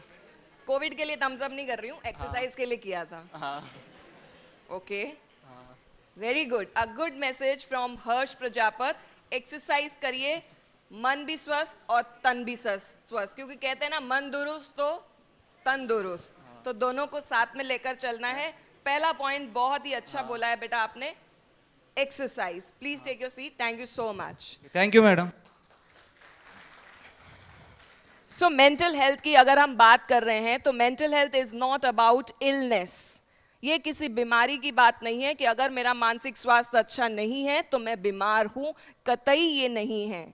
अगर मेरा मानसिक स्वास्थ्य थोड़ा सा डगमगा रहा है तो मैं इसको वापस से ठीक कर सकता हूं, और ये मेरी बीमारी नहीं, मेरी वेलनेस का सूचक है, मेरी वेलबींग का सूचक है। और छोटी सी यहाँ डेफिनेशन आप सभी के लिए, mental health includes our emotional, psychological and social wellbeing. हमारा भावनात्मक, संज्ञानात्मक और सामाजिक जो वेलबींग है वो किस तरह का है, ये हमारे मेंटल हेल्थ से कंक्लूड होता है। अगर हम भावनात्मक रूप से अच्छा महसूस कर रहे हैं, हम अपनी भावनाओं को अच्छे से एक्सप्रेस कर पा रहे हैं, अगर मैं उदास हूँ पर मैं फिर भी हंस के दिखा रही हूँ, it means somewhere I am in suffering. अगर मुझे बहुत गुस्सा आ रहा है पर मैं रो रही हूँ, that's again a contradictory thing. अगर मैं किसी दिन बहुत परेशान हूँ, दुखी हूँ और मैं बहुत गुस्सा कर रही हूँ, तो वो कहाँ से मेंटल हेल्थ को सही मानेंगे हम? क्या ऐसा होता है आप सभी के साथ? अक्सर होता है, आपको अभी एकदम से याद ना आए, पर सोच के देखिएगा कि कभी आप परेशान हैं तो उस परेशानी को एकदम से कहने की बजाय आपकी आंखों से आंसू गिर रहे होते हैं। और जेंडर मेल के लिए यहाँ एक बहुत बड़ी चीज़, आयरनी कह दीजिए, प्रॉब्लम कह दीजिए, उन्हें हमेशा ये कह के बड़ा किया गया है, बेटा मर्द को कभी, और इसीलिए रोना, पर रोना is the most powerful emotion. किसी दिन दुखी हो, तकलीफ में हो, परेशान हो, कुछ हो गया है, अपने दोस्त के गले मिलके, अपने पेरेंट्स, अपने ब्रदर सिस्टर जिस पे आप बहुत भरोसा करते हो, एक बार गले मिलके 4 आंसू निकाल लो, आप बहुत हल्के हो जाओगे। पर हम ऐसा नहीं कर पाते और धीरे धीरे धीरे जो इमोशन की बॉटल है पूरी भर जाती है, और किसी दिन जब उस बॉटल का ढक्कन खुलता है और वो एकदम से ब्लास्ट होती है। Bottling up your emotions is very very very negative for your mental health. आप अपने इमोशंस को जितना अंदर इकट्ठा करेंगे उतना ही आपकी स्वास्थ्य के लिए, चाहे वो शारीरिक हो, मानसिक हो, सामाजिक हो, ठीक नहीं है। अगर आप ज़्यादा बात नहीं करते हैं, किसी से कह के नहीं बता सकते, तो कृपया आप लिखने की आदत डालिए। रोज़ रात को सोते समय अपने उन सभी इमोशंस को लिख डालिए जो इमोशंस आप दिन भर में आपको परेशान कर रहे थे। उन इमोशन से आपको कैसा महसूस हुआ, उसके बाद आपने क्या रिएक्ट किया, आपका बिहेवियर क्या था, उसके बारे में एक रिफ्लेक्शन दीजिए। एक असेस करिए खुद को, अपने अंदर झांक के देखिए, अंतर मन में जाइए और देखिए कि क्या हुआ जिसकी वजह से मैं परेशान हुआ। कई बार ऐसा होता है कि परेशानी कहीं और की होती है और निकलती कहीं और है। क्लास में भी अगर टीचर ने आपको नॉर्मल बात कही है और आप एकदम से उस चीज़ को बहुत दिल पे लगा लेते हैं, उस समय याद करिए कि पिछले टाइम में, पिछले 1-2 घंटे में, एक दिन पहले क्या आपके साथ ऐसी ऐसी चीज़ें हुई है जो टीचर की बात तो सिर्फ एक ड्रॉप का काम की है और आपकी इमोशन की बॉटल तो पहले से ही भरी हुई थी। वो ड्रॉप ने आपको ये महसूस कराया कि I M worthless, I am nothing. तो टीचर की गलती नहीं है, आपने अपने इमोशंस को उस तरीके से एक्सप्रेस किया ही नहीं, और गलती आपकी भी नहीं है, किसी ने बताया ही नहीं कि एक्सप्रेस करना is good for your mental health, पर सबसे नहीं, किसी ऐसे इंसान से जिस पर आप भरपूर भरोसा कर सकते हो, पेरेंट्स से। और हो सकता है अगर पेरेंट्स खुद तकलीफ में हैं, अभी कोविड की बात करें तो सभी तरफ हम लोग एक ही बोट में सेल कर रहे थे, पेरेंट्स भी तकलीफ में थे और पेरेंट्स को देख के कहीं ना कहीं आप तकलीफ में थे, वाइस वर्सा सिचुएशन हो रही थी। एक इंसिडेंट बताना चाहूँगी, केस बताना चाहूँगी। पिछले दिनों एक बच्चा बहुत ज़्यादा क्लास को एनॉय कर रहा था, बहुत ज़्यादा उसकी जो यूँ कहिए कि उद्दंडता बढ़ चुकी थी और इस वजह से वो मेरे पास भेजा गया। क्लास 9th का 15 साल का बच्चा, जो आप ही की उम्र का रहा होगा, उसकी उद्दंडता वाकई में बढ़ चुकी थी और इसीलिए परेशान कर रही थी कि वो पिछले दिनों ऐसा नहीं था। कोविड से पहले वो ठीक था, पढ़ाई में भी अच्छा था, एकदम से उसके बिहेवियर में बहुत सारे बदलाव देखे गए। टीचर्स ने नोटिस किए, दोस्तों ने ऑब्जर्व किए और उसको मेरे पास तक लाया गया। जब उस बच्चे से 1-2 मीटिंग हुई, थोड़ा सा उसके साथ रैपो बिल्ड हुआ, थोड़ा सा उसने मुझे समझा, मैंने उससे समझा, तीसरी या चौथी मीटिंग में कुछ बातें निकल कर आई सामने। मैं आप सभी के साथ उन बातों को शेयर करना चाहूँगी। शेयर करना इसीलिए उचित रहेगा क्योंकि मैं किसी का नाम नहीं ले रही हूँ, किसी की पहचान या डिस्क्लोज नहीं कर रही हूँ, जो कि काउंसलर्स को नहीं करना होता है। मैं आपको जस्ट एक केस बता रही हूँ। हो सकता है कि हम में से किसी और के साथ अगर वो प्रॉब्लम चल रही हो तो वो हम सोच सकते हैं कि वो प्रॉब्लम कैसे सॉल्व कर सकते हैं। उस बच्चे की प्रॉब्लम थोड़ी सी अलग थी, थोड़ी सी डिफरेंट थी। 2 भाइयों का परिवार, पेरेंट्स, और they were all doing good before Covid. उसके पापा किसी स्कूल में पीटीआई थे, किसी गांव की स्कूल में PTI teacher. Life was going on very well, अच्छे से सब कुछ चल रहा था स्मूथली। जैसा कि आप सभी को पता है कि कोविड की वजह से काफ़ी लोगों की जॉब गई, काफ़ी लोगों की। और जब उसने अपनी बात कहना शुरू किया तो वो बच्चा बोल कम रहा था, रो ज़्यादा रहा था। और यकीन मानिए वो उस दिन बिल्कुल वैसा बच्चा नहीं लग रहा था जो कंप्लेंट्स मुझे कही गई थी। बहुत बदमाश है, बहुत बदमाश है, सुनता ही नहीं है, आजकल तो क्लास में ध्यान ही नहीं है, करें तो करें क्या मैम इसका।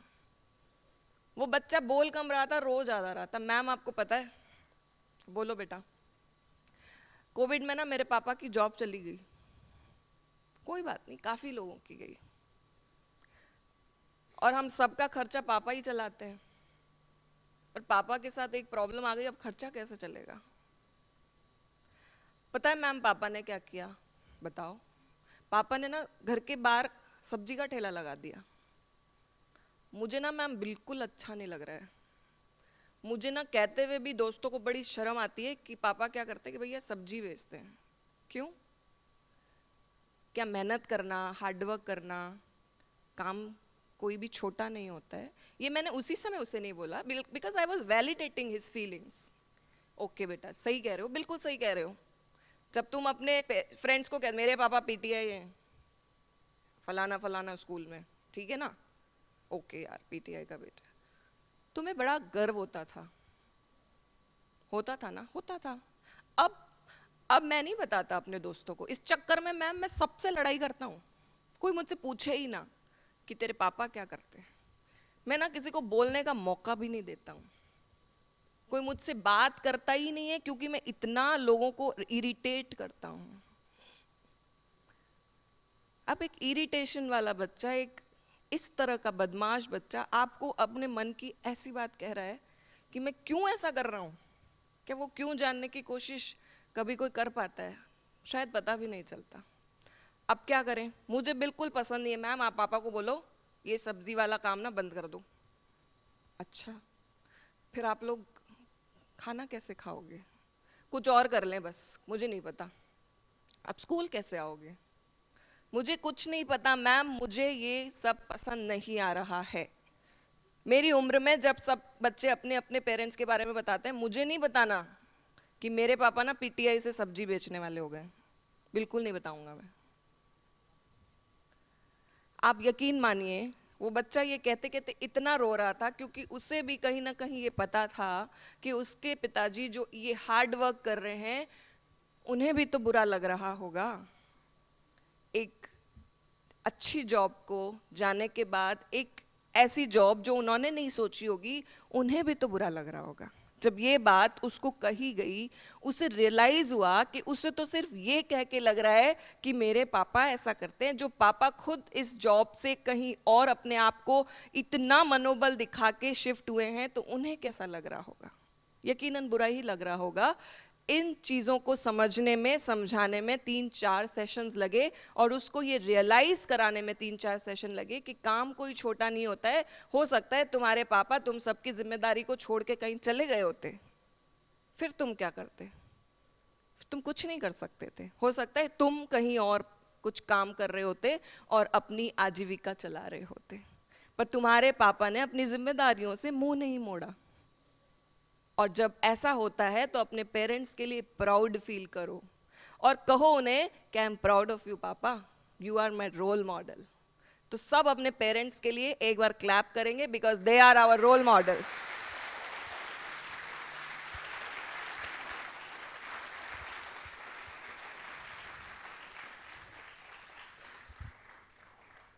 हमारे पेरेंट्स हमारे लिए हमेशा अच्छा सोचेंगे और अच्छा ही करेंगे। ये अलग बात है कि हम सोचते अलग हैं। हम अपने आप को न्यू जनरेशन बोलते हैं, फिर उनको हम बोलते हैं जनरेशन गैप चल रहा है। हो सकता है सोचने के तरीके अलग हैं, बट वो हमारे लिए गलत कभी नहीं सोचेंगे। और जब जब ये पेरेंट चाइल्ड कॉन्फ्लिक्ट होता है तब मेंटल हेल्थ दोनों की खराब होती है। तो यकीन मानिए, आप अगर उनको बहुत रिस्पेक्ट, एक्सेप्टेंस के साथ प्यार देंगे तो हो सकता है वो आपकी बात समझने लगे, इस दुनिया के अकॉर्डिंग समझने लगे। क्योंकि आप अक्सर उनको कहते हो आप नहीं समझोगे, आज की बात है आप नहीं समझोगे। अक्सर आप में से किसी ने तो कहा होगा, अगर नहीं कहा तो मैं मानती नहीं कहा होगा। यस और नो? कहा है ना? कोई बात नहीं, अब से नहीं कहेंगे क्योंकि हमारी मानसिक स्वास्थ्य और हमारे पेरेंट्स की मानसिक स्वास्थ्य दोनों की बहुत ज़रूरी है। उनकी अच्छी है तो आपकी अच्छी है, और आपकी है तो उनकी भी रहेगी। Next, what is mental health says, it affects how we think, we feel and act. हम कैसा सोचते हैं, हम कैसा महसूस करते हैं और हम कैसा behave करते हैं।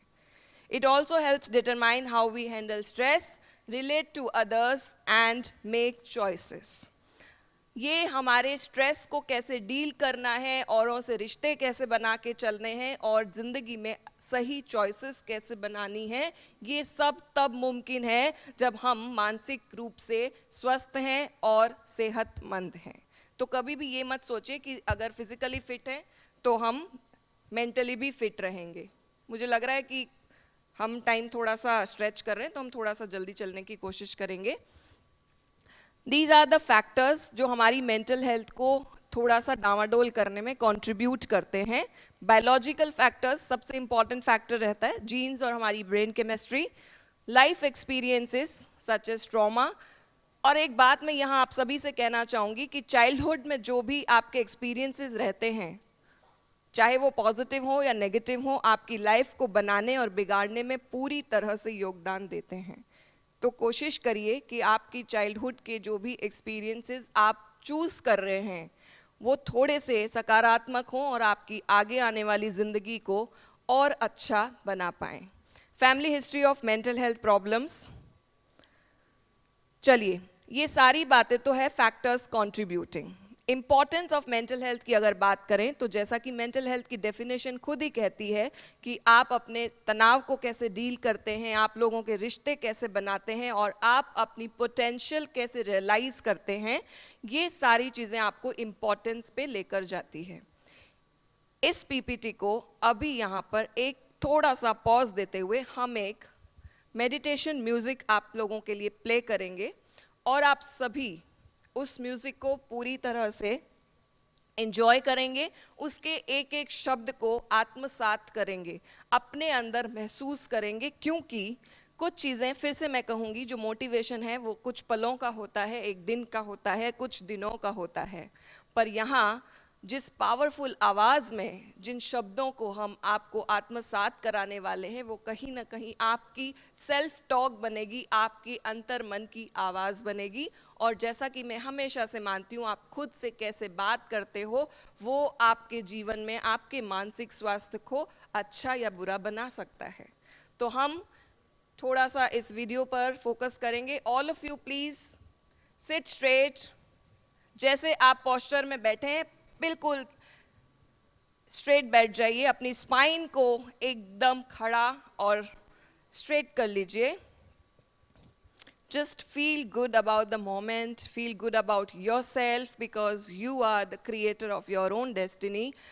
धीरे धीरे अपनी माहौल में एडजस्ट होते हुए अपनी आईज क्लोज करेंगे और आसपास के माहौल को थोड़ा सा अपने अंदर के माहौल से अलग करते हुए कुछ पल सिर्फ अपने साथ, कुछ पल सिर्फ अपने अंतर मन के साथ।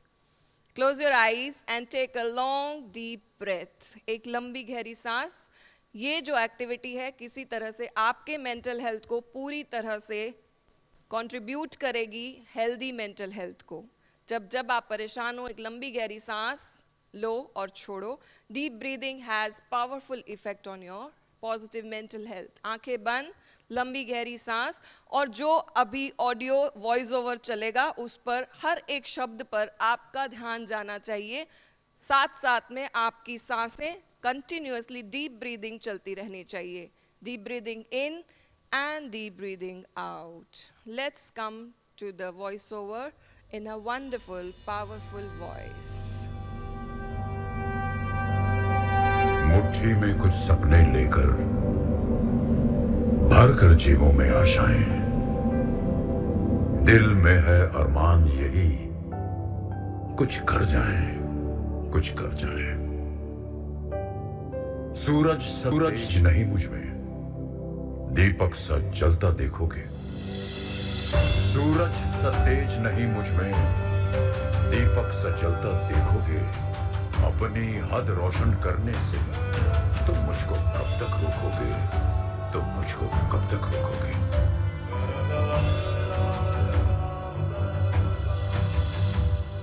मैं उस माटी का वृक्ष नहीं जिसको नदियों ने सींचा है। मैं उस माटी का वृक्ष नहीं जिसको नदियों ने सींचा है। बंजर माटी में पल कर मैंने मृत्यु से जीवन खींचा है। मैं पत्थर पर लिखी इबारत हूं, मैं पत्थर पर लिखी इबारत हूं। शीशे से कब तक तोड़ोगे, मिटने वाला मैं नाम नहीं। तुम मुझको कब तक रोकोगे, तुम मुझको कब तक रोकोगे।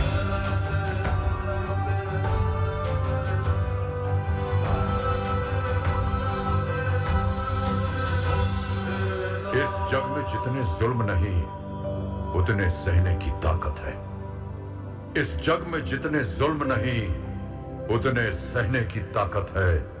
तानों के भी शोर में रहकर सच कहने की आदत है। मैं सागर से भी गहरा हूं, मैं सागर से भी गहरा हूं। तुम कितने कंकड़ फेंकोगे, चुन चुन कर आगे बढ़ूंगा मैं।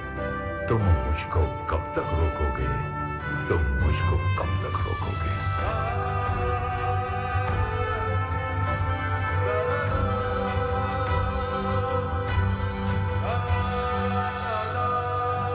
झुककर सीधा खड़ा हुआ, अब फिर झुकने का शौक नहीं। झुक कर सीधा खड़ा हुआ, अब फिर झुकने का शौक नहीं। अपने ही हाथों रचा स्वयं, तुमसे मिटने का खौफ नहीं। तुम हालातों की भट्टी में जब जब भी मुझको झोंकोगे, तब तब कर सोना बनूंगा मैं। तुम मुझको कब तक रोको? तुम मुझको कब तक रोकोगे? तुम मुझको कब तक रोकोगे?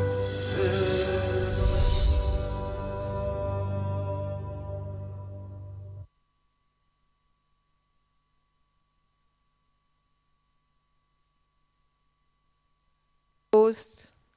Don't open your eyes. Just feel the moment. Feel each and every word. Feel it just like it is all yours. ये आप ही के शब्द हैं, अपने आप से कहे गए. Just feel it. Feel the words. और कहिए खुद से कि बस तुम मुझको कब तक रोकोगे. और ये सिर्फ औरों के लिए नहीं कहा जा रहा है, आपके बाहर की दुनिया के लिए नहीं है, अपने खुद से कहिए. Don't limit your challenges. Challenge your limits. And only then you will have a very positive perception towards you, towards your life, towards everything.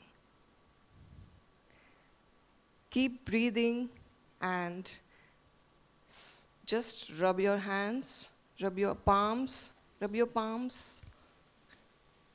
briskly and feel it on your eyes, on your face, on your forehead,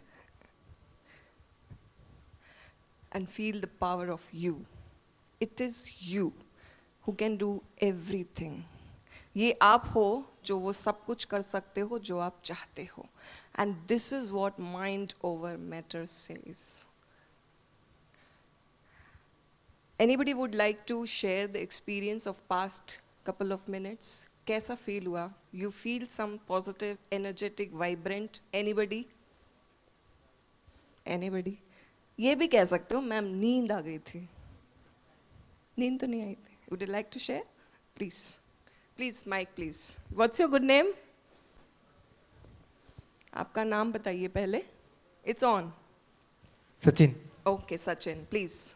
ये सुन के मेरे को ना अपने जो गुरुदेव हैं KD sir, मैं कोटा में था ना, तो उनकी बहुत ज़्यादा याद आई थी, बहुत ज़्यादा याद आई थी. उन्होंने ये लाइन हमको मतलब सुनाई थी जब हम एंड ऑफ द सेशन थे, जेई एडवांस का एग्जाम आने वाला था, तब उन्होंने ये लाइन सुनाई थी और हमारे अंदर एक नई ऊर्जा भरी थी. उनकी याद आ गई थी मेरे को. वाह. सचिन के लिए और सचिन के गुरुजी के लिए. सचिन, आप एक काम करेंगे आज.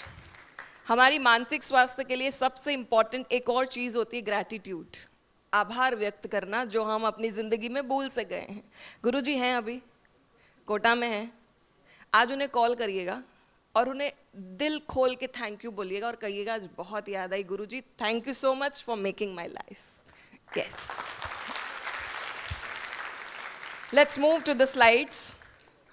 ग्रैटिट्यूड पे करते रहिए अपनी जिंदगी में, बहुत अच्छा फील करेंगे आप. और इसी तरह से मुझे लगता है टाइम थोड़ा शॉर्ट चल रहा है. सर, टाइम की थोड़ी इशू हो रही है आपको. कितनी देर दे सकते हैं आप मुझे? अगले 5-10 मिनट?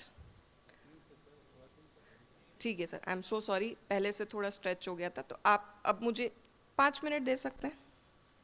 सिर्फ 5 मिनट, ज़्यादा नहीं लूँगी. थोड़ा सा जो मैसेज मैं यहाँ देना चाह रही हूँ उसको दे के हम ओवर करते हैं. आई कैन अंडरस्टैंड कब से बच्चे हैं. इम्पॉर्टेंस जैसी आप सभी को पता है कि मेंटल हेल्थ को हम बहुत इम्पॉर्टेंट मानते हैं और वो हमारी हेल्थ को एक ओवरऑल हेल्थ के कॉन्सेप्ट्स की फैक्ट्स पे मैं ज़्यादा नहीं जाऊंगी क्योंकि ज़्यादा स्टैटिस्टिक्स डेटा बता के मैं आपको परेशान नहीं करूंगी. मानते हैं हम सभी को पता है टीनेजर्स बहुत प्रॉब्लम में है, मेंटल हेल्थ सबसे ज़्यादा परेशान है. ठीक है, every problem has a solution, हर ताले की चाबी होती है. Next please. ये आइसबर्ग है जिसमें नीचे की जो ये चीज़ें हैं, चाइल्डहुड ट्रॉमा, अकेलापन, academic pressure, parental Discord, body image issues, breakups, feeling unwanted और बुलिंग. ये नीचे तो ये होते हैं. टाइटैनिक मूवी में जो जहाज़ डूबा था ये सोच के उन्होंने चला दिया था कि टिप है हम पार कर लेंगे, बट नीचे का जो आइसबर्ग था बहुत बड़ा था. उसको पार नहीं कर पाए, और हम सभी की ज़िंदगी में जो टिप है वो कुछ और होता है, और उस टिप के नीचे का जो आइसबर्ग है वो बहुत और कुछ चीज़ें कहता है। तो आप लोग जस्ट एक ओवरव्यू कर लीजिए, हम थोड़ा आगे बढ़ते हैं क्योंकि टाइम एक्चुअल में हमारे साथ कम है। ये है 7 secrets of positive mental health. अगर मैं थोड़ा सा नटशेल में बताऊं तो हमारी मेंटल हेल्थ 4 चीज़ों पर टिकी होती है। हमारी ओवरऑल वेलबींग, हमारे न्यूट्रिशन पे, हमारी एक्सरसाइज पे, हमारी स्लीप पे और हमारे इमोशनल डिटॉक्स पे। अगर हम ये चारों चीज़ें, हमारी डाइट, एक्सरसाइज, स्लीप और इमोशनल डिटॉक्स का मतलब है अपना भावनात्मक एक्सप्रेशन हम कैसे कर पाते हैं, लिख के करें, किसी से कह के करें या किसी और तरीके से करें, अगर आप कर पा रहे हैं तो डेफिनेटली आप वेलबींग पर रह सकते हैं।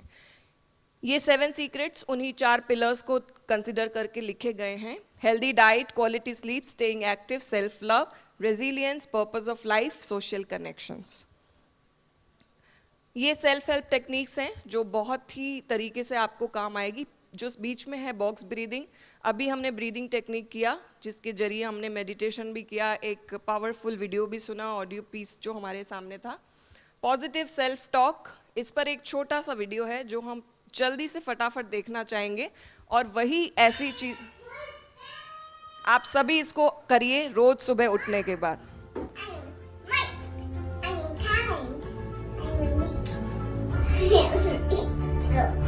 You're special. I love you. ये जो वीडियो है आप सभी के लिए है। आप अपने दिन की शुरुआत इसी पॉजिटिव सेल्फ टॉक के साथ अगर करते हैं तो definitely nobody can stop you. ये लास्ट हमारा एक आप सभी के लिए एक्टिविटी कह लीजिए, जस्ट हम फटाफट ओवर करेंगे। हम सभी ABCD पढ़ के बड़े हुए हैं। A for Apple, B for, C for, D for, very good, कितने अच्छे बच्चे हैं, सब आता है। पर यहाँ जो हमारा B है, C है, D है, बिल्कुल अलग है। मैं बर्थ, डेथ, और हमारी बर्थ और डेथ को हम नहीं बदल सकते, पर हम अपने बर्थ और डेथ के बीच की जो जर्नी है उसको अपने चुनाव, अपनी चॉइसेस से बदल सकते हैं। हर सुबह आपके पास 2 चॉइसेस होती है, या तो उठो जागो और तब तक मत रुको जब तक कि लक्ष्य की प्राप्ति ना हो, और या फिर कंबल ओढ़ के कुछ देर और सो जाओ। हम दूसरा वाला ऑप्शन लेते हैं हमेशा, थोड़ी देर और मम्मी, थोड़ी देर और। बस ये लास्ट वीडियो, इसके बाद we are going to conclude in a minute. Like so many things, it is not what is outside, but what is inside that counts. You must be imaginative, strong-hearted. You must try things that may not work. And you must not let anyone define your limits because of where you come from. You gotta let go of that stuff from the past, because it just doesn't matter. If you focus on what you've left behind, you will never be able to see what lies ahead. Look inside your heart. The only thing that matters is what you choose to be now. You don't decide who you are, you do. Your only limit is your soul. You are what you choose to be. There's no one I'd rather be than me. You've got greatness in you. Don't let fear stop you from doing the thing you love. Never, never give up.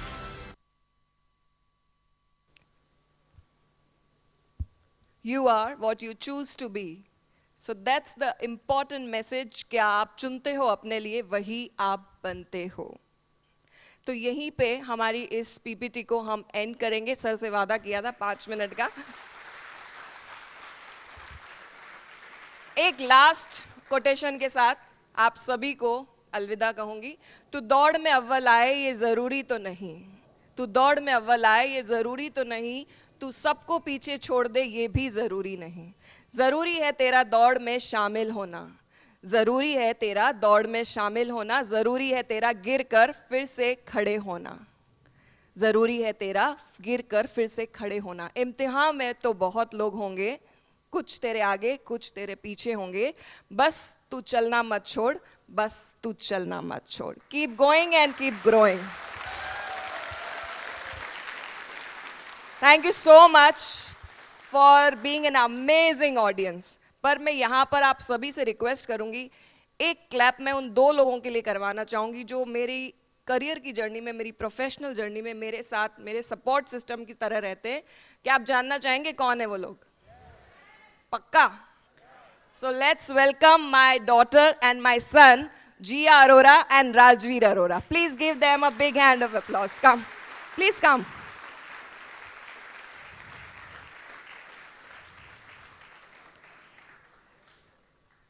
When a mother wants to start her career journey, her professional journey, जब बच्चे बड़े हो जाएं उसके बाद, तो बच्चों से ज़्यादा अच्छा सपोर्ट सिस्टम कोई भी नहीं होता है और मैं यही चाहूँगी आप सब अपने अपने पेरेंट्स के लिए एक सपोर्ट सिस्टम बनिए. Thank you so much.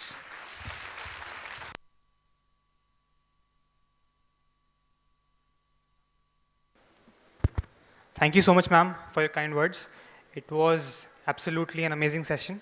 And now I would like to invite Imarti Kumari, ma'am, from the mechanical department to present ma'am with the memento.